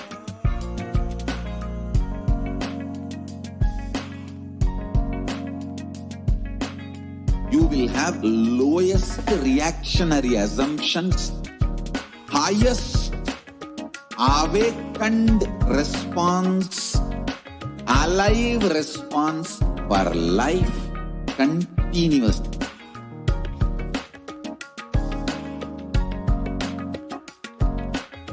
Kailasa is enlightenment ecosystem, literally enlightenment itself in your own home, wherever you are. Proper customized spiritual service helping you to complete with your life negativity, withdrawal from life, self-hatred, self-denial, self-doubt, so much of tiredness, laziness. We can support you aligning your diet, your attitude, your aptitude, your understanding about life. We can help you with everything.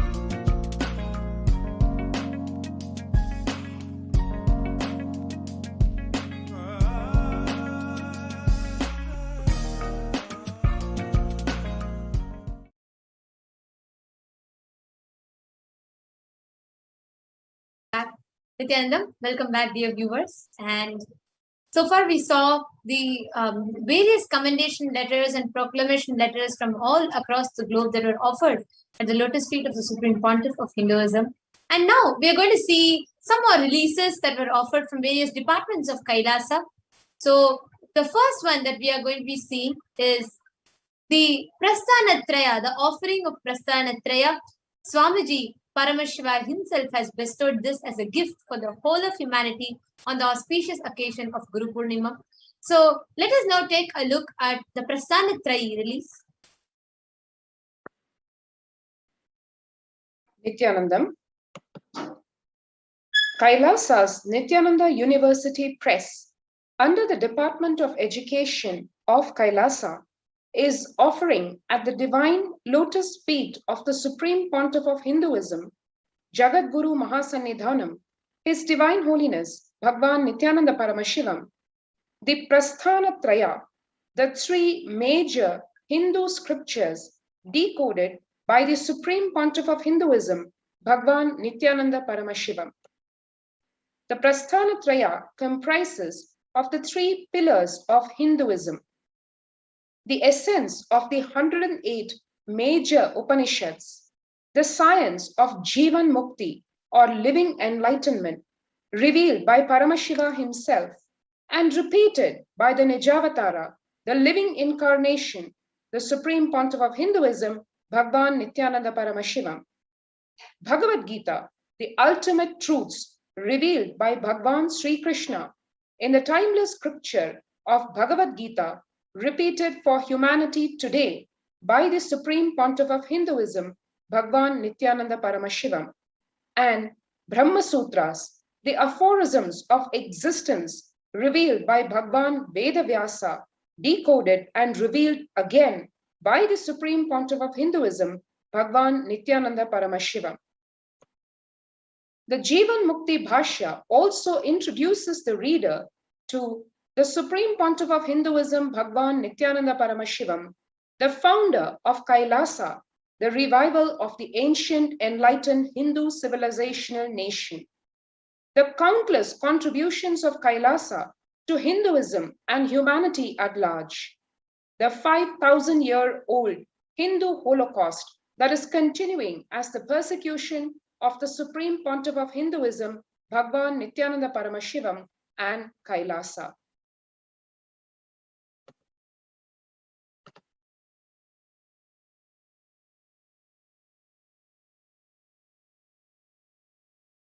Yes. So this is a Prasthanatraya. So the Prasthanatraya means the three major scriptures of Sanatana Hindu Dharma, which are the 108 Upanishads, Bhagavad Gita, and Brahma Sutras respectively.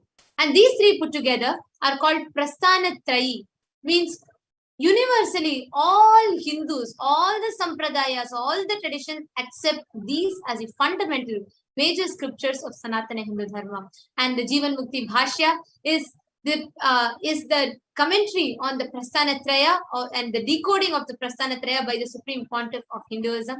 And the next release that we have is another beautiful release of Kailasa's Hindu Jurisprudence, the offering of Hindu Jurisprudence by Kailasa's Department of Justice. Nithyanandam. Kailasa's Department of Justice, in collaboration with Kailasa's Nithyananda University Press under the Department. Nithyanandam. Kailasa's Department of Justice is offering at the Divine Lotus Feet of the Supreme Pontiff of Hinduism, Jagadguru Mahasannidhanam, His Divine Holiness Bhagwan Nithyananda Paramashivam, the Jurisprudence of Kailasa, Volume 1. This book describes the Dharma-based Hindu legal jurisprudence of Kailasa. The code details the juridical legislative tradition of Kailasa, which is based on the Veda Agamas and principles of life revealed and ordained by Paramashiva.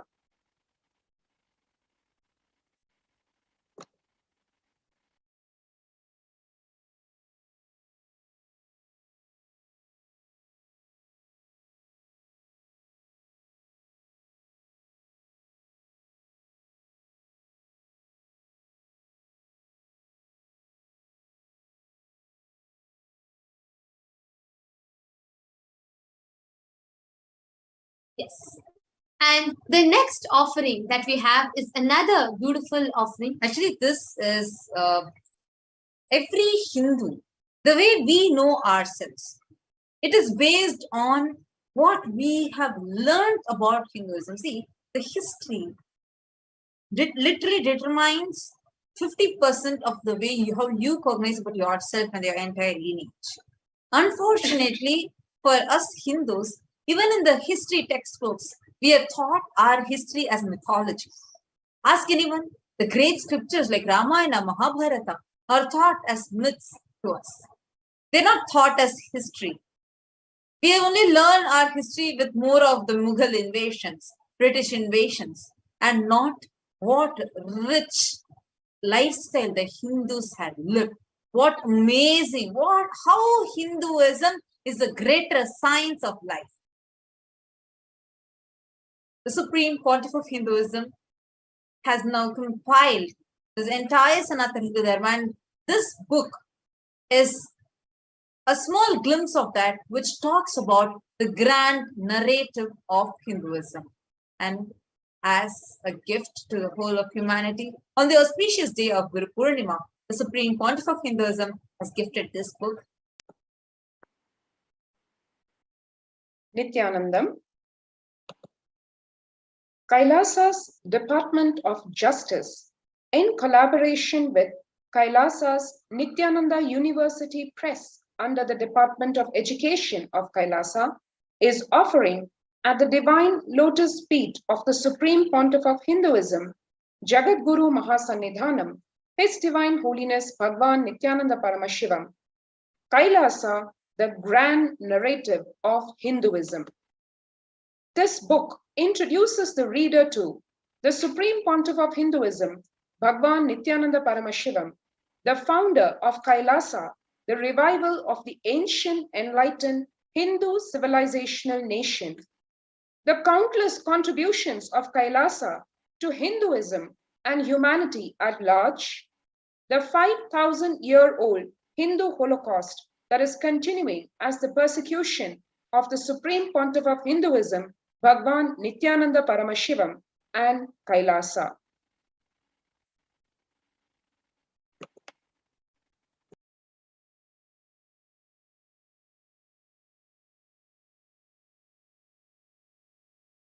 Now, as all of us are enjoying these major big releases, we also have another beautiful offering from Kailasa's Department of Education. One-stop shop for all of the Hindu scriptures, for you to be able to access all these scriptures on Hinduism, palm leaves, and learn about Hinduism sitting right on your couch, but accessing the authentic documents, accessing the authentic scriptures and authentic texts. Actually, not just the texts, not just the scriptures, but everything about Hinduism. Whether literally a Wikipedia of Sanatana Hindu Dharma, the Hinduismpedia, and this is a huge, actually this Guru Purnima, it has been a huge blessing for all the Hindus across the globe. Given that the way how during the pandemic especially, the increased rate of violence against Hindus, violence against Asians. So when all these are so soaring high, this time the Supreme Pontiff of Hinduism has literally given some amazing boons, which will not just protect the Sanatana Hindu Dharma, but also to give the Hindus the individual strength. The strength that you have on yourself, the strength that you have about Sanatana Hindu Dharma, your very lifestyle. So this Guru Purnima was such an amazing blessing for all the 2 billion Hindus across the globe and humanity at large. The Sanatana Hindu Dharma is not just a religion, but it's a greater science of life. Now, this gift that we have from the Supreme Pontiff of Hinduism is this Hinduismpedia, which is a compilation of everything that is Hindu. So let's have a look at it. Nithyanandam. Kailasa Nithyananda Hindu Library under the Department of Education of Kailasa is offering at the Divine Lotus Feet of the Supreme Pontiff of Hinduism, Jagat Guru Mahasannidhanam, His Divine Holiness Bhagwan Sri Nithyananda Paramashivam. Hinduismpedia is a work to organize and present all the Hindu scriptures available on the planet Earth digitally in multiple languages, authentic translation as it is without any manipulations and interpretations. All the Hindu scriptures from the Vedas, Agamas, Puranas, Smritis, Dharmashastras, the books written by the Acharyas, commentaries, Bhasyas, Tikas, Vartikas, everything available on the planet Earth, all the source books of Hinduism, commentaries on Hindu source books, everything available on the planet Earth as of now. We are collecting, archiving, time capsuling, organizing and making it available to the whole world. Today we are offering a new user interface with a more organized presentation of digital books, wiki articles, dictionaries and e-texts. With the blessing of our beloved Guru, the Supreme Pontiff of Hinduism, Jagat Guru Mahasannidhanam, His Divine Holiness Bhagwan Sri Nithyananda Paramashivam, we humbly offer the Hinduismpedia user interface at the feet of our beloved Guru, the Supreme Pontiff of Hinduism, Jagat Guru Mahasannidhanam, His Divine Holiness Bhagwan Sri Nithyananda Paramashivam.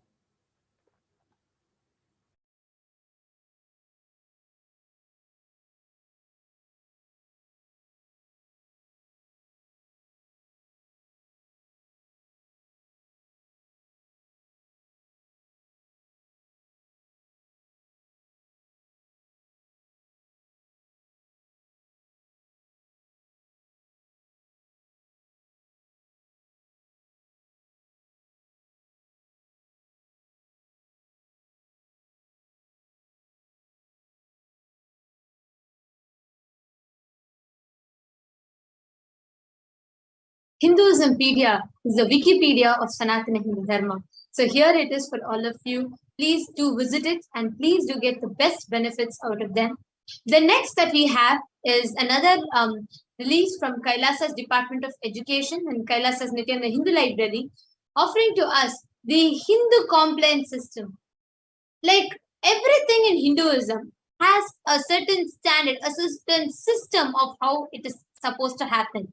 Right from the toothbrush that you use, right from the food that you eat, how a person who is interested in enlightenment should dress, how a person who is interested in business should dress.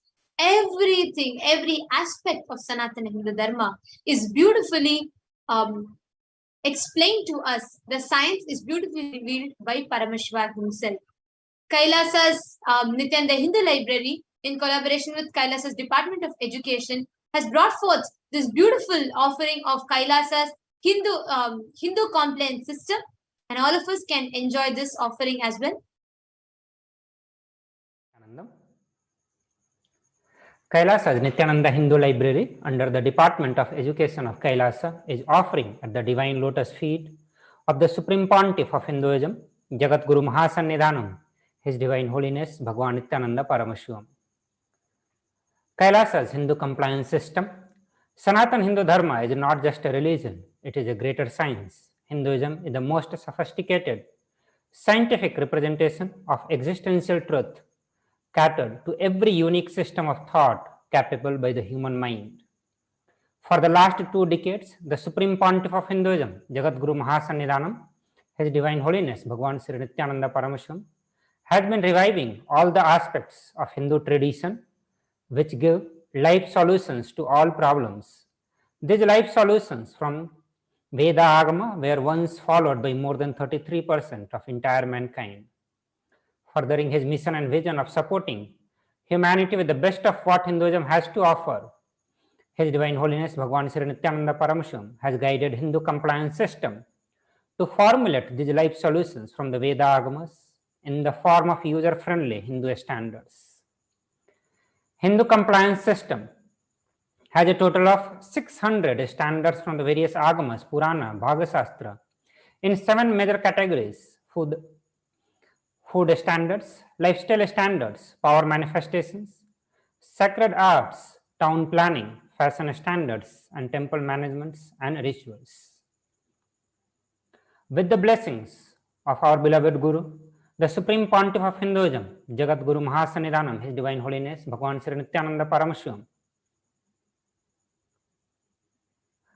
we humbly offer the Hindu compliance system website at the feet of our beloved Guru, the Supreme Pontiff of Hinduism, Jagat Guru Mahasannidhanam, His Divine Holiness Bhagwan Sri Nithyananda Paramashivam.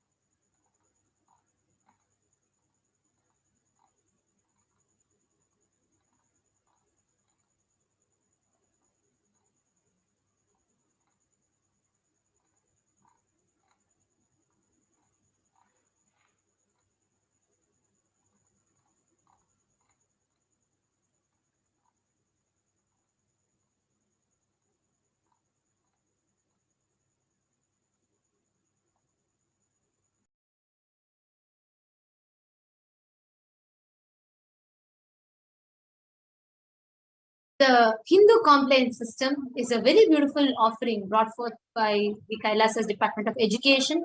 It consists of 600 major standards brought forth to us in from Agamas, Puranas, and various scriptures of Sanatana Hindu Dharma in 7 major categories, which includes fashion standards, food standards, lifestyle standards, education standards, and so many more. Now, next, we have another beautiful offering from Kailasa's Department of Education in collaboration with Kailasa's Nithyananda Hindu Library, which is bringing forth to us a beautiful digital library sitting where you are, you get to access some of the rarest manuscripts of Sanatani in the Dharma library. And the best thing is everything completely available for something unimaginable and unfathomable what the Supreme Pontiff of Hinduism is doing to the world. Because these scriptures are not just books, but they contain some of the rarest sciences, sacred secrets, many sciences, including the science of alchemy or the Vaimana Shastra, like the science behind aviation or everything, the gemology, astrology, and a range of other subjects. Shaivism, Kashmira Shaivism, Veera Shaivism, every subject to its core. If all the books are available to us and you can access it, that's the best news about it. So now let's have a look at this topic. Nithyanandam. Kailasa, the Nithyananda Hindu Digital Library under the Department of Education of Kailasa, is offering at the Divine Lotus Feet of the Supreme Pontiff of Hinduism, Jagat Guru Mahasannidhanam, His Divine Holiness Bhagavan Sri Nithyananda Paramashivam. Kailasa Nithyananda Hindu Digital Library, as part of the Hinduism PDI, is a work to organize and present all the Hindu scriptures available on the planet Earth digitally in multiple languages, authentic translation as it is, without any manipulations and interpretations. Kailasa Nithyananda Hindu Digital Library is presenting a new user interface, added collections of books and manuscripts. Also, we are presenting an added feature to catalog books and manuscripts through this interface. With the blessing of our beloved Guru, the Supreme Pontiff of Hinduism, Jagat Guru Mahasannidhanam, His Divine Holiness Bhagavan Sri Nithyananda Paramashivam, we humbly offer the digital library at the feet of our beloved Guru, the Supreme Pontiff of Hinduism, Jagat Guru Mahasannidhanam, His Divine Holiness Bhagavan Sri Nithyananda Paramashivam.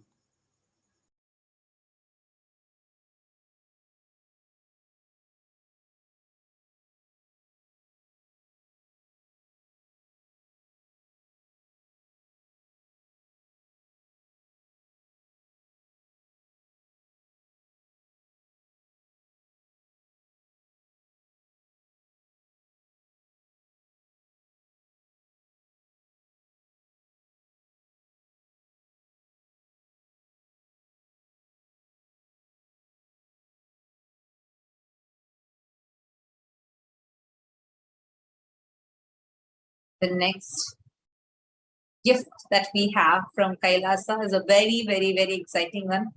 How many times have you thought, wow, today's my birthday, I would just like to have the live darshan of Bhagavan Kalavira, just get his blessings in. Or I'm just going to head out, I'm going to go and start this new project, and I would just like to have darshan of Swamiji. And so many times, all of us would have wondered how nice it would be. Like if I was there right now, if I was there in Adi Kailash, I would have just gone to have the darshan of the deities in temple, things like this. The most compassionate avatar has made this possible and accessible for all of us.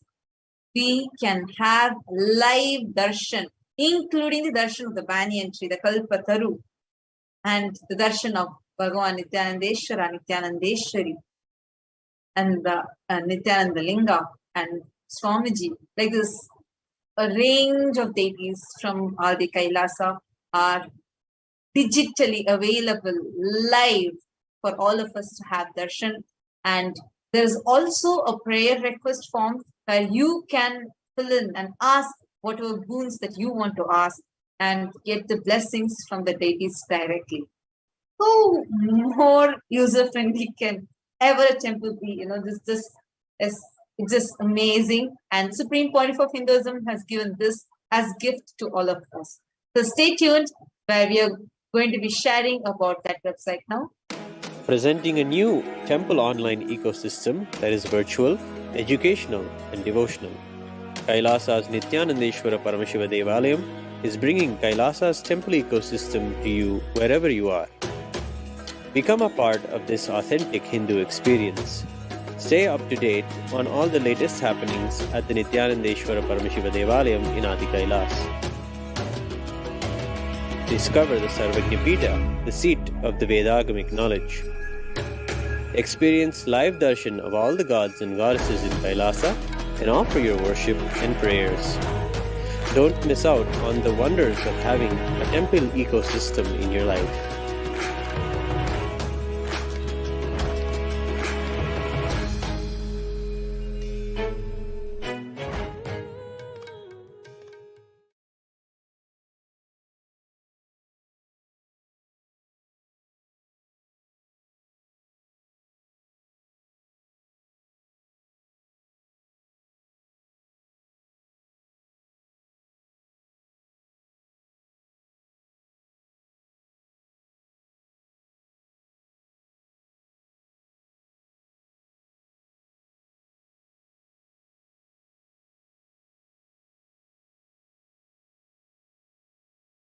Yes.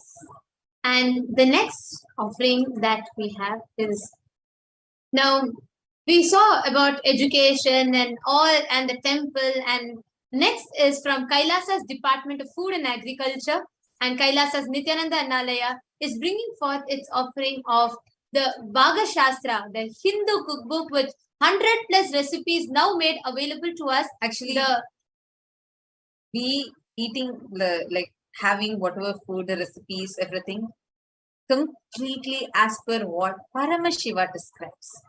And this is something amazing.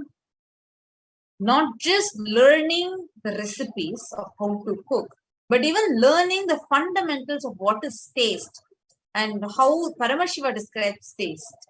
What directly along with the pramanas, learning with the translation of Bhaga Shastra. So this is something very exciting. So now we are going to be seeing about this offering.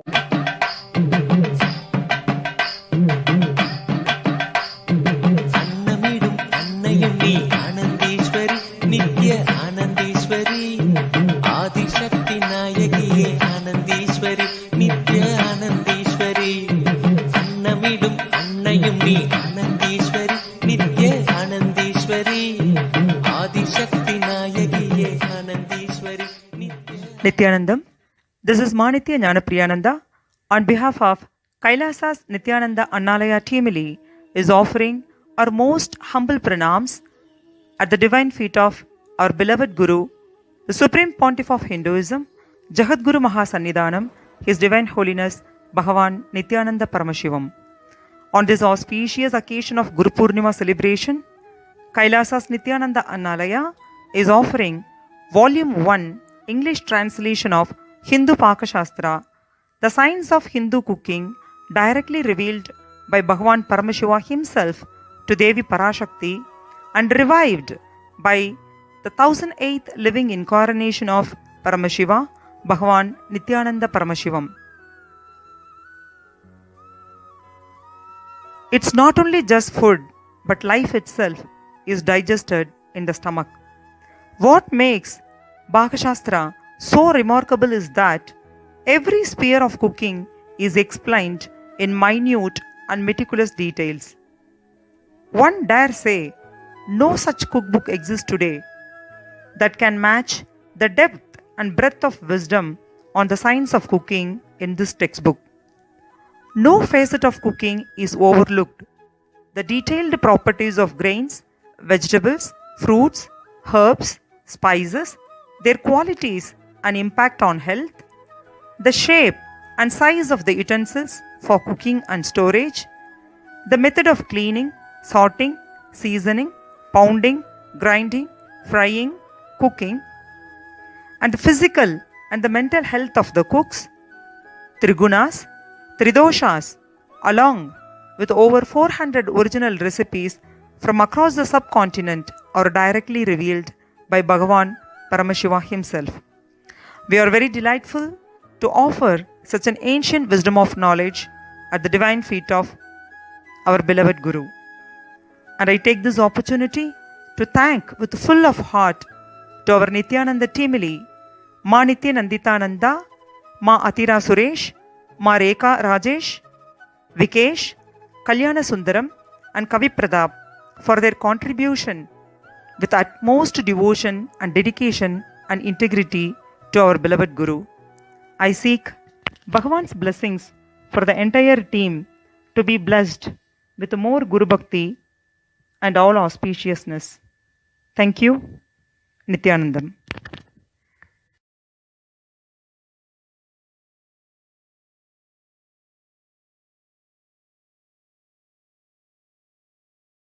So this Annalaya's gift, Kailasa's Nithyananda Annalaya's gift of Bhaga Shastra is something that's not just useful for us seeing recipes, but literally something that will revolutionize the way we eat, the way how we experience the taste of it. So something amazing, amazing gift that we have been gifted with. The next offering that we have is a compilation of the Guru Gita chanting.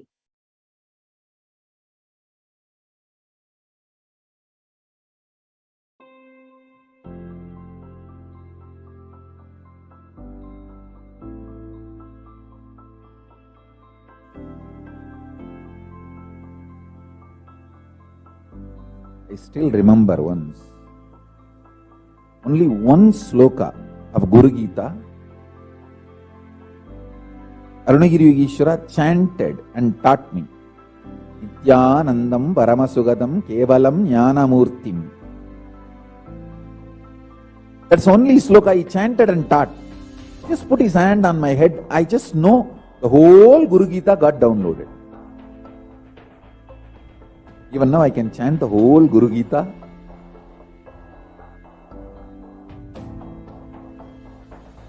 If you are an intense disciple and your Guru is intense Guru,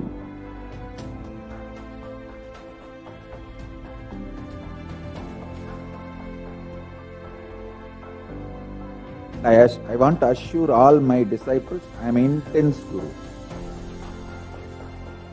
I take myself very sincerely. I take my responsibility as Guru very sincerely.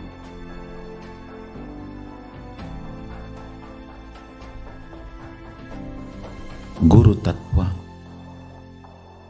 is respected and revered in Sanatana Hindu Dharma far more than any idea of God.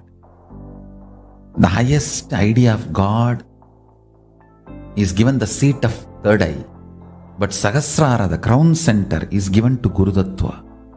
In Sanatana Hindu Dharma, the highest God you can experience is given third eye, means Anya Chakra. But the Guru Tattva is given Sahasrara. So understand, Hinduism itself is Guru Sampradaya.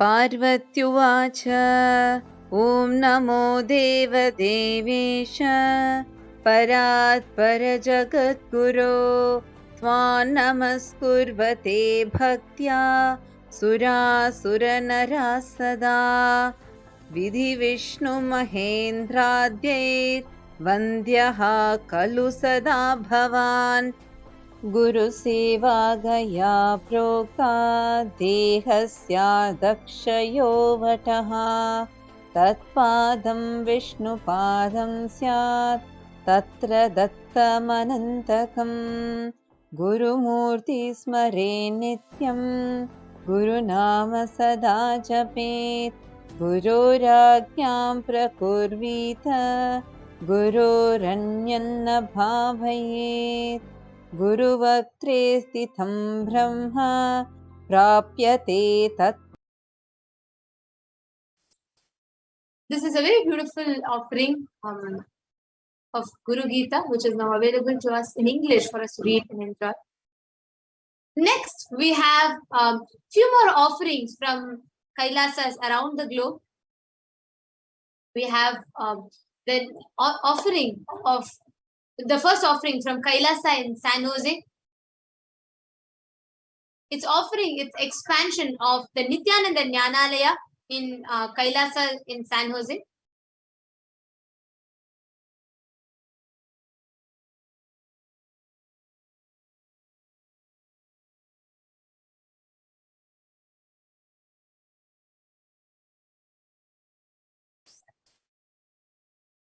So there, the Kailasa in San Jose is offering at the Divine Lotus feet of the Supreme Pontiff of Hinduism, Jagat Guru Mahasannidhanam, His Divine Holiness Bhagavan Sri Nithyananda Paramashivam. Its expansion of Nithyananda Jnanalaya.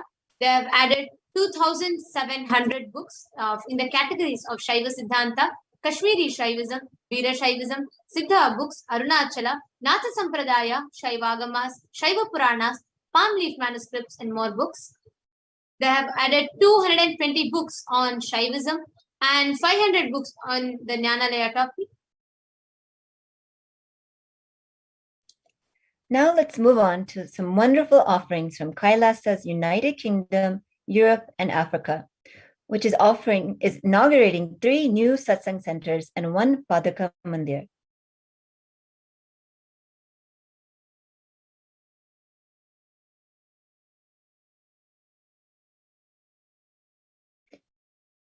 The first new satsang center is Kailasa, Russia, in Moscow, Russia.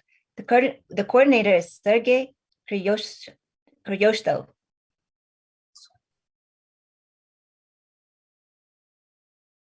We have another new satsang center in Denelton, South Africa, Kailasa, South Africa. Coordinator is Bignoni Makonto.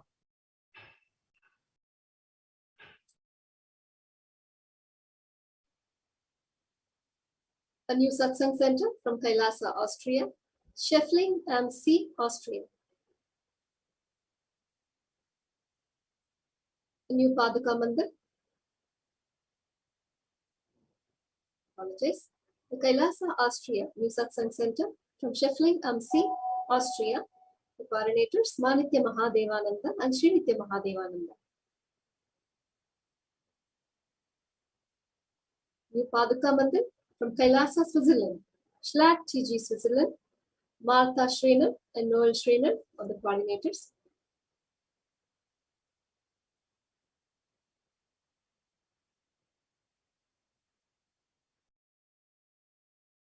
The next offering is from Europe. We have 3 books that are translated in 3 different languages. One is the Living Enlightenment book, the Jivan Mukti book, which is translated and available for free download at Nityanandapedia. This book is the translation of Living Enlightenment in Italian and translation of Living Enlightenment book in Dutch. Both of these are available completely free of cost for download. And the next book is translated to Czech language, which is Arunachala, the giver of Nithyananda.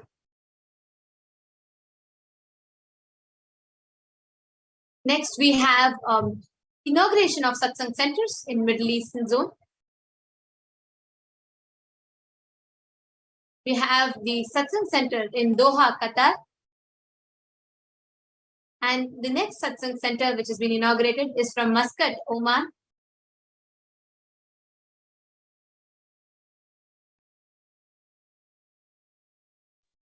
And Kailasa in Los Angeles is now also offering us the virtual darshan of all of its deities.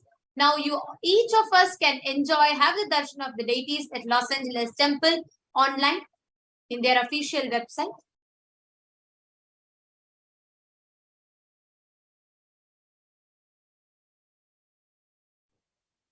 Inauguration of Swamiji's Utsava-murti from Kailasa, New Jersey.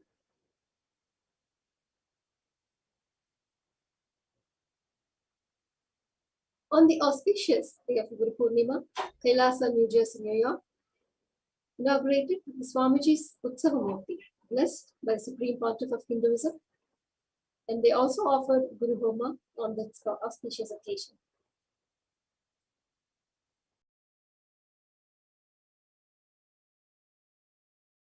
With this, we have come to the conclusion of this segment, and we have a very, very, very exciting news for all of you. 6 a.m. Indian Standard Time and 5:30 p.m. Pacific Standard Time, we are having the live darshan of Devi Parashakti. So that would be, I think, 6 a.m. Indian Standard Time on 26th of July and 5:30 p.m. Pacific Time on 25th of July. So it's really exciting. We are going to be having the live Parashakti Akashic reading, where we are going to be having the darshan of the ultimate divine cosmic mother herself. She's going to be coming live, answering our questions, giving us the boons, and giving us the karmic breakthroughs, and answering our prayers, etc. live. So make sure you tune in the same platform that you are watching us live right now through, and you can ask your questions, prayer requests for boon, prayers, etc. while Devi is live. And this is going to be happening at 6 a.m. Indian Standard Time, and the preparations for the darshans begin by 2 a.m. Indian Standard Time, which is 1:30 p.m. Pacific Time. So with this, we come to the conclusion of the segment, and we'll be concluding with Purna Mantra, and right after this, we are going to be having the power manifestation segment starting. Om Purnamadah Purnamidam Purnat Purnamudachyate Purnasya Purnamadaya Purnameva Vasishyate. Om Shanti Shanti Shanti Hari Om Tat Sat. Sarvam Bhagavat Shri Nithyananda Paramashivam Padukarpanamastu. Om Nithyanandam. Thank you all, Nithyanandam. Thank you all, Nithyanandam. Stay tuned. We are going to be having the live Kailasa Spurtiyat session starting very shortly.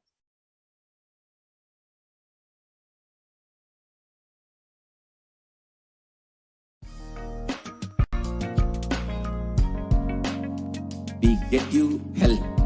We get you ability to build beautiful relationships in your life. We get you direct spiritual support, and we make sure you become wealthy.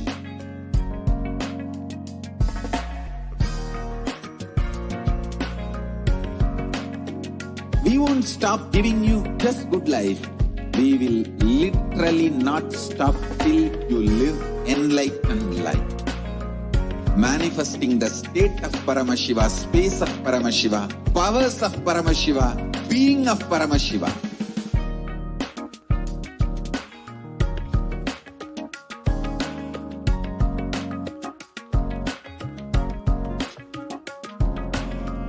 Whole world should become e-Kailasians. I want the whole world to know Hindus have something great to contribute to the world.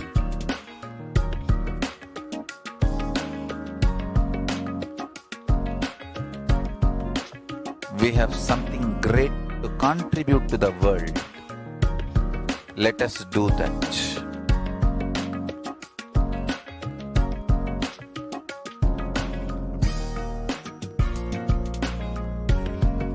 E-Kailasa is proper customized spiritual service helping you to identify your root patterns of suffering. We have perfected the science of helping every individual from every cultural, religious, nationality background.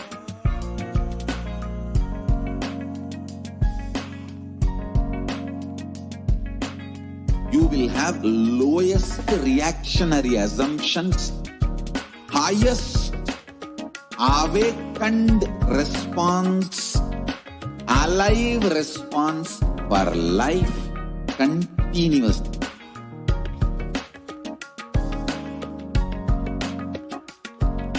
E-Kailasa is enlightenment ecosystem, literally enlightenment.